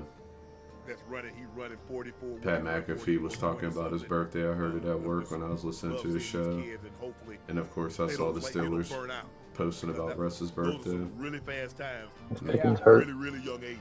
They said he was limited at practice on Friday yesterday. Still a teenager. So that's not good. You know, turned pro. Hell, he was like a sophomore, junior in high school. Hopefully he's okay though. What am I getting out of this? Let me go make me What is he supposed to be banged up on? Yeah.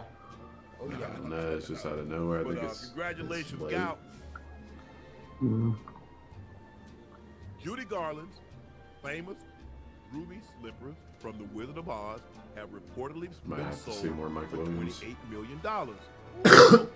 What Yeah. memorabilia would you buy Calvin if you had Austin. unlimited funds? I keep wanting to call him Tavon Austin. Say it again. Oh, we're gonna What see film Calvin Austin memorabilia regardless. They said would he's you good to buy go. if you had unlimited funds? Oh, what film? Calvin Austin. They put duos back on here, or is this something different? If I had No, they must have put it back on here today. You know what? See, they heard me bitching. You want to know what? This is something people don't know about me. Obviously, when I was growing up. I keep seeing like clips of shit like in the regular movies, like these little like jellyfishes following people around, and they fucking give them like fucking redeploy, and there's another thing you can like give them a gun, and he gives you a golden gun and shit. Oh, damn. Yeah, I don't really understand those things just yet, but I've seen them too. The ones give you shield, the other ones blow you, and I didn't know you could give them guns. That's kind of lit. Well, I guess there's only two that spawn on the map. You give them any rarity gun, they spit out a legendary whatever gun you give them. It's like a fucking like it's like a tree fucking monster. Yeah, I played the new mode. It ain't bad. It's not bad. Reload's not bad. That's Domino. They're just like all different eras of Fortnite. They got the fucking the young kids play this, the old heads play this, middle-aged kids play that.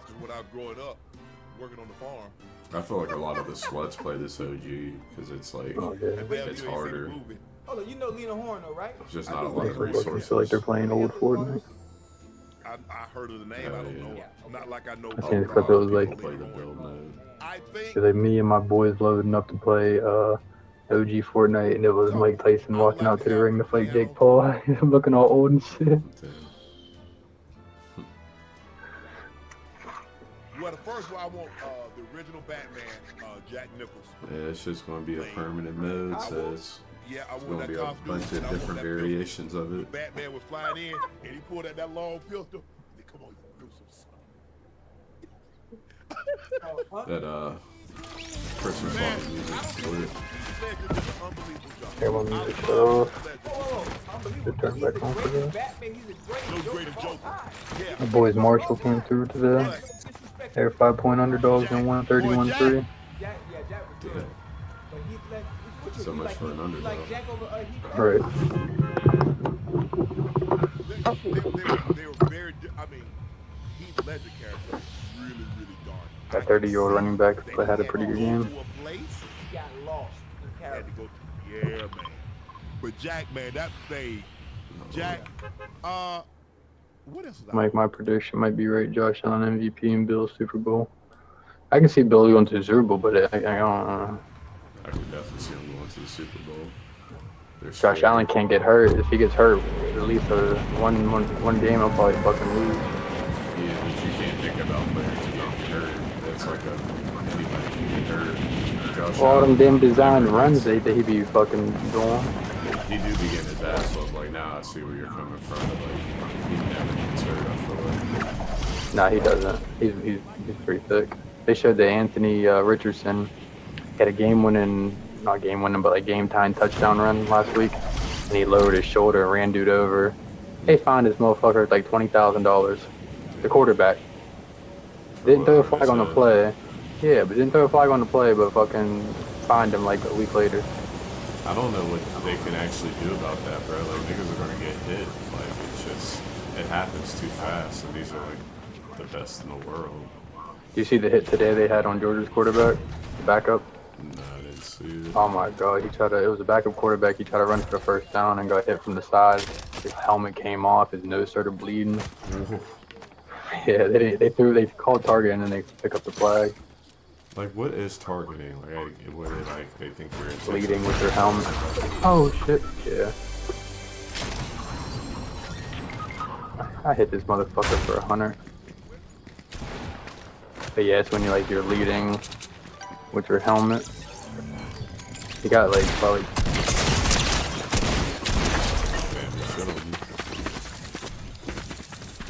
I forgot it was. Did he have a double pump?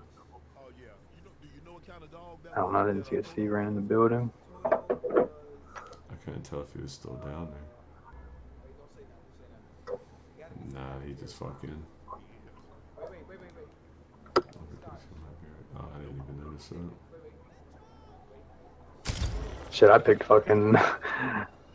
What I picked? I picked Aaron Rodgers to win the fucking MVP and the goddamn. I picked him in the Super Bowl. Ravens. Aaron Rodgers probably one of the worst quarterbacks in the league. Yeah, that's tough. I felt like everybody thought he was going to be good. I thought he was going to be good.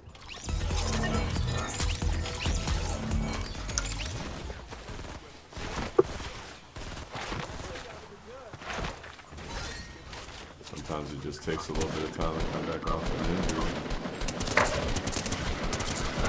Yeah, or you're just old. I mean, it could be good.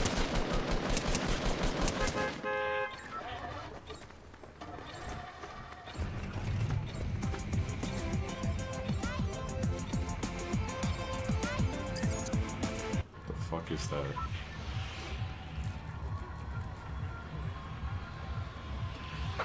Henry will probably get it. That's what Hill said. Shit, they hate giving fucking MVPs to running backs. Hasn't happened since. Shit, if anything, it's going to be Saquon. They've been on his dick the last couple weeks since he jumped in and do backwards. Yeah, but whoever gets the most yards, they're like neck and neck.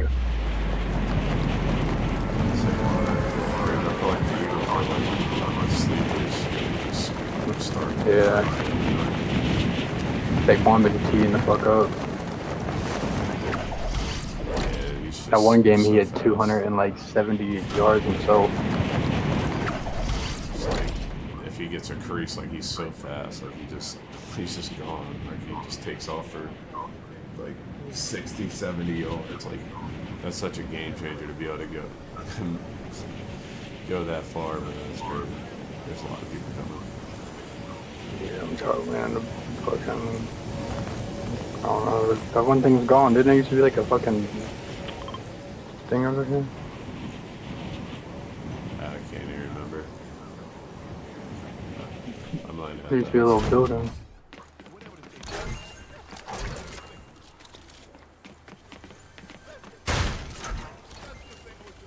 I seen a clip of Nick A in a big fight with some dude, and he ended up picking the gun up, shotgun, and it went into a different slot that he didn't want it to, and he ended up dying because of it, and he fucking crashed out. He started making all these like fucking noises, like I'm telling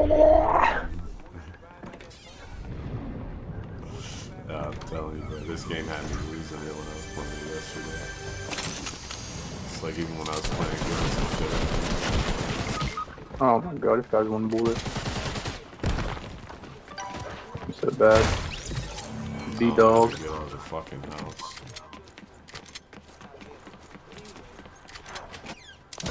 He's in the house, I think.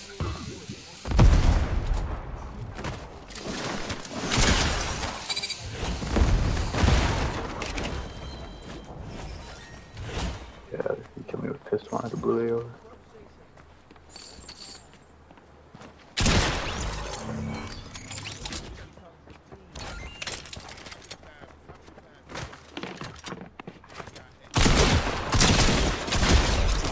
That's it.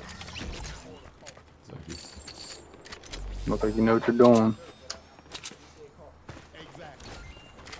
It's like weird. It's like I know how to play, but I still suck. Like I can't explain it. That movement is definitely old. Oh yeah. You gotta be more. Dude was cracked. That AR even like felt different shooting it. I thought I was shooting a fucking SMG. The guns are like sticky and they do a whole lot of damage.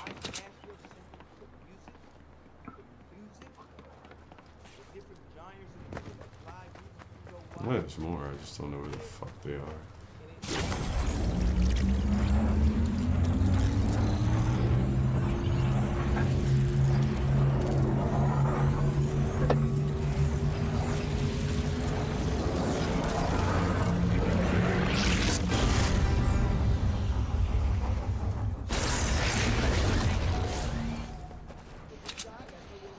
Going to the barn, the hoedown.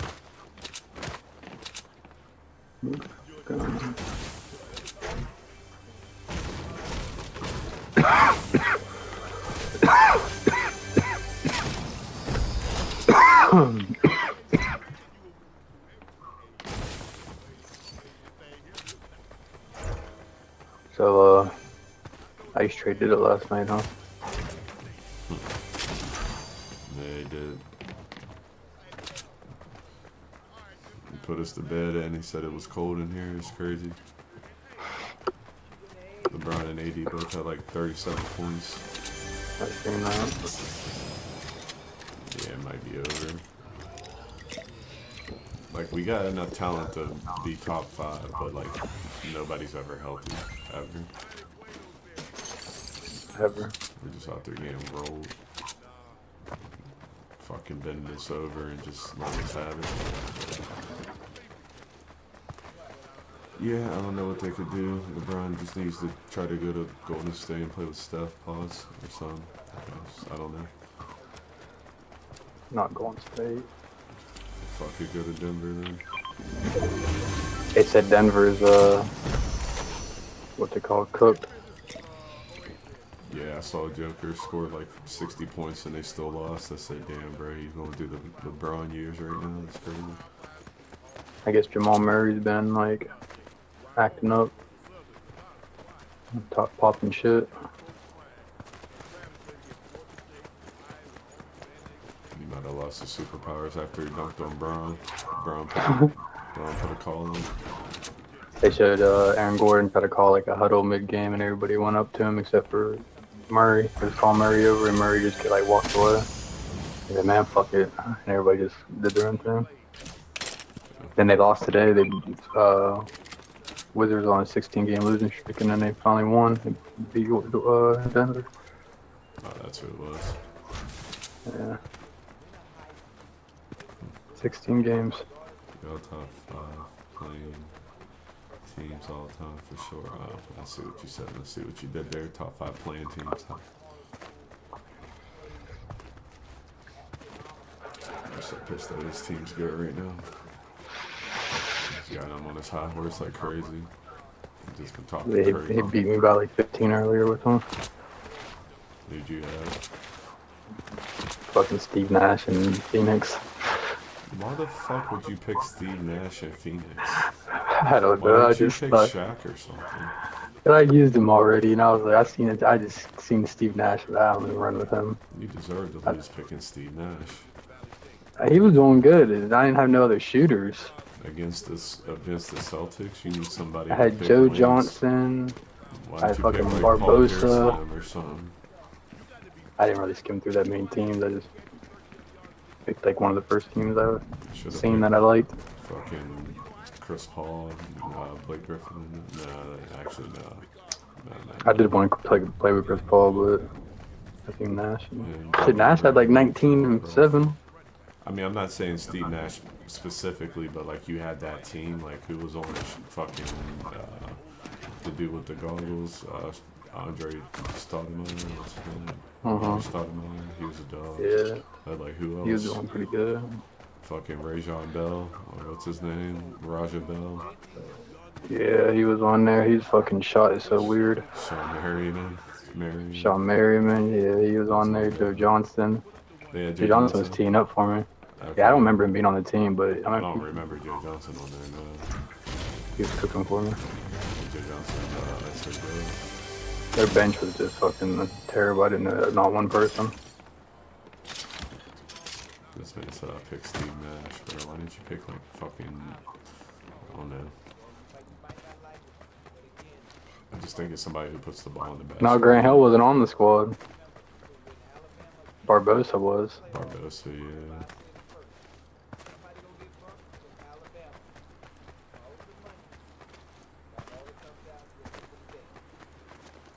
I was doing good. He just kept hitting too many fucking threes. I had to let the computer guard him. He can't do nothing to the computer like he does to me. He kept trying to bait me into a game with him. I know. He's been trying to bait me for a fucking week. I can't play him right now. They don't got no bigs. It's not gonna work. Shit, if he can't pick Phoenix and KD hurt. They said he had a setback too. KD's hurt again. Mm-hmm. Like in real life. Yeah, and he had a setback in the rehabbing. Damn, I thought he came back and played against us. That skinny motherfucker. He balled and we lost. And he's hurt. Bro. I swear. He got hurt after that.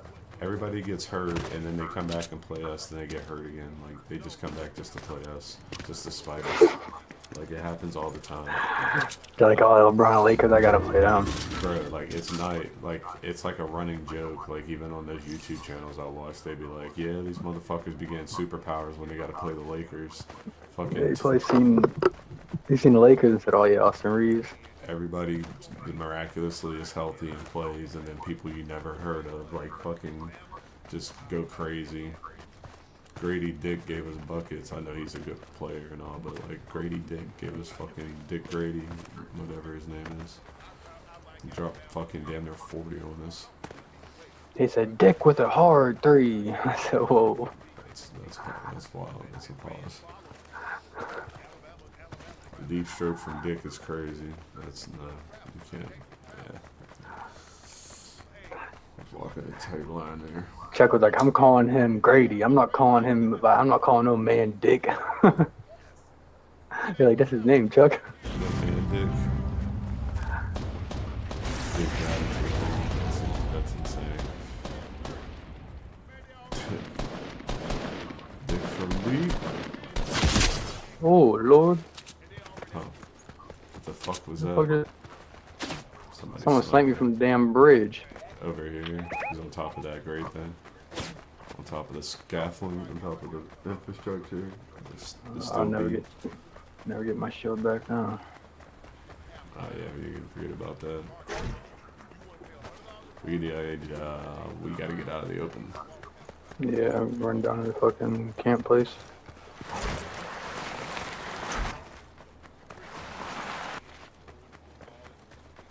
Who fits better, Jimmy Butler or Zach LaVine, the Lakers? Zach LaVine. That's what Gil said too. Jimmy Butler don't even fucking play half the games. Yeah, that's what he also said. He said, I don't even know fourth quarter Jimmy. I already got fourth quarter Braun. Oh shit, they're done fucking. It would be better for like Spawn or send the season to the fucking finals. Yeah. Why did I chop the back of this open? Why did you? I made it God worse. Damn.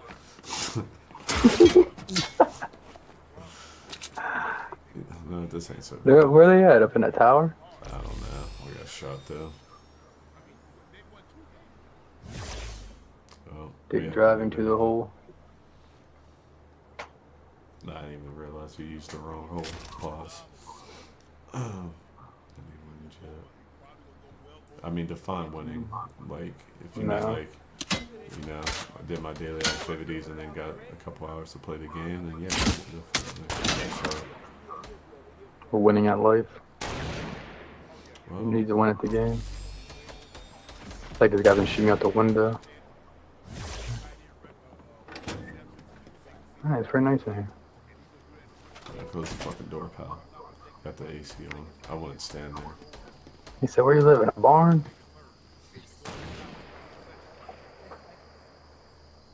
Damn, you can see the bullet hole from where that dude shot me.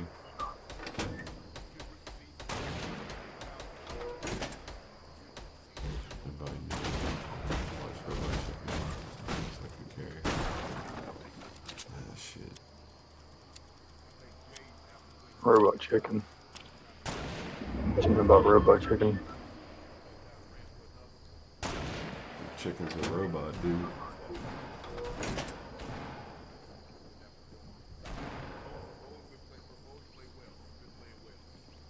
First time you're fighting right here. This could potentially be my first OG win, so I need you to not fuck this up for me, alright? Oh, we're camping, okay.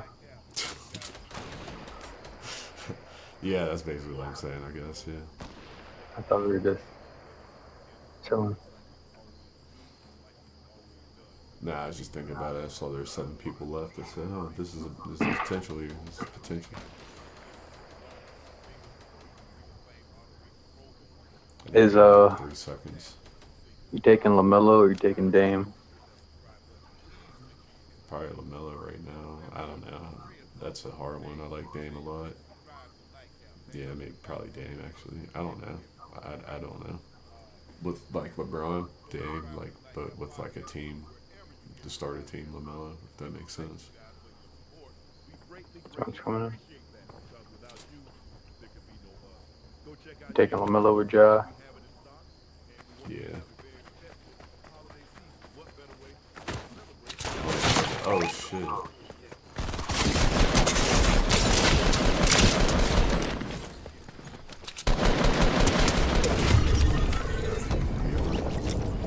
Got a gold scar.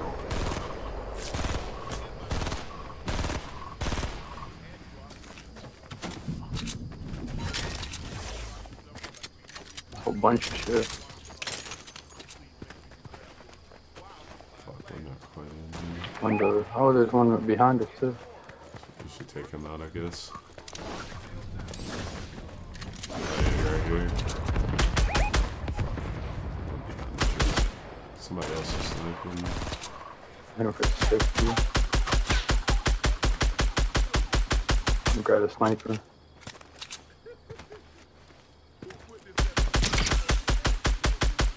Other one's right here. Oh my god. No. I try to build a fucking wall. There's mobility, right? Oh, those are the last 2. I didn't realize that. Hyper Jow. Damn, that sucks. I didn't realize those were the last 2 guys. I wanted to fucking use my thing to wait to fucking rotate. And, oh my god, I'm so bad. My dick hurts. You got blue hoodie on? Yeah, classified as blue. Correct. Alright, cuz. Nah, I'm not affiliated with any gangs. I'm just. Alright, cuz. In the crib, man. Drop it like it's hot. Drop it like it's hot. Drop it like it's hot. When the pigs try I don't see what this snoop walk has to do with anything. when the pimp's in the crib, ma. Drop it like it's hot. Drop it like it's hot. Drop it like it's hot. When the pigs try to get at you, park it like That it's Crip hot. used to. Park it like it's hot. Park it like it's hot. That's that fucking hot diggity dog. Celine Dijon, but I forgot what the. Dijon mustard.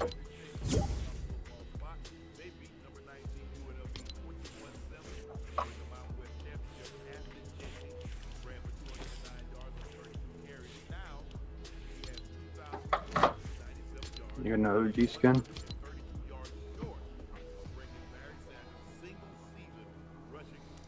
Yeah, folded.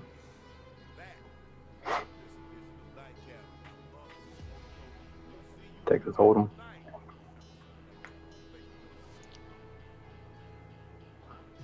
I should have fried that dude when he was running across the street. I had the wrong gun out. These balls ain't Texas, but you can hold them in your mouth, mouth, mouth, mouth, mouth. Excuse me. Muffle. You know, in order for this to work, we're gonna have to put it in regulars. This guy can't play no builds. He doesn't know how. He said he was versatile like JT. He's fine with no builds. He said what? He's versatile like JT. He's fine with no builds. Oh.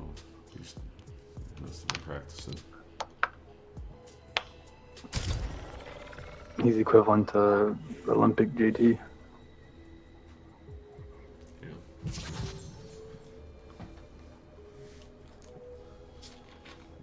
That's deep.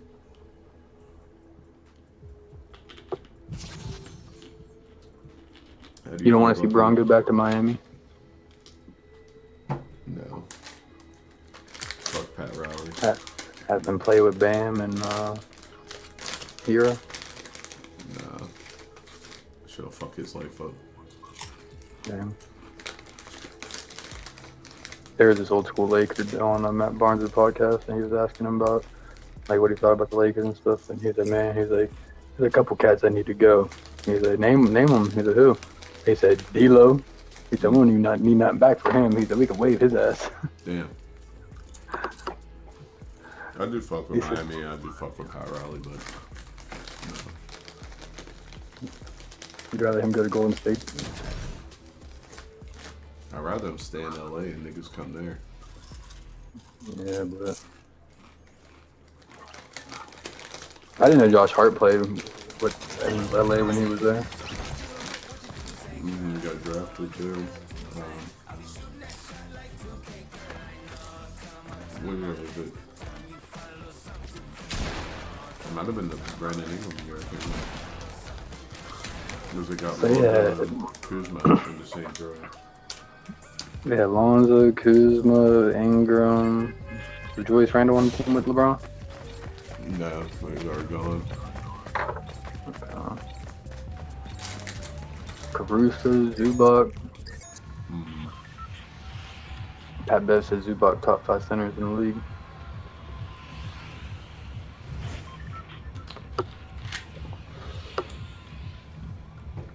Is he who's centers nowadays?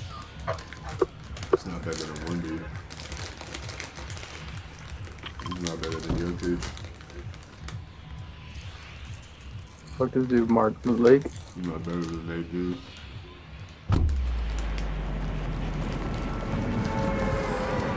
Not better than Bam. Nope. Not better than Joel. That's 5 already.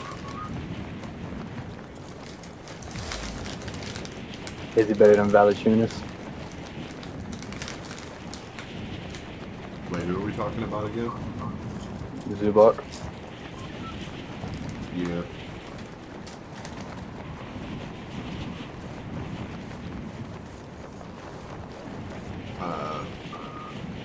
Damn, I had. What about Jordan? He just got benched. They benched him for a fucking cum bucket. What? They benched him for cum bucket. For real? Yeah. He said he's fine with it though. Oh damn, I didn't know that. He said the young fella been playing good. If he got to give his spot up so the young man can show what he can do, then so be it.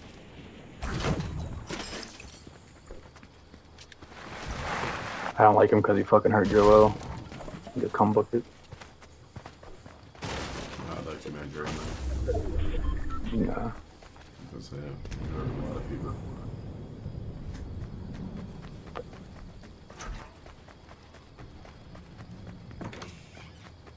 Did someone kill him or he killed himself? He quit. He got murdered. I saw it. He got murdered. Never mind. Too soon.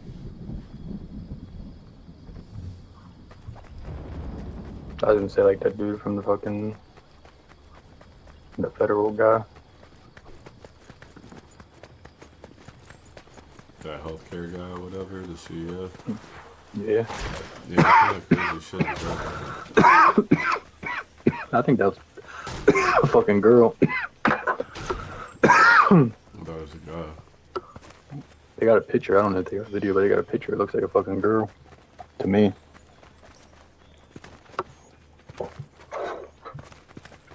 Hey, Hill. I got a video of C-Day getting hit with a Glock dookie. He was fighting some white dude and he tried to shoot the Glock dookie at him and he missed. and dude DDT'd him to the ground, and another guy came over and grabbed the Glock dookie off of him and sprayed it all on him. Oh, shit. Imagine that.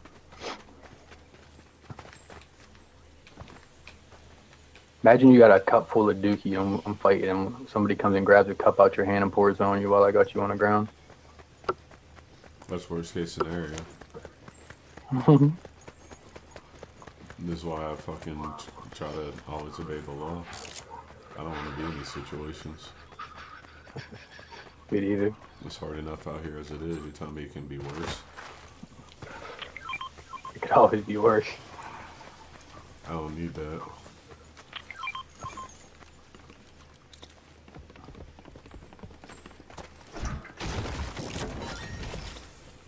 Where the fuck everybody at? We landed in the middle of nowhere. I saw a Courage. fucking TikTok or some shit like that, or some white guy, and it started off as like some dude with tattoos on his face getting interviewed. He said, dude was in the stall taking a shit, and a dude walked up on him with a knife, said, fucking turn around, don't even wipe. Whoa. And then they showed the white guy, like, he pulled up to the police, like, hey officers, you guys need help with anything today? And they're like, wow, you must be an outstanding citizen. He's like, well, yeah, no, just try not to go to jail.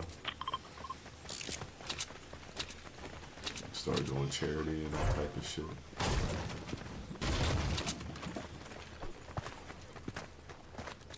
Yeah, you gotta kill me.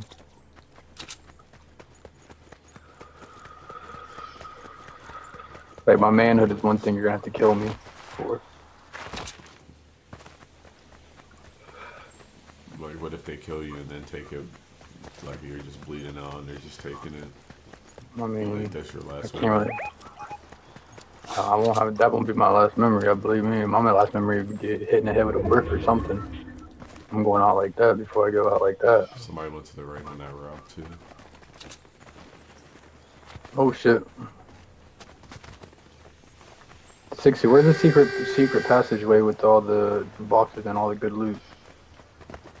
Secret I haven't passageway? seen. Yeah, I haven't seen videos of Somebody it. right in front of me.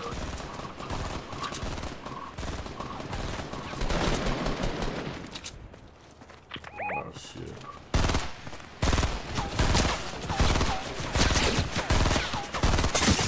Bro, this verse is ass. Look it up for sale. Secret passageway.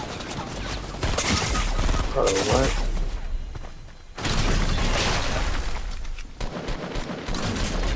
Now they're pushing.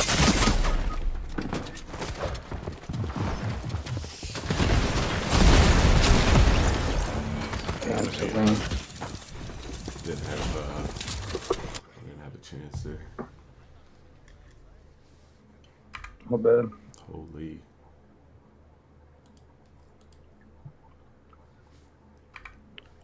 I was just Van Ginkel out there looking like a chill dude. Holy, we got rolled. Y'all got rolled. I got killed like a fucking pro. We look like food out there.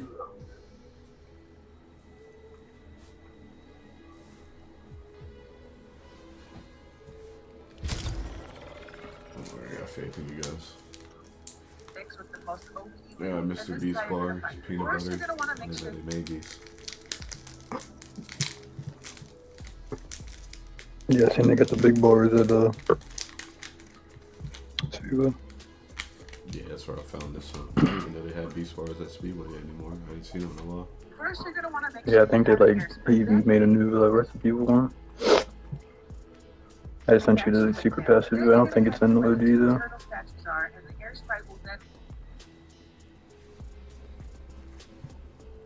They got a video of Godzilla wearing the Jordan ones. Dunking them.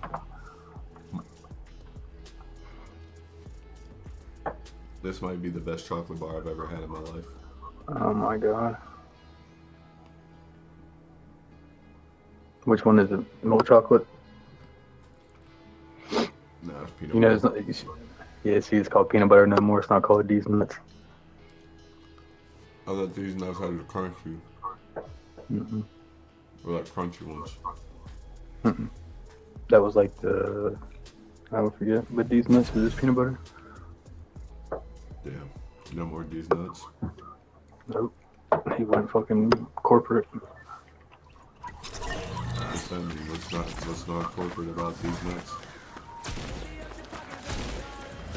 Nuts. Some people have nut allergies. They're allergic to nut. So you need to know if there's going to be nut in your mouth or not. What do you think would happen if you went to nuts.com? Sometimes, like, even if you get nut, like, near your face. So, if anything, that's Chill. like a public safety advisor. Go to nuts.com and tell me what you think. Is it all nuts?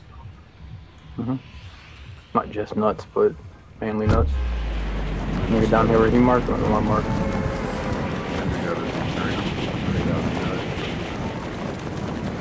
Chili. I heard him and fucking, yeah, him and that Nick dude was like, they had a crazy fucking clip of them too.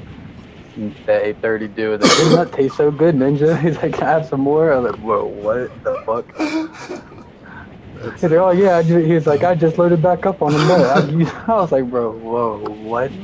I didn't know he had a drink though, cause. That's insane. That is insane. That's insane. Yeah. I heard his nut was good though. People were drinking. Man, a lot of people were drinking his nut on stream. I just didn't know. I wouldn't buy it just because it's called that. Ninja nut. I think it's called Nutcase. Nutcase? Yeah, I'm cool. You know, people they say that you're crazy or a nutcase.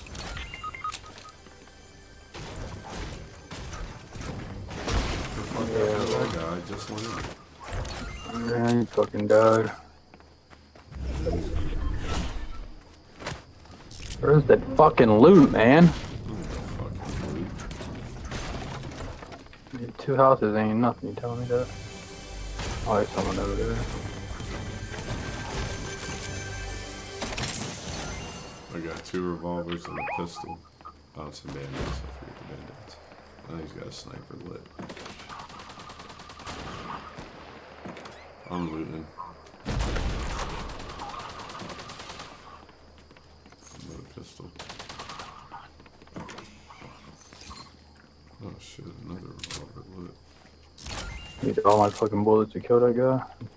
Now I'm naked. Plenty of revolvers over here.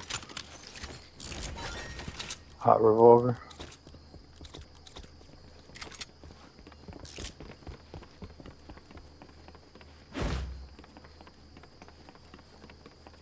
Damn, 6, you got 2 kills. So freaking good. Very good at the game, bro.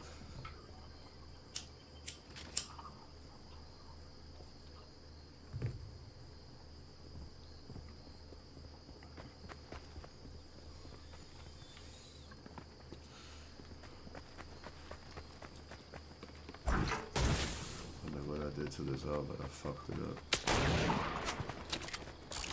Don't worry, I have a revolver. Oh shit. Call me John Wayne.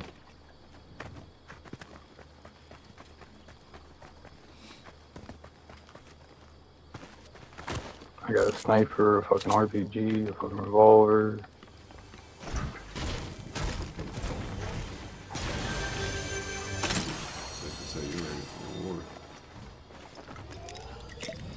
Call me a whore.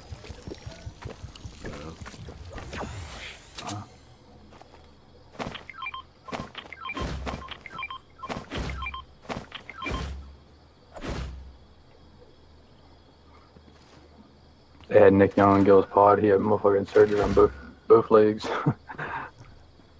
On both legs? Fuck yeah. He fucked one of his legs up, and then I guess he just got the other one drained. Yeah, like, why the fuck would you get that one drained if you get down? He said, I want to get it all done at once. He had like some fishnets on his knees. It was like, you look like a slut.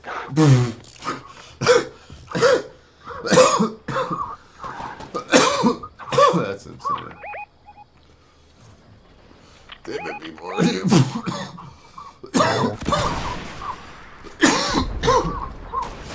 Oh shit! I got sniped.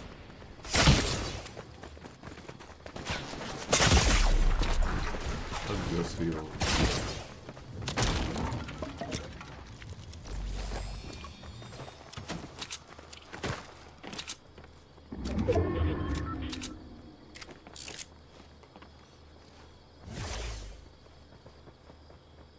Remember, it's 4 verse 3. Oh yeah. I shot that RPG. They don't want to fucking pop out now. Oh shit!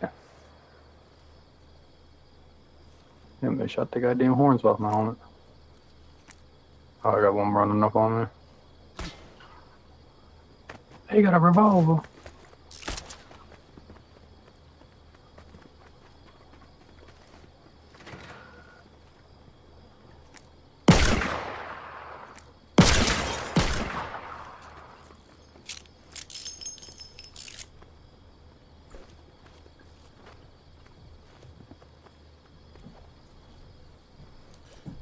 This is where years of experience and marksman shooting come into play. We go Red Dead Redemption on them. Yeah. Red Dead Redemption on them. Yeah. Well, yeah, how many got me split because nobody's doing nothing? Yeah, they're like stalking us right now. It's weird. I'm not pushing out there with just no shield.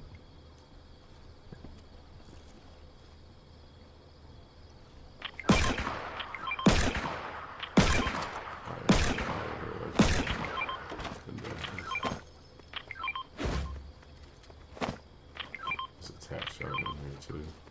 Yeah.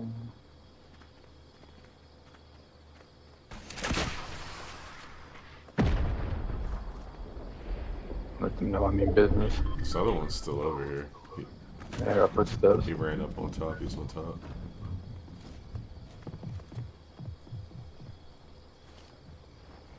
Fight sickle.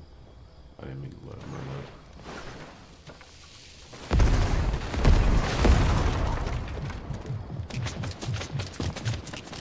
Somebody else is shooting at him.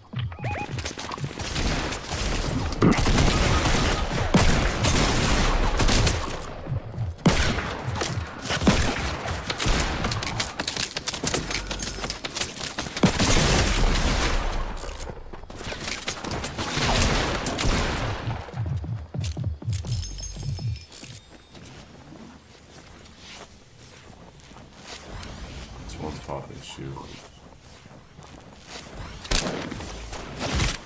Fuck!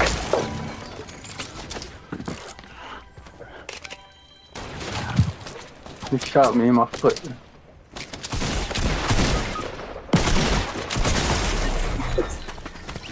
Damn it. This game is fucking nuts. It's like fun dying, you know? Hey, it's a thrill.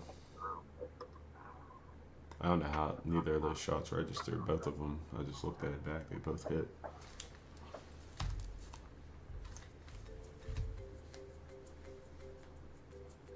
What's special about this game mode? It's hard as fuck to get a win.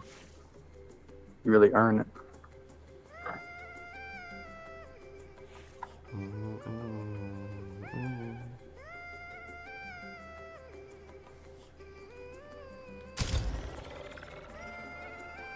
Really earn it. Yeah, that's definitely, what's it called? What? On the new map. Oh. 100%.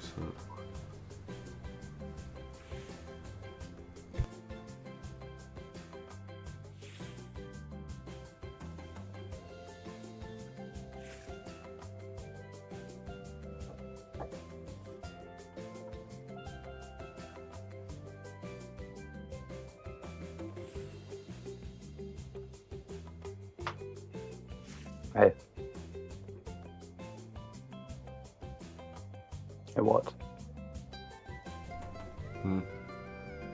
You ever done anything dangerous before? No, not really. Oh, that's dangerous. What do you call him, Russell Wilson?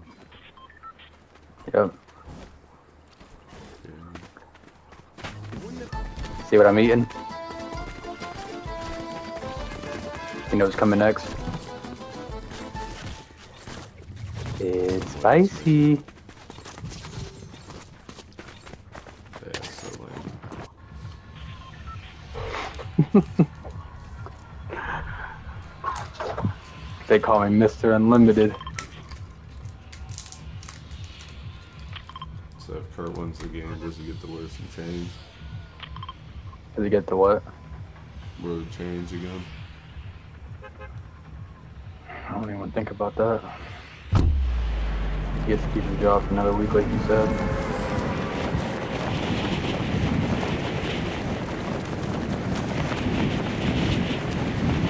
He's like fourth. He's got the fourth most yards in the league.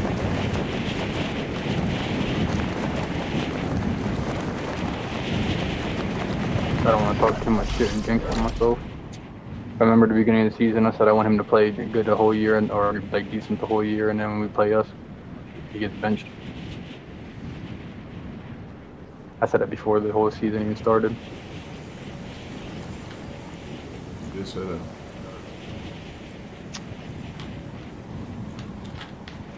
You guys got a chance to actually do it. The only thing is, like, they fucking need the game way more than us.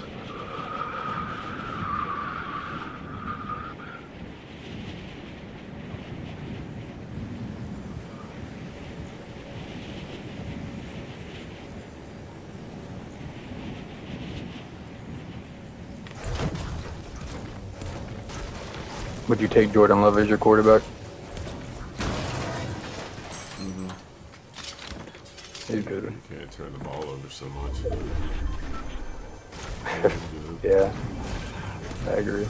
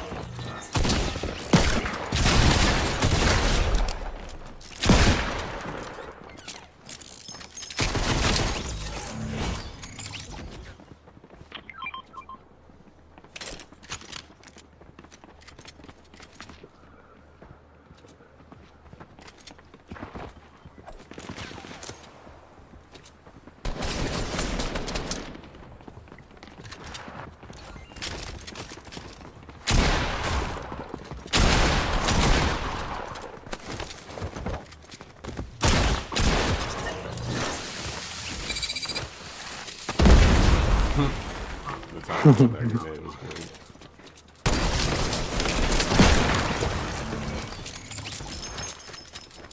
I had the wrong gun. I had a fucking sniper. I thought it was damn SMG. I gotta change how the gun loadout works. He's got that fit I want. It must take so many hours to get, so I feel like I played a lot and I'm not even close. That's what you gotta do. But I guess, however you get XP. You just play regular mode line. gotta be good. Yeah, Kill a lot of people, win a lot of games. Yeah. Open a lot of boxes. Those are all things that get you XP. That's true. Can you help with the boarding on private?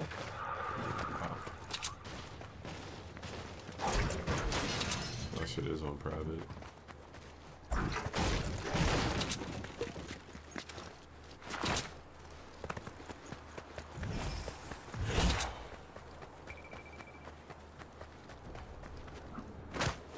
Can you hear me? You got leftover loot. Can you hear me? Yeah, I can hear you. I got bandages. Let me get them things. Got you.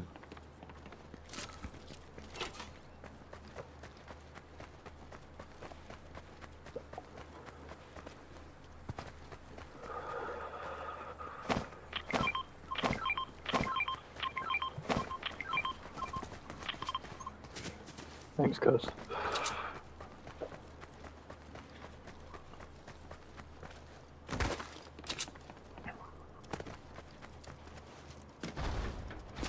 When I hear a wild take I heard today. Yeah, let me have it. Pause. If Steph Curry wins another finals, then it tarnishes LeBron's legacy.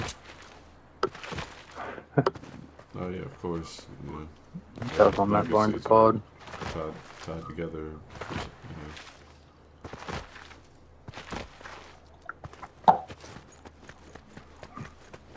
I was like, how the fuck does that correlate?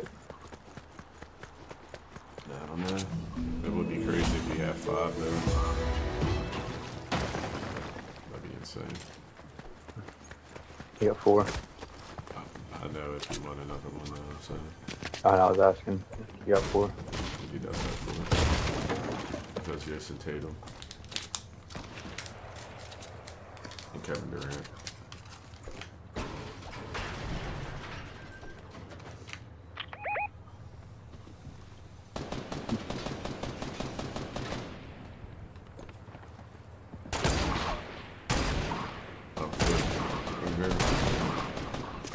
Got his ass. Damn, Salim Dijon. We get sniped. Oh yeah. Dennis Robbins not in the Hall of Fame. He gotta be. I seen a video of them talking shit on LeBron, saying the only Hall of Fame Jordan played with is Pippen. I swear to his face was. Does Phil Jackson count? Yeah.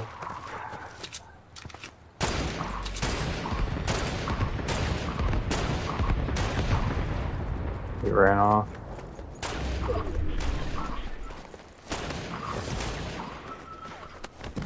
I hit him for 60 with that shit. Shooting blind.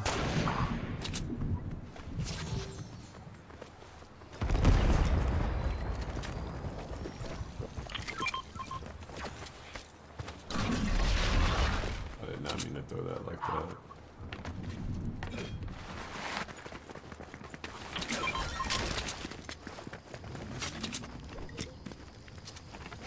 I want that sniper too.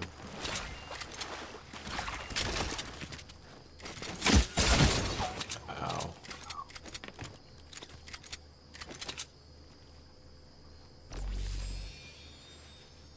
Where they at? Oh, it's on the roof. Right there, right there. I only got 1 bullet. I'm gonna try to snipe this dude on the roof. It might just be better off just leaving now.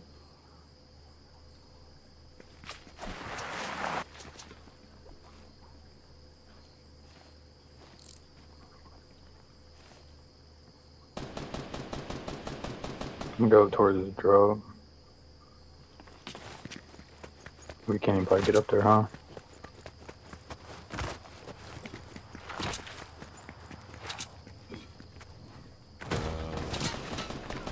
Should be zip lines, all these people here.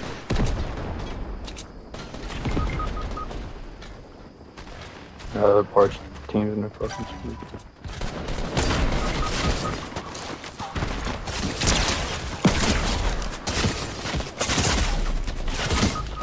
No, I hit that dude with the best sneak attack ever.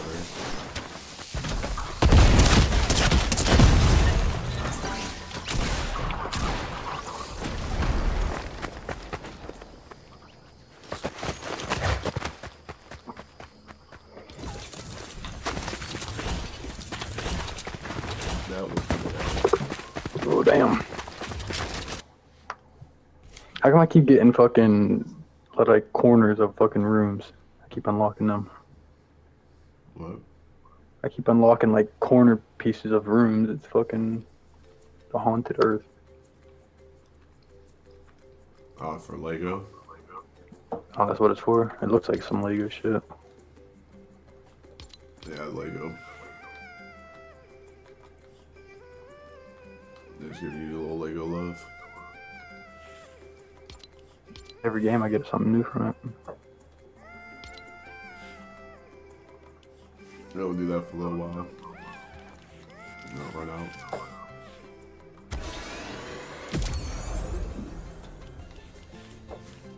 I got a goddamn hoodie on.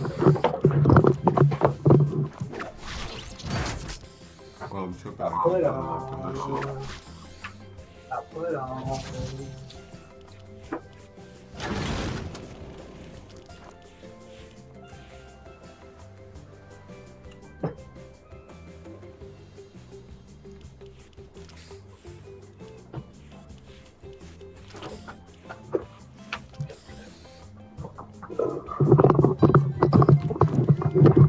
The team that beat Big Red in the playoffs a couple weeks ago won the states yesterday.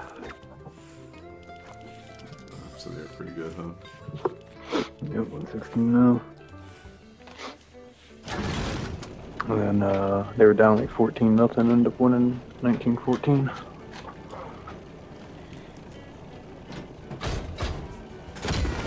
Yeah. They beat everybody else by like fucking 30, 40 points.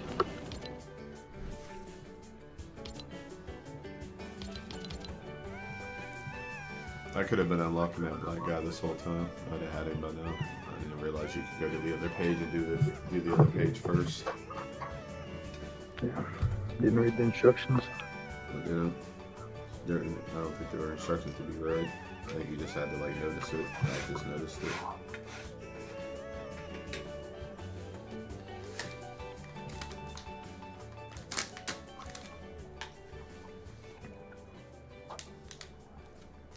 Big Red opened up today basketball.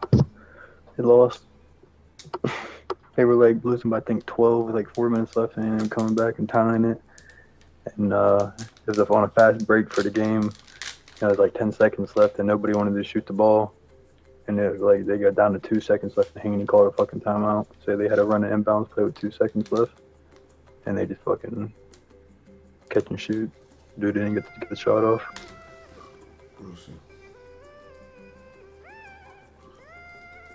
You don't know what the fuck you're doing. Well, at least you still had a timeout to take. Yeah, but you're gonna take it. At least take it with like, you know what I mean, more than 2 seconds so where they can do more than catch and shoot. Yeah, give them time to make a little something happen. Yeah, or just do the thing. But dude shot a 3 and he called a timeout right when he shot it. But he fucking missed the whole backboard. His son had like fucking 25 and 13 or some shit. Did all the freak. He's just only a sophomore too.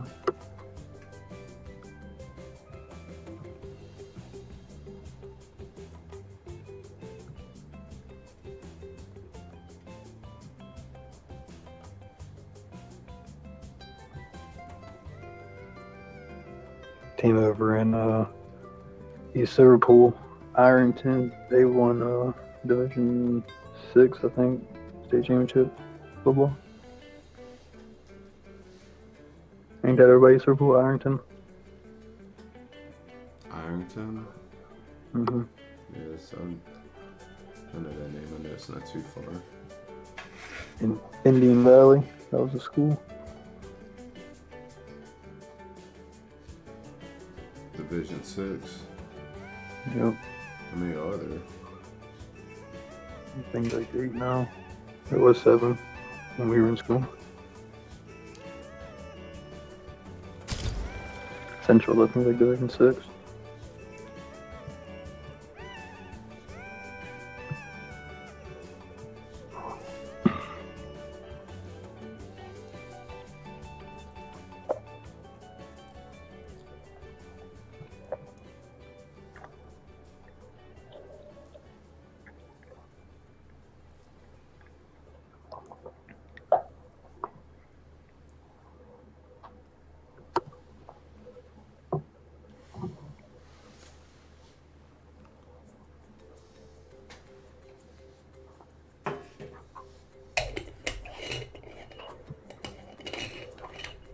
What's your boy Canet been doing? He's been struggling a little bit. Really? Well, struggling at least compared to like what he was doing, not by rookie standards. He's still been getting double digits, like 12 or 14. Just not been as efficient. And, he'd be getting cooked on defense just like everybody else. The Hornets are trash. 6-17. I didn't know they had that bad of a record. Seems like they always do. It's like they make plays, but they don't win. Fucking Philly 6-15.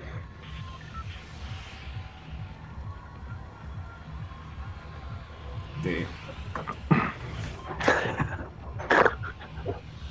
Oh, y'all 12-11. Mike, you said you're 6-15. That's terrible. You could still come back though. That's the crazy thing, but like it's getting to the point where like we're quarter through the season, like.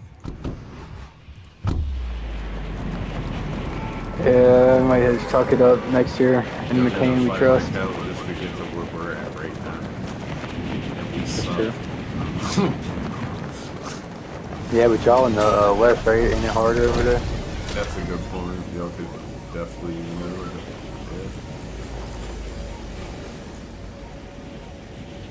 Y'all play teams like goddamn Memphis and shit on a fucking everyday thing.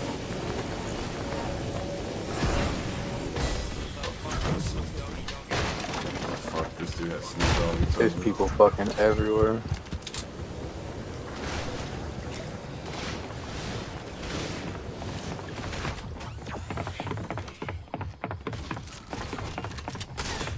Man, a fucking gun out there, you kidding me?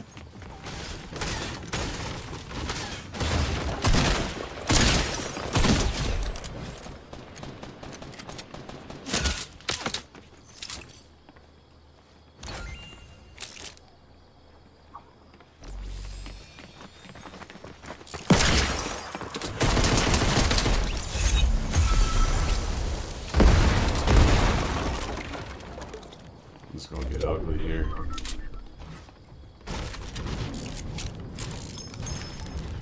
Gotta get rid of these steps. Damn it, there's still one in the back post. Oh my god, there's a couple in the fucking back.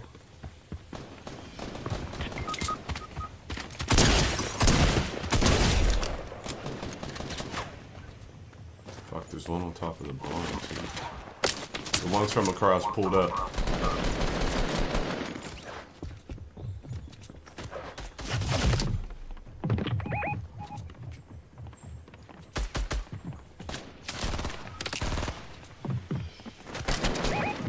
I don't know what the hell.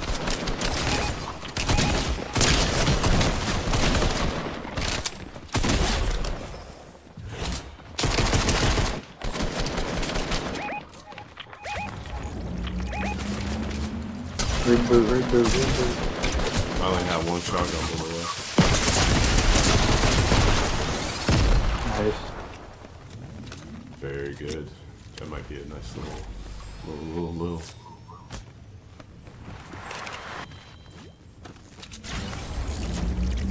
I got a launch pad. How do you set that down in no builds? You have to put it on something that's already built. Like a wooden floor or something. Put it down on one of my solo games and tried to hit it and there was a tree above me. I didn't go anywhere.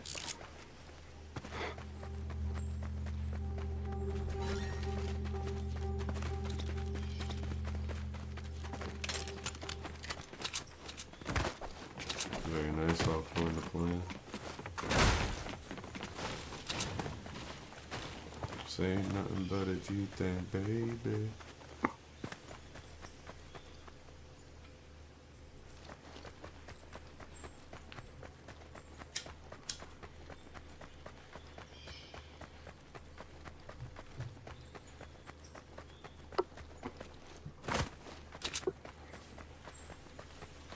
So y'all got people back playing, or what's going on with that? Talking about Philly? Yeah, I should have been more specific. Yeah, Paul George is came back. He got this big ass knee brace on. He looks like Stone Cold Steve Austin. Damn. It's like the biggest knee brace I've ever seen in my life. It's like from his thigh all the way to like the top of his calf. I got a big puff going in. And Hey, Mike.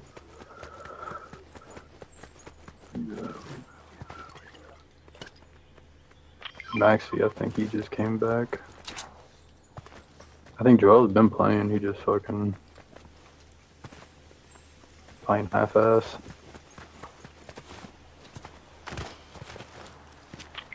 Him, LeBron, Steph Curry. And who else is kind of washed right now? Dame. Yeah, Dame. No, not Dame because we got Steph Curry. Actually, fucking. I watched JB pick him up full court and make him fucking fall. Yeah.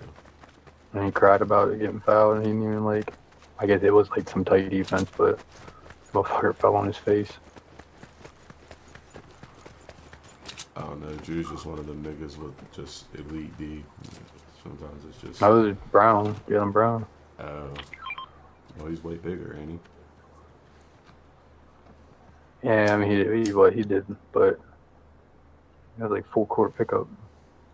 You're Dame, you should be able to get right past him. If I was him, I'd have gave the ball to Giannis. Like. Yeah, he ended up. That's what he did when he fell. Threw the ball to Giannis. And looked at the ref and smiled. I feel like sometimes you just gotta pick your battles. Like if I'm driving to the hole, that's one thing. If I'm coming up the court, like I'm not. This dude's huge. Fuck that. He wasn't expecting the other JB. Just like jumped at him. If he was like 26 or something, hell yeah, but not this Dame. I need Not you this to day shoot and the age. ball. I just want him doing different things with his effort, you know. I saw Peter Griffin every time I light my L. Like the only time I play good is when I light my L.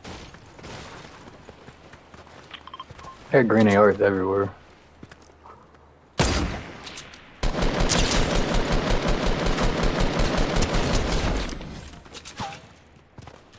These might be robotics. Bro, I suck. The sniper's perfect.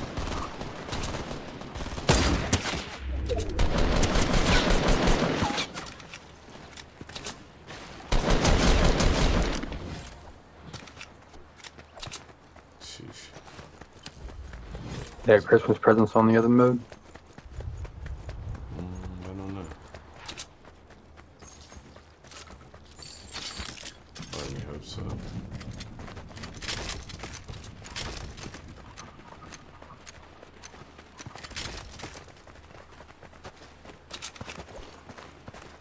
Maybe snag up something to say, man. Some more robots over here.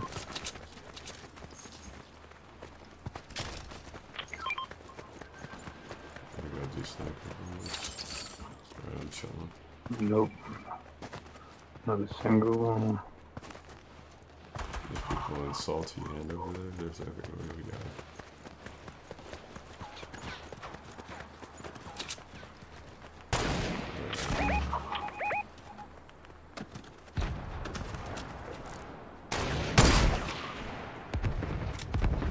I think these are real people. Brother?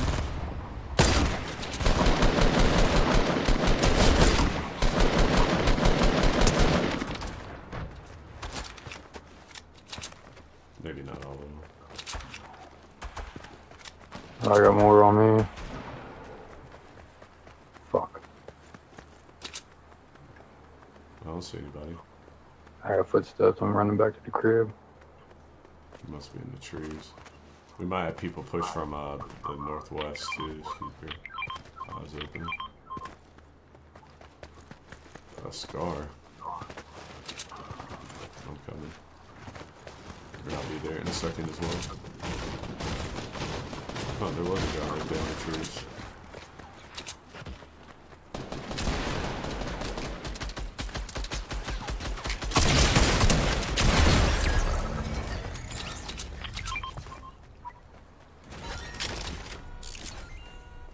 Got some grenade ammo, rocket ammo. Two. too.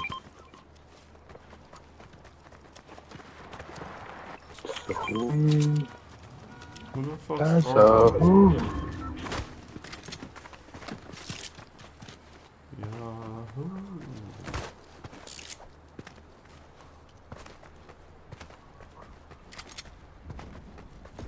Yeah, there's people on top of that house. Bro, I'm so bad.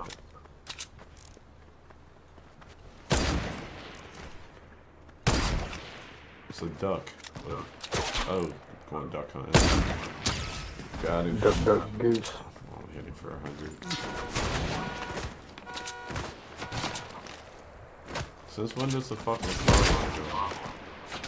They all got Remember, it snipers. used to, though. They all got fucking guns.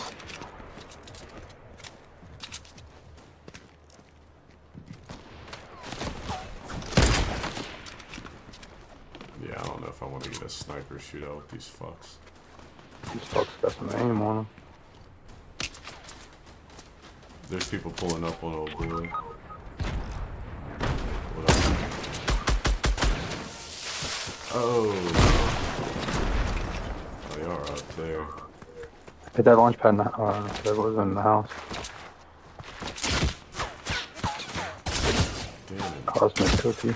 I might die. I only got one shield left.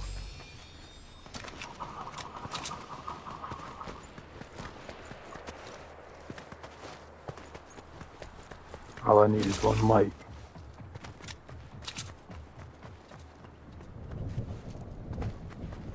One mic, one grind.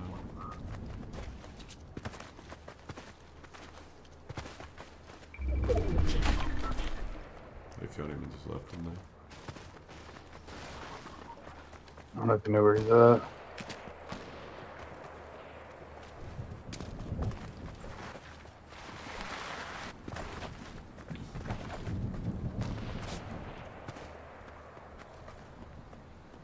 Oh, I want to res him, but I can't tell where these fucks are at. I think they're on that house, on the red house. probably the blowing up house that we killed on people at. Oh, they're that close. Fuck, they might flank them. Hey, Cosmic Cookie.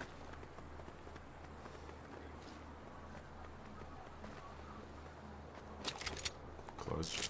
I would say it's clutch. Clutch like Kobe.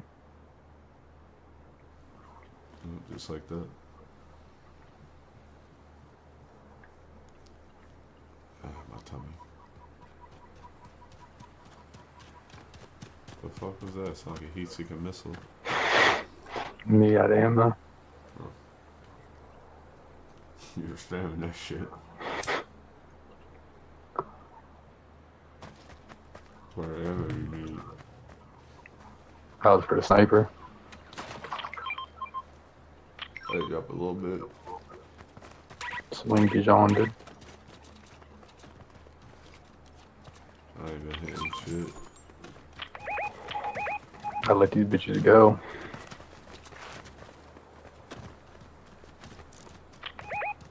Damn it. Fucking. Oh, he blanked me. That shit hit me right in the face. Alright, I'm not fucking with him. Oh, I watched that hit me.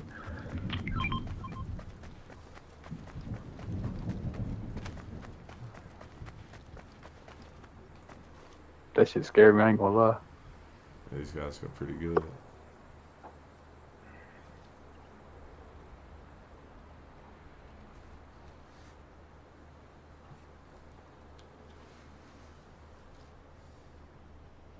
That shit is chalked. No build's hard as hell. Yeah, especially on this map, it's like there's no cover.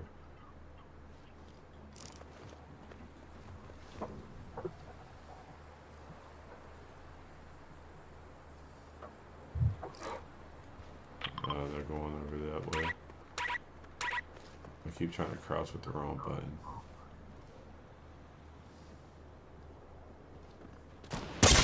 Ah, they found me.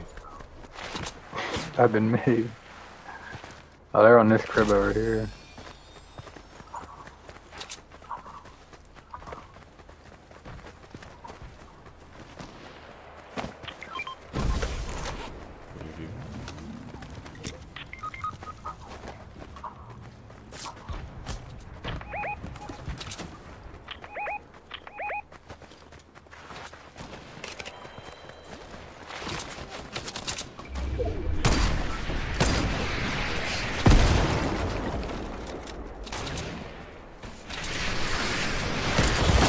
Fucking hoe.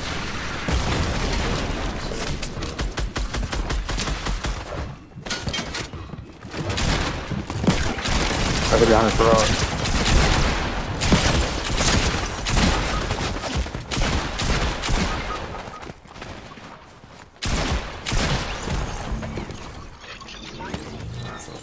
We almost had him. I hit him for like 50 with that pump. Or My attack hit for fucking 20 and 50. man. My first shot when he came down, it didn't hit him at all either. I missed.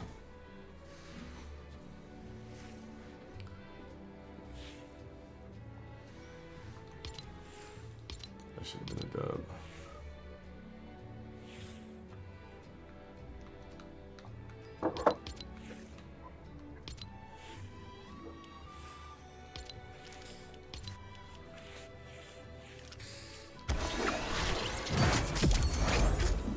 Shoulda, woulda, coulda. Shoulda, woulda, coulda.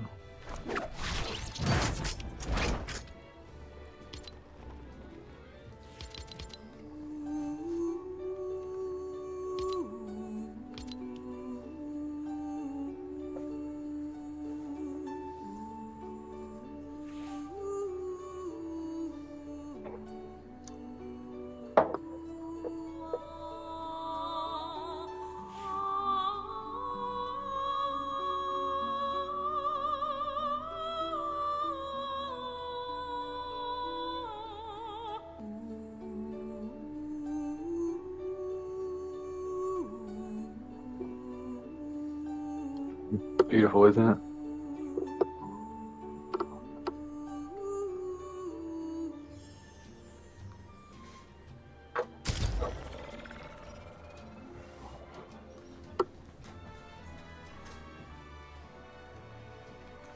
That's why we love Fortnite.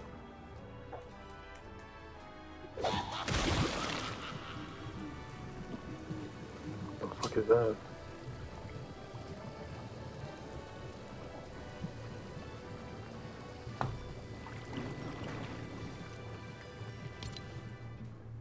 This is regulars. Oh boy, who changed my number? I didn't even notice. Do you put it in regular, like, builds or, like, regular Fortnite or regular, you know what I mean? I don't know, I'm looking for some more Christmas emotes. Fuck.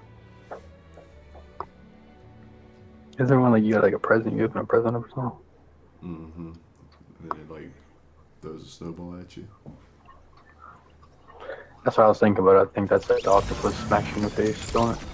Yeah, there's 2 of them. Yeah, you put us on the regular map. Good shit. With builds. I got futuristic for this. Regular map with builds, oh wow. Don't forget Los Polos is the streamer I was talking about. Dude, I can build so fucking good. You ever heard of that guy? What? Los Polos. Yeah, pollos. Pollos, right? Isn't that Spanish? Fat dude. Los pollos. It's chicken. Pollos, the chicken Yeah, part, I think. that's what it is, I think.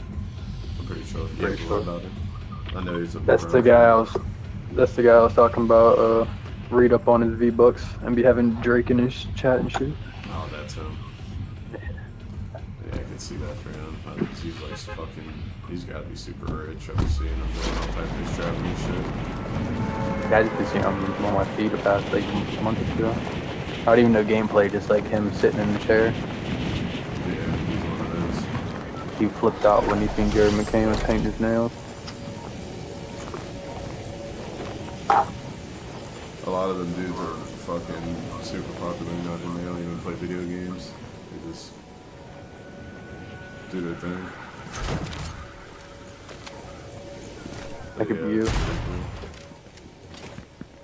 Yeah, I don't know. I just don't have. That's just not me. That's my personality. Oh god.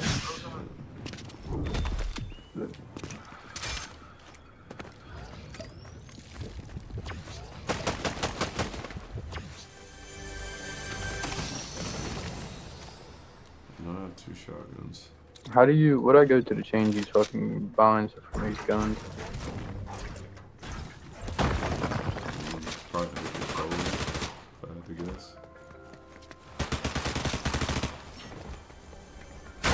I'm pretty sure it says something about like auto bind the weapons and it shows what each slot does.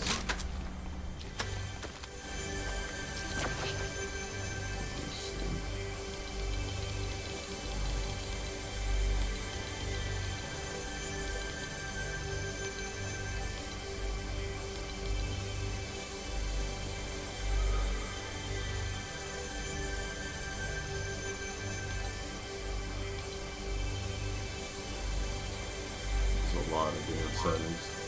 No, I'm looking on.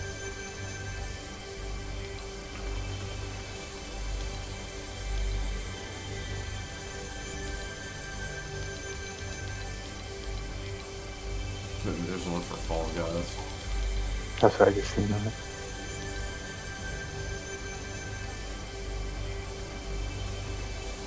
That was fucking easy, but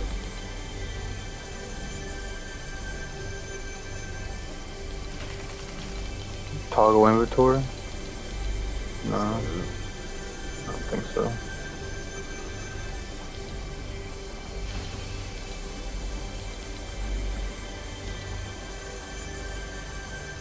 Linear?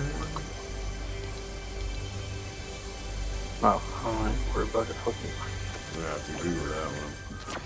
rock out. Where is this? Why is this so loud? Another shotgun.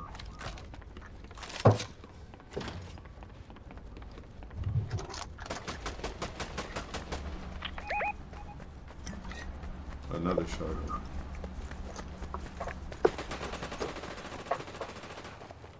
And another one.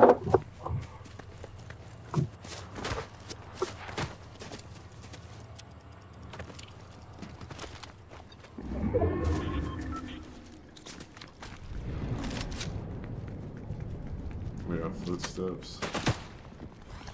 Looks like a robot. Oh, there's multiple. I forgot this is built as well. He might be real.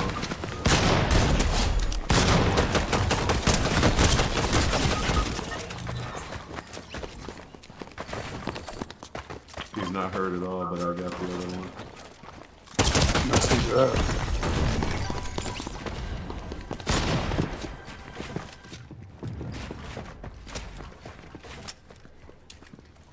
I feel like every time I build something, it's still cheesy. What's the point? What's the point, huh?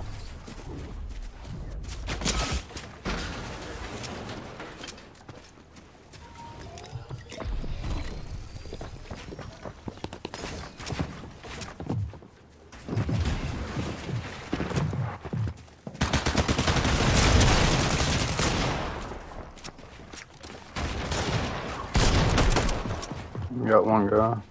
Nice. 6 out fully expects you to clutch this up. Me and Mike both got somebody. I have 158 with a green shotgun. I'm not telling you gotta do some extravagant bullshit. You just need to do your job.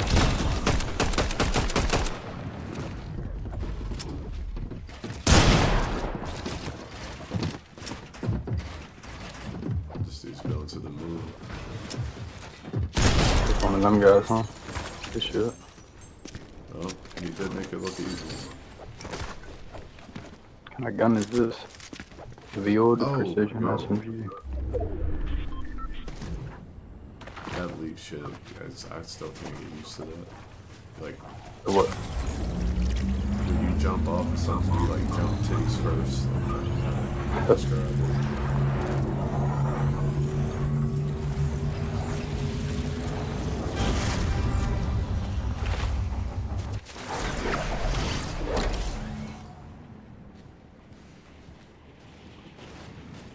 I know there's a shotgun. There it is. Good.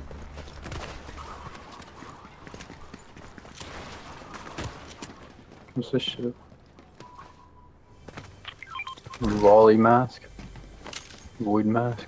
Yeah, I still can't figure that out. One of them lets you turn invisible. Surge fire SMG?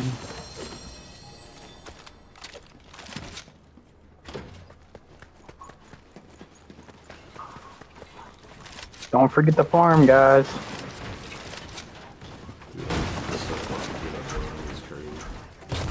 I don't know how to play this more often. Oh my god, it's up there. Yeah.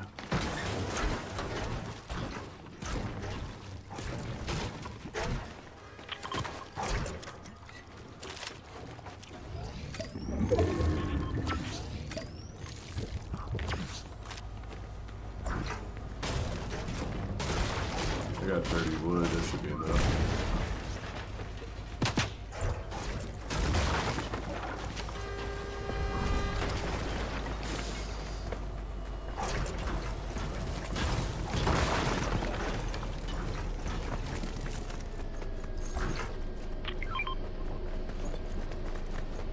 I got 36 wood, it should be enough. I think I see like overdoing it a little bit.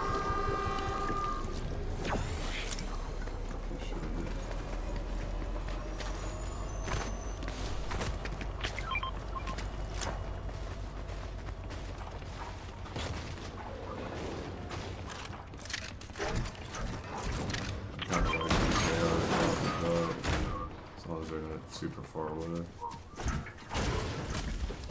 You'd be shredding. Yeah, I feel like it shoots faster or something on that. A shredder.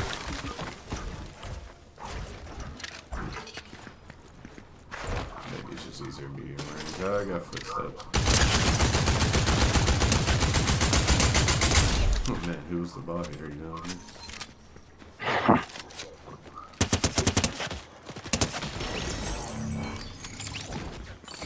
You really showed him. They're shooting at me.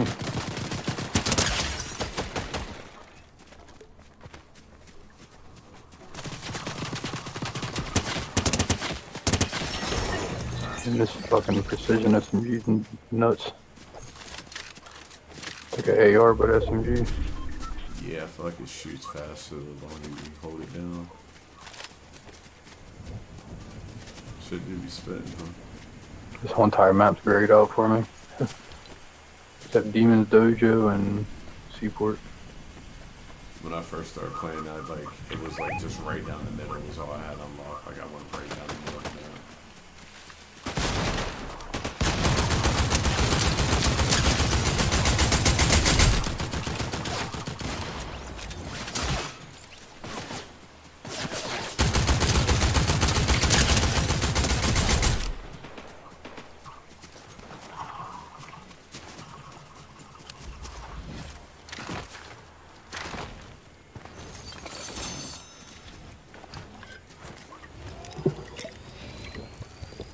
More bots in this than there was in our ship.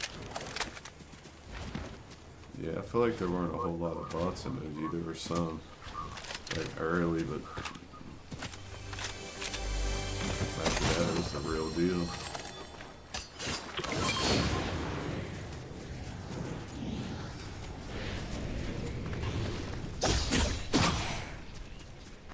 Real deal with Handle Holyfield. These shit's in the air. Shit's in the air. They look like fucking kites. Oh, they are kites. I said that too. So they got big ass kites that are all over the place. Someone shooting over here. Oh, that's right here. There's somebody is shooting over here somewhere. These like zip lines or something you can take? Hell no. I don't think so. I think they're just cosmetic. There's a lot of window in these parts.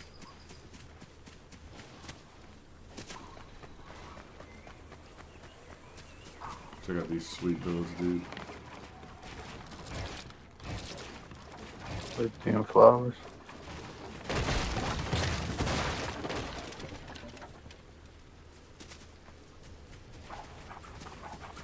I guess just can't let you be great.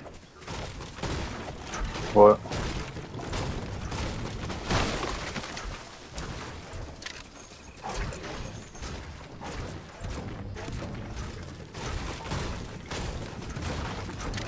Just seeing to get us the black mongrel.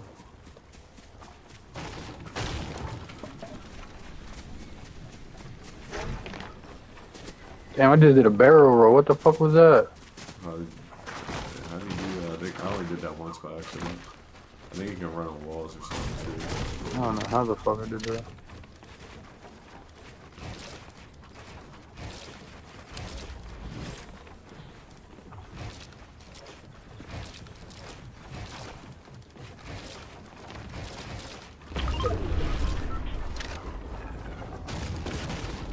I took fall damage again.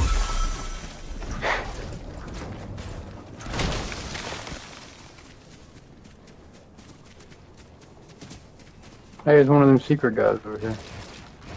Let me talk to you, see what you're talking about.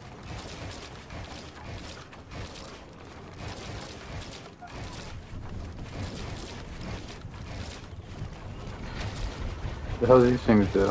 Air spray. Oh shit.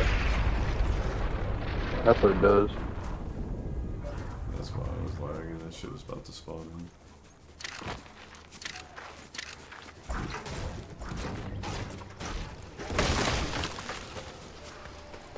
Hold on, Sprite. Oh, you sound weird as hell, bro. Start moaning and shit when I pick them up.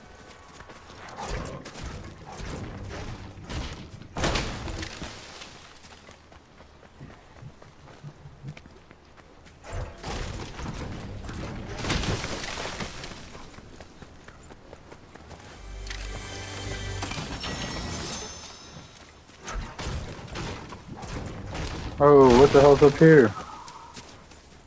You got monsters up here? Defeat Shogun. Who the hell is Shogun? Oh yeah, he's a monster. I've killed somebody who killed it. Or yeah, it's a lot. You get some shit from him if you kill him.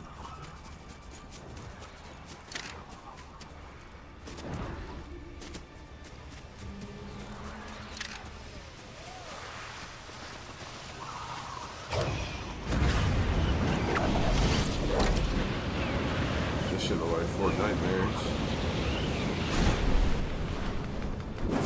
What you do?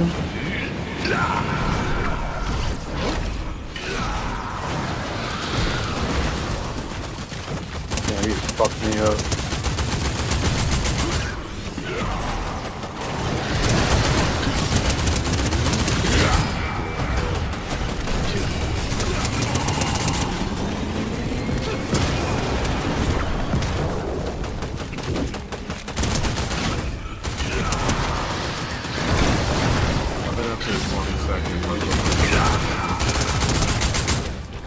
They hit me with and them gold things that were like 100 damage.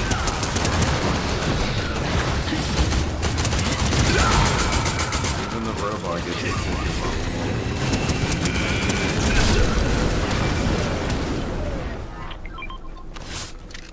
Fucker took a shotgun to the back of the head.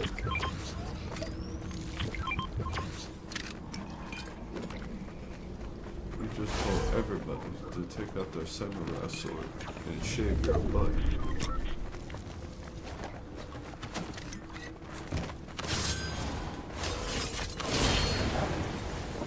What's over here at this one? This portal work. I don't know. Where's it take you?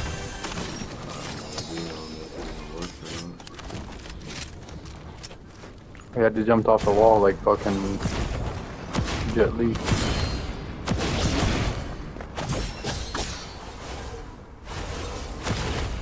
I went through it, but it didn't work. Of course not. Why would it work for us, huh?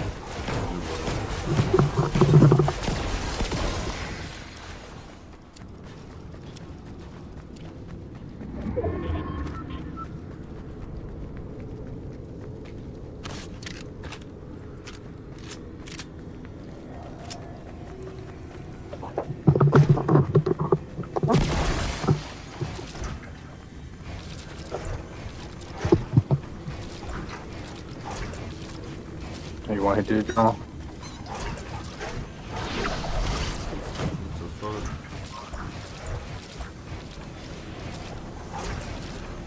My little buddy.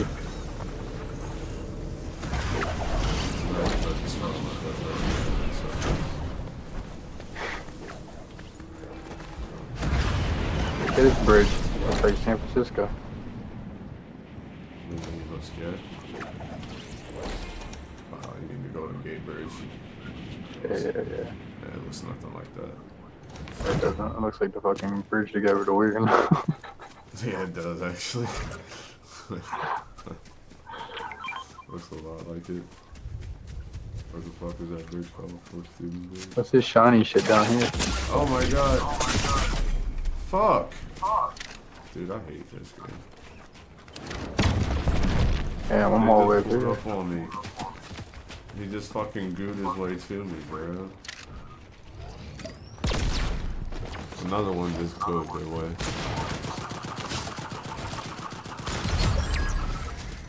You gotta kill him. There's more coming up ahead. I hurt this guy. Made this personal. I barrel it.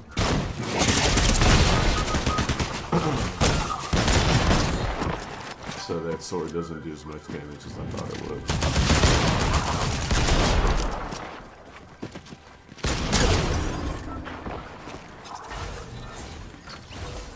Can't put the D-fuel down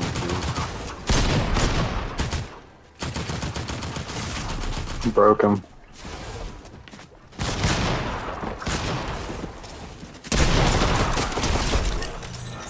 Getting fucking that shotgun shot off on him. Good job, mate. Thank you. I made him panic. I hate when my samurai sold for 60 and they both double pump me. Damn. Yeah, like quadruple pumped. Oh no, I said that wrong. They both pumped me at the same time, so it's like a double pump. Yeah, fucking gangbang, huh? Yeah, they both gave me their best shot. One from the front, one from the back. Hit me with their best shot. Fire away. That's racist. What's racist? Fucking music you just played. What music? Like on the bridge, you played some fucking Chinese music. Dun, dun, dun, dun, dun, dun, dun.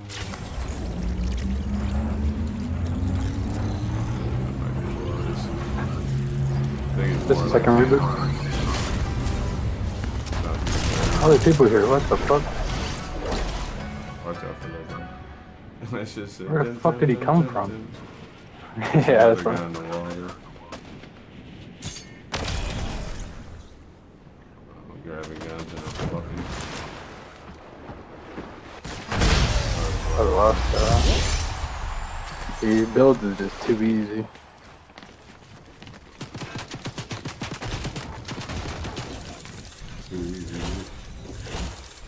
Too easy. And then fucking play that OG shit and lose their minds.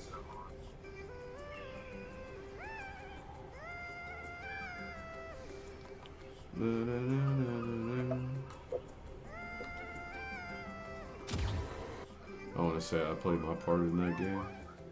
No, me too. A lot of assists.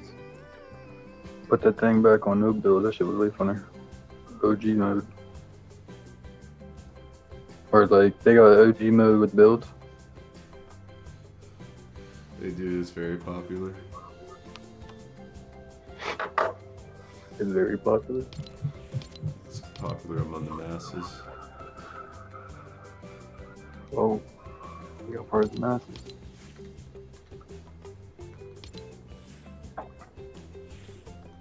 The Bucks are 11-11. I thought everybody was talking about how they were shitty.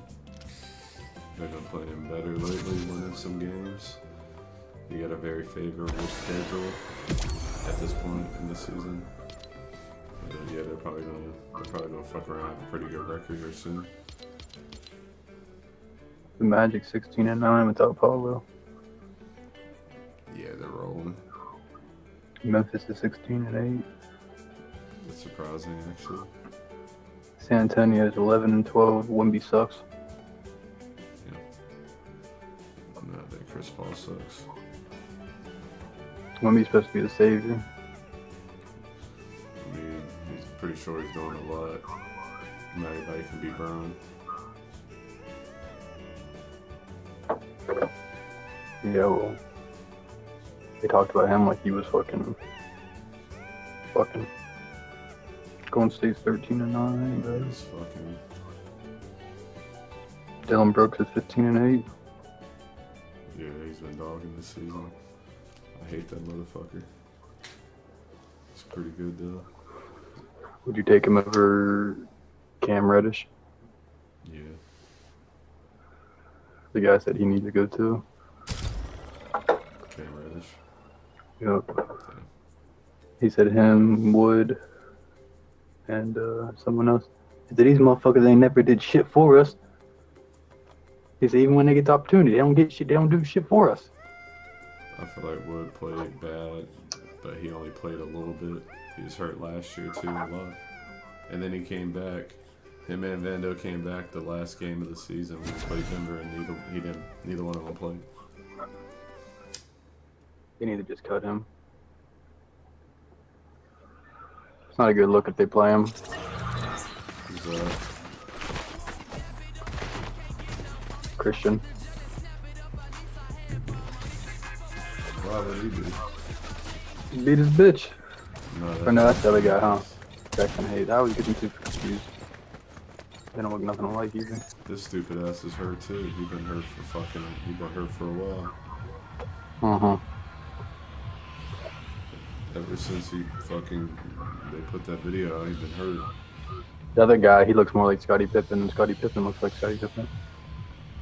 He does favor Scottie Pippen.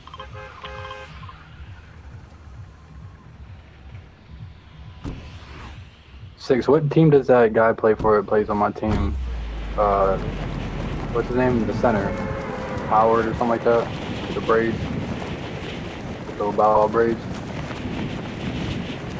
On the Magic team on my season. My big man, he's a center, he shoots threes.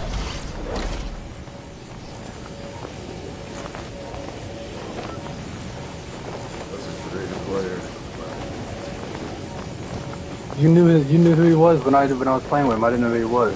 He's a light skinned dude with like little bow wow braids. Yeah, Howard Jr. or something like that. I'm dead as fuck.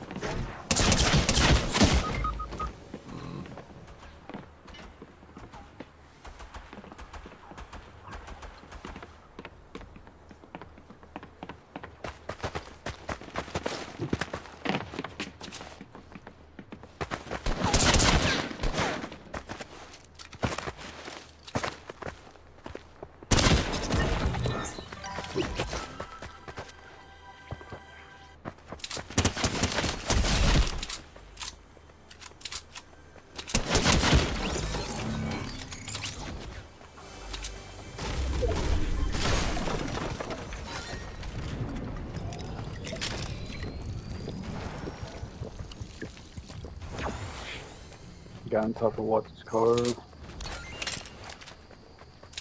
Sitting on it.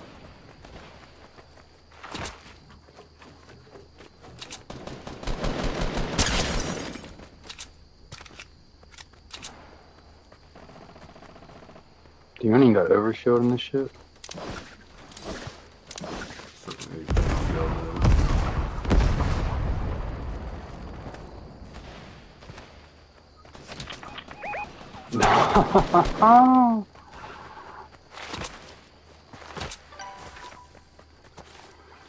I can't even take a fucking jog down the block. Without the motherfucking cops.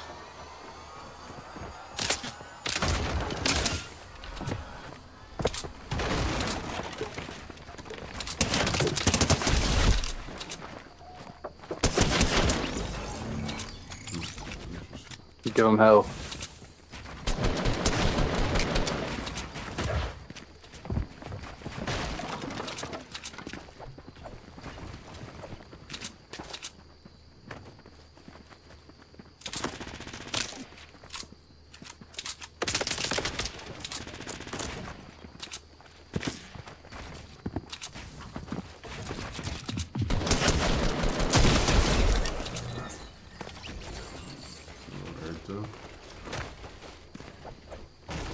Dude's name is Wendell Carter Jr. With braids. Huh? He has braids. Yeah, he got like fucking exhibit braids.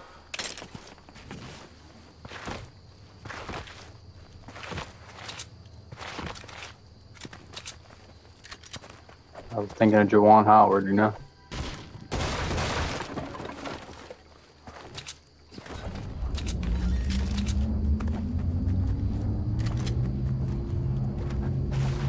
Who the fuck is Howard? Who the fuck is Tatum?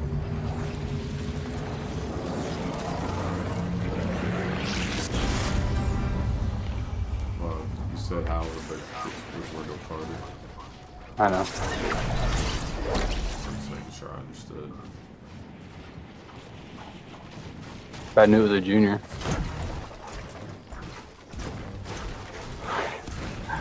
He said, nigga, what? I said, yeah, well, who the fuck is Jason Tatum?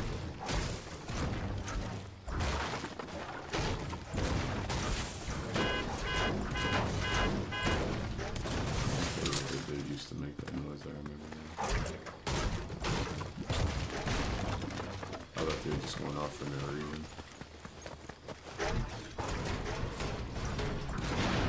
Can you run into a car?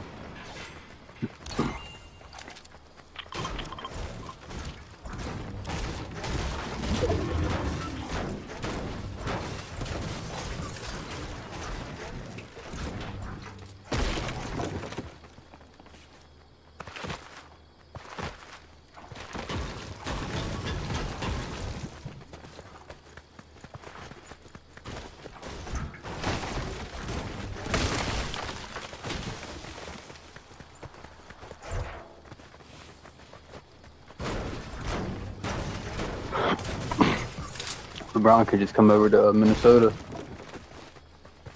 Why don't we go to fucking Minnesota? Why he could incorporate some of the LeBron-ness with the Vikings. He could, you know what I mean, play with Ant. Not worth it. That's what's staying in LA.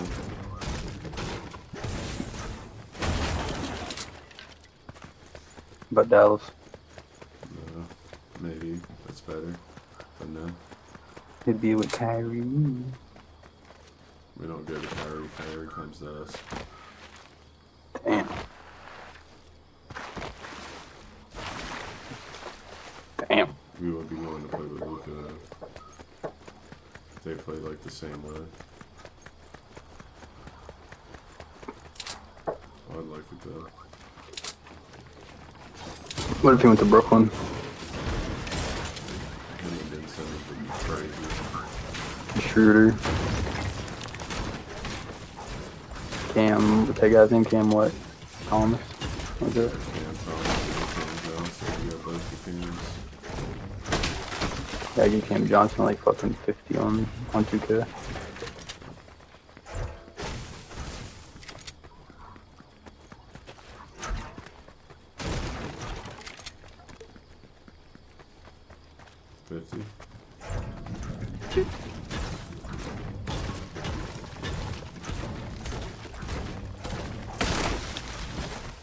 I'm in the playoffs now.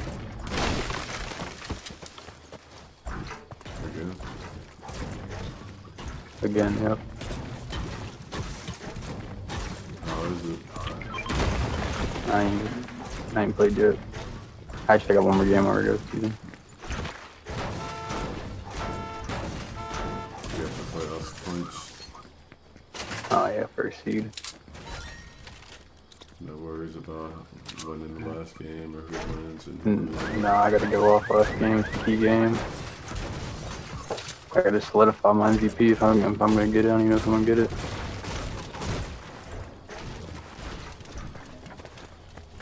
And look at this shit.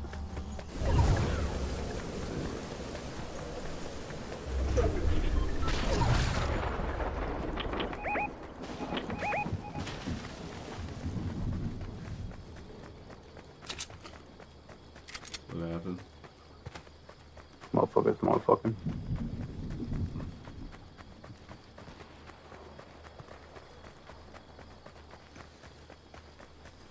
What happened at the end? They just said fuck it. Who? I just thought these builds just abruptly end like that. They fight traveled over here. Oh yes.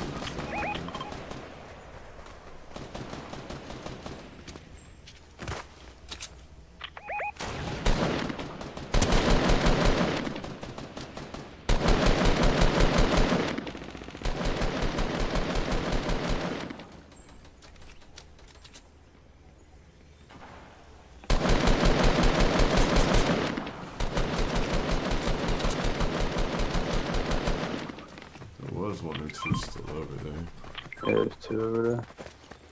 I should go with auto sniper. I grabbed that.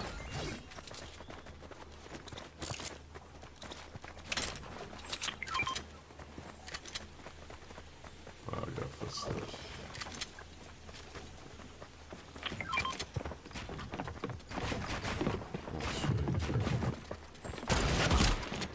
Show him who's the builder. Oh, damn.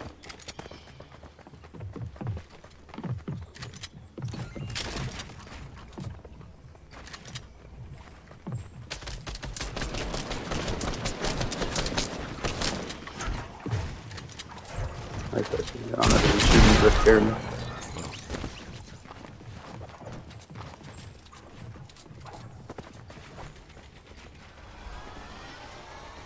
I didn't even see it. I didn't even see it coming.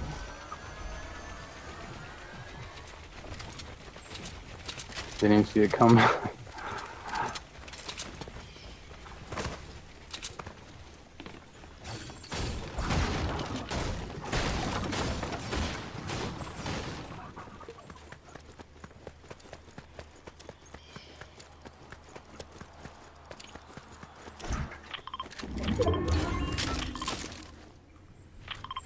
Does need some heals. This campfire will get me nice and toasty. Toast them balls. Buns.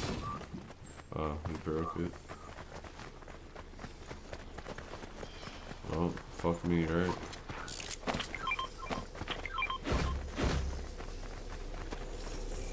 You know what I had earlier? Made me feel like a fat ass, but it was good. Macaroni pizza. Close. Peanut butter and marshmallow sandwich.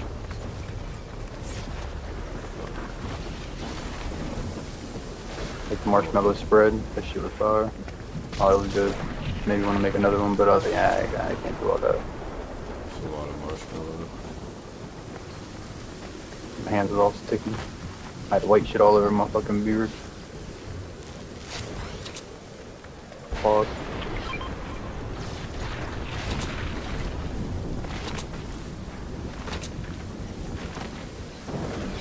Where's the goddamn fucking jump pads? I can't think what they're called. How's the games? Games are games. How's the game, yes?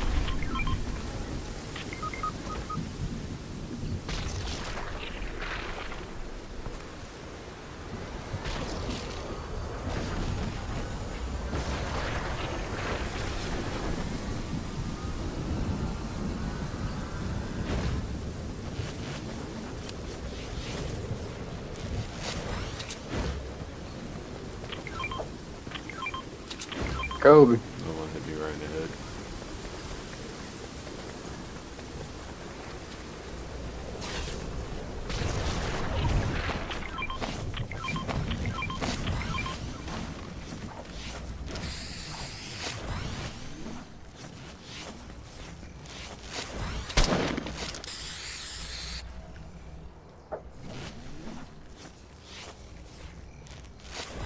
That's the zone, who would've knew? There. How often does that happen? Who would've knew?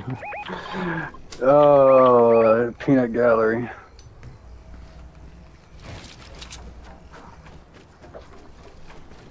No matter what game, it's a fucking zone, huh? The zone's half the battle. Yeah, we'd be losing to the zone more than the fucking people.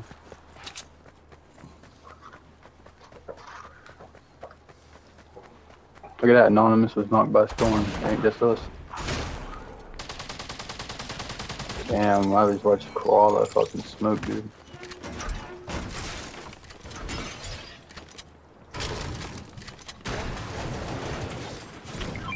Mika was knocked by a storm.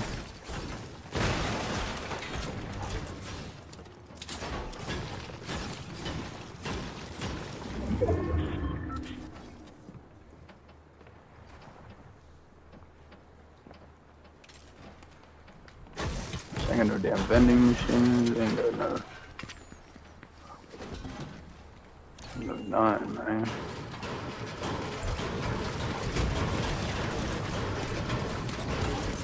Imagine if you played Fortnite when it first came out and then stopped playing it, and then like played this when it brought the OG stuff back, and it was just like you picked up where you left off. Right where you left off. Left and came back at the perfect time. Probably just as good as us. Oh yeah, maybe better. I ain't going that far.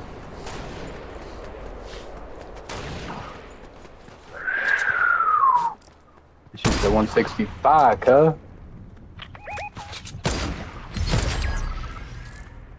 Oh, call me Sniper Man. Sniper Gang Kodak. I got shot. I got flanked. Yeah, I'm a sniper, but I keep bazooka.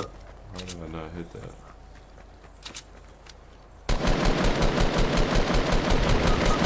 God damn it, you live by the snipe, you die by the snipe. I'm out of bullets. Come on, Koala. Damn, Celine Dijon mustard. He died. Good. Yeah, you might as well say it.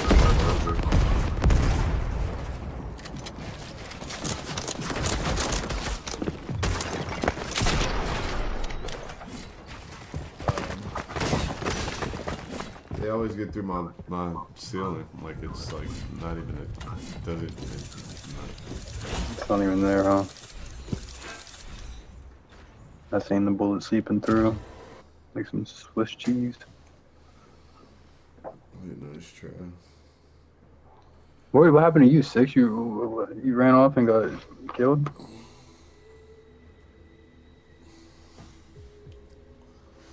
Yeah, a couple second places. I would say that's right up the par as well. But alright, you fucks, I gotta get off here. I gotta work in the morning. Alright, sir. Later though. Skull. No, none of that.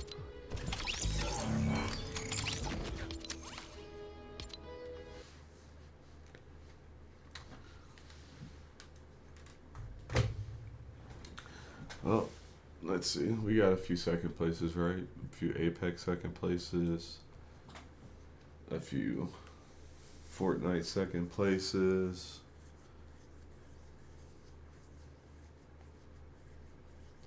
We did get closer to unlocking gold for the C9 though.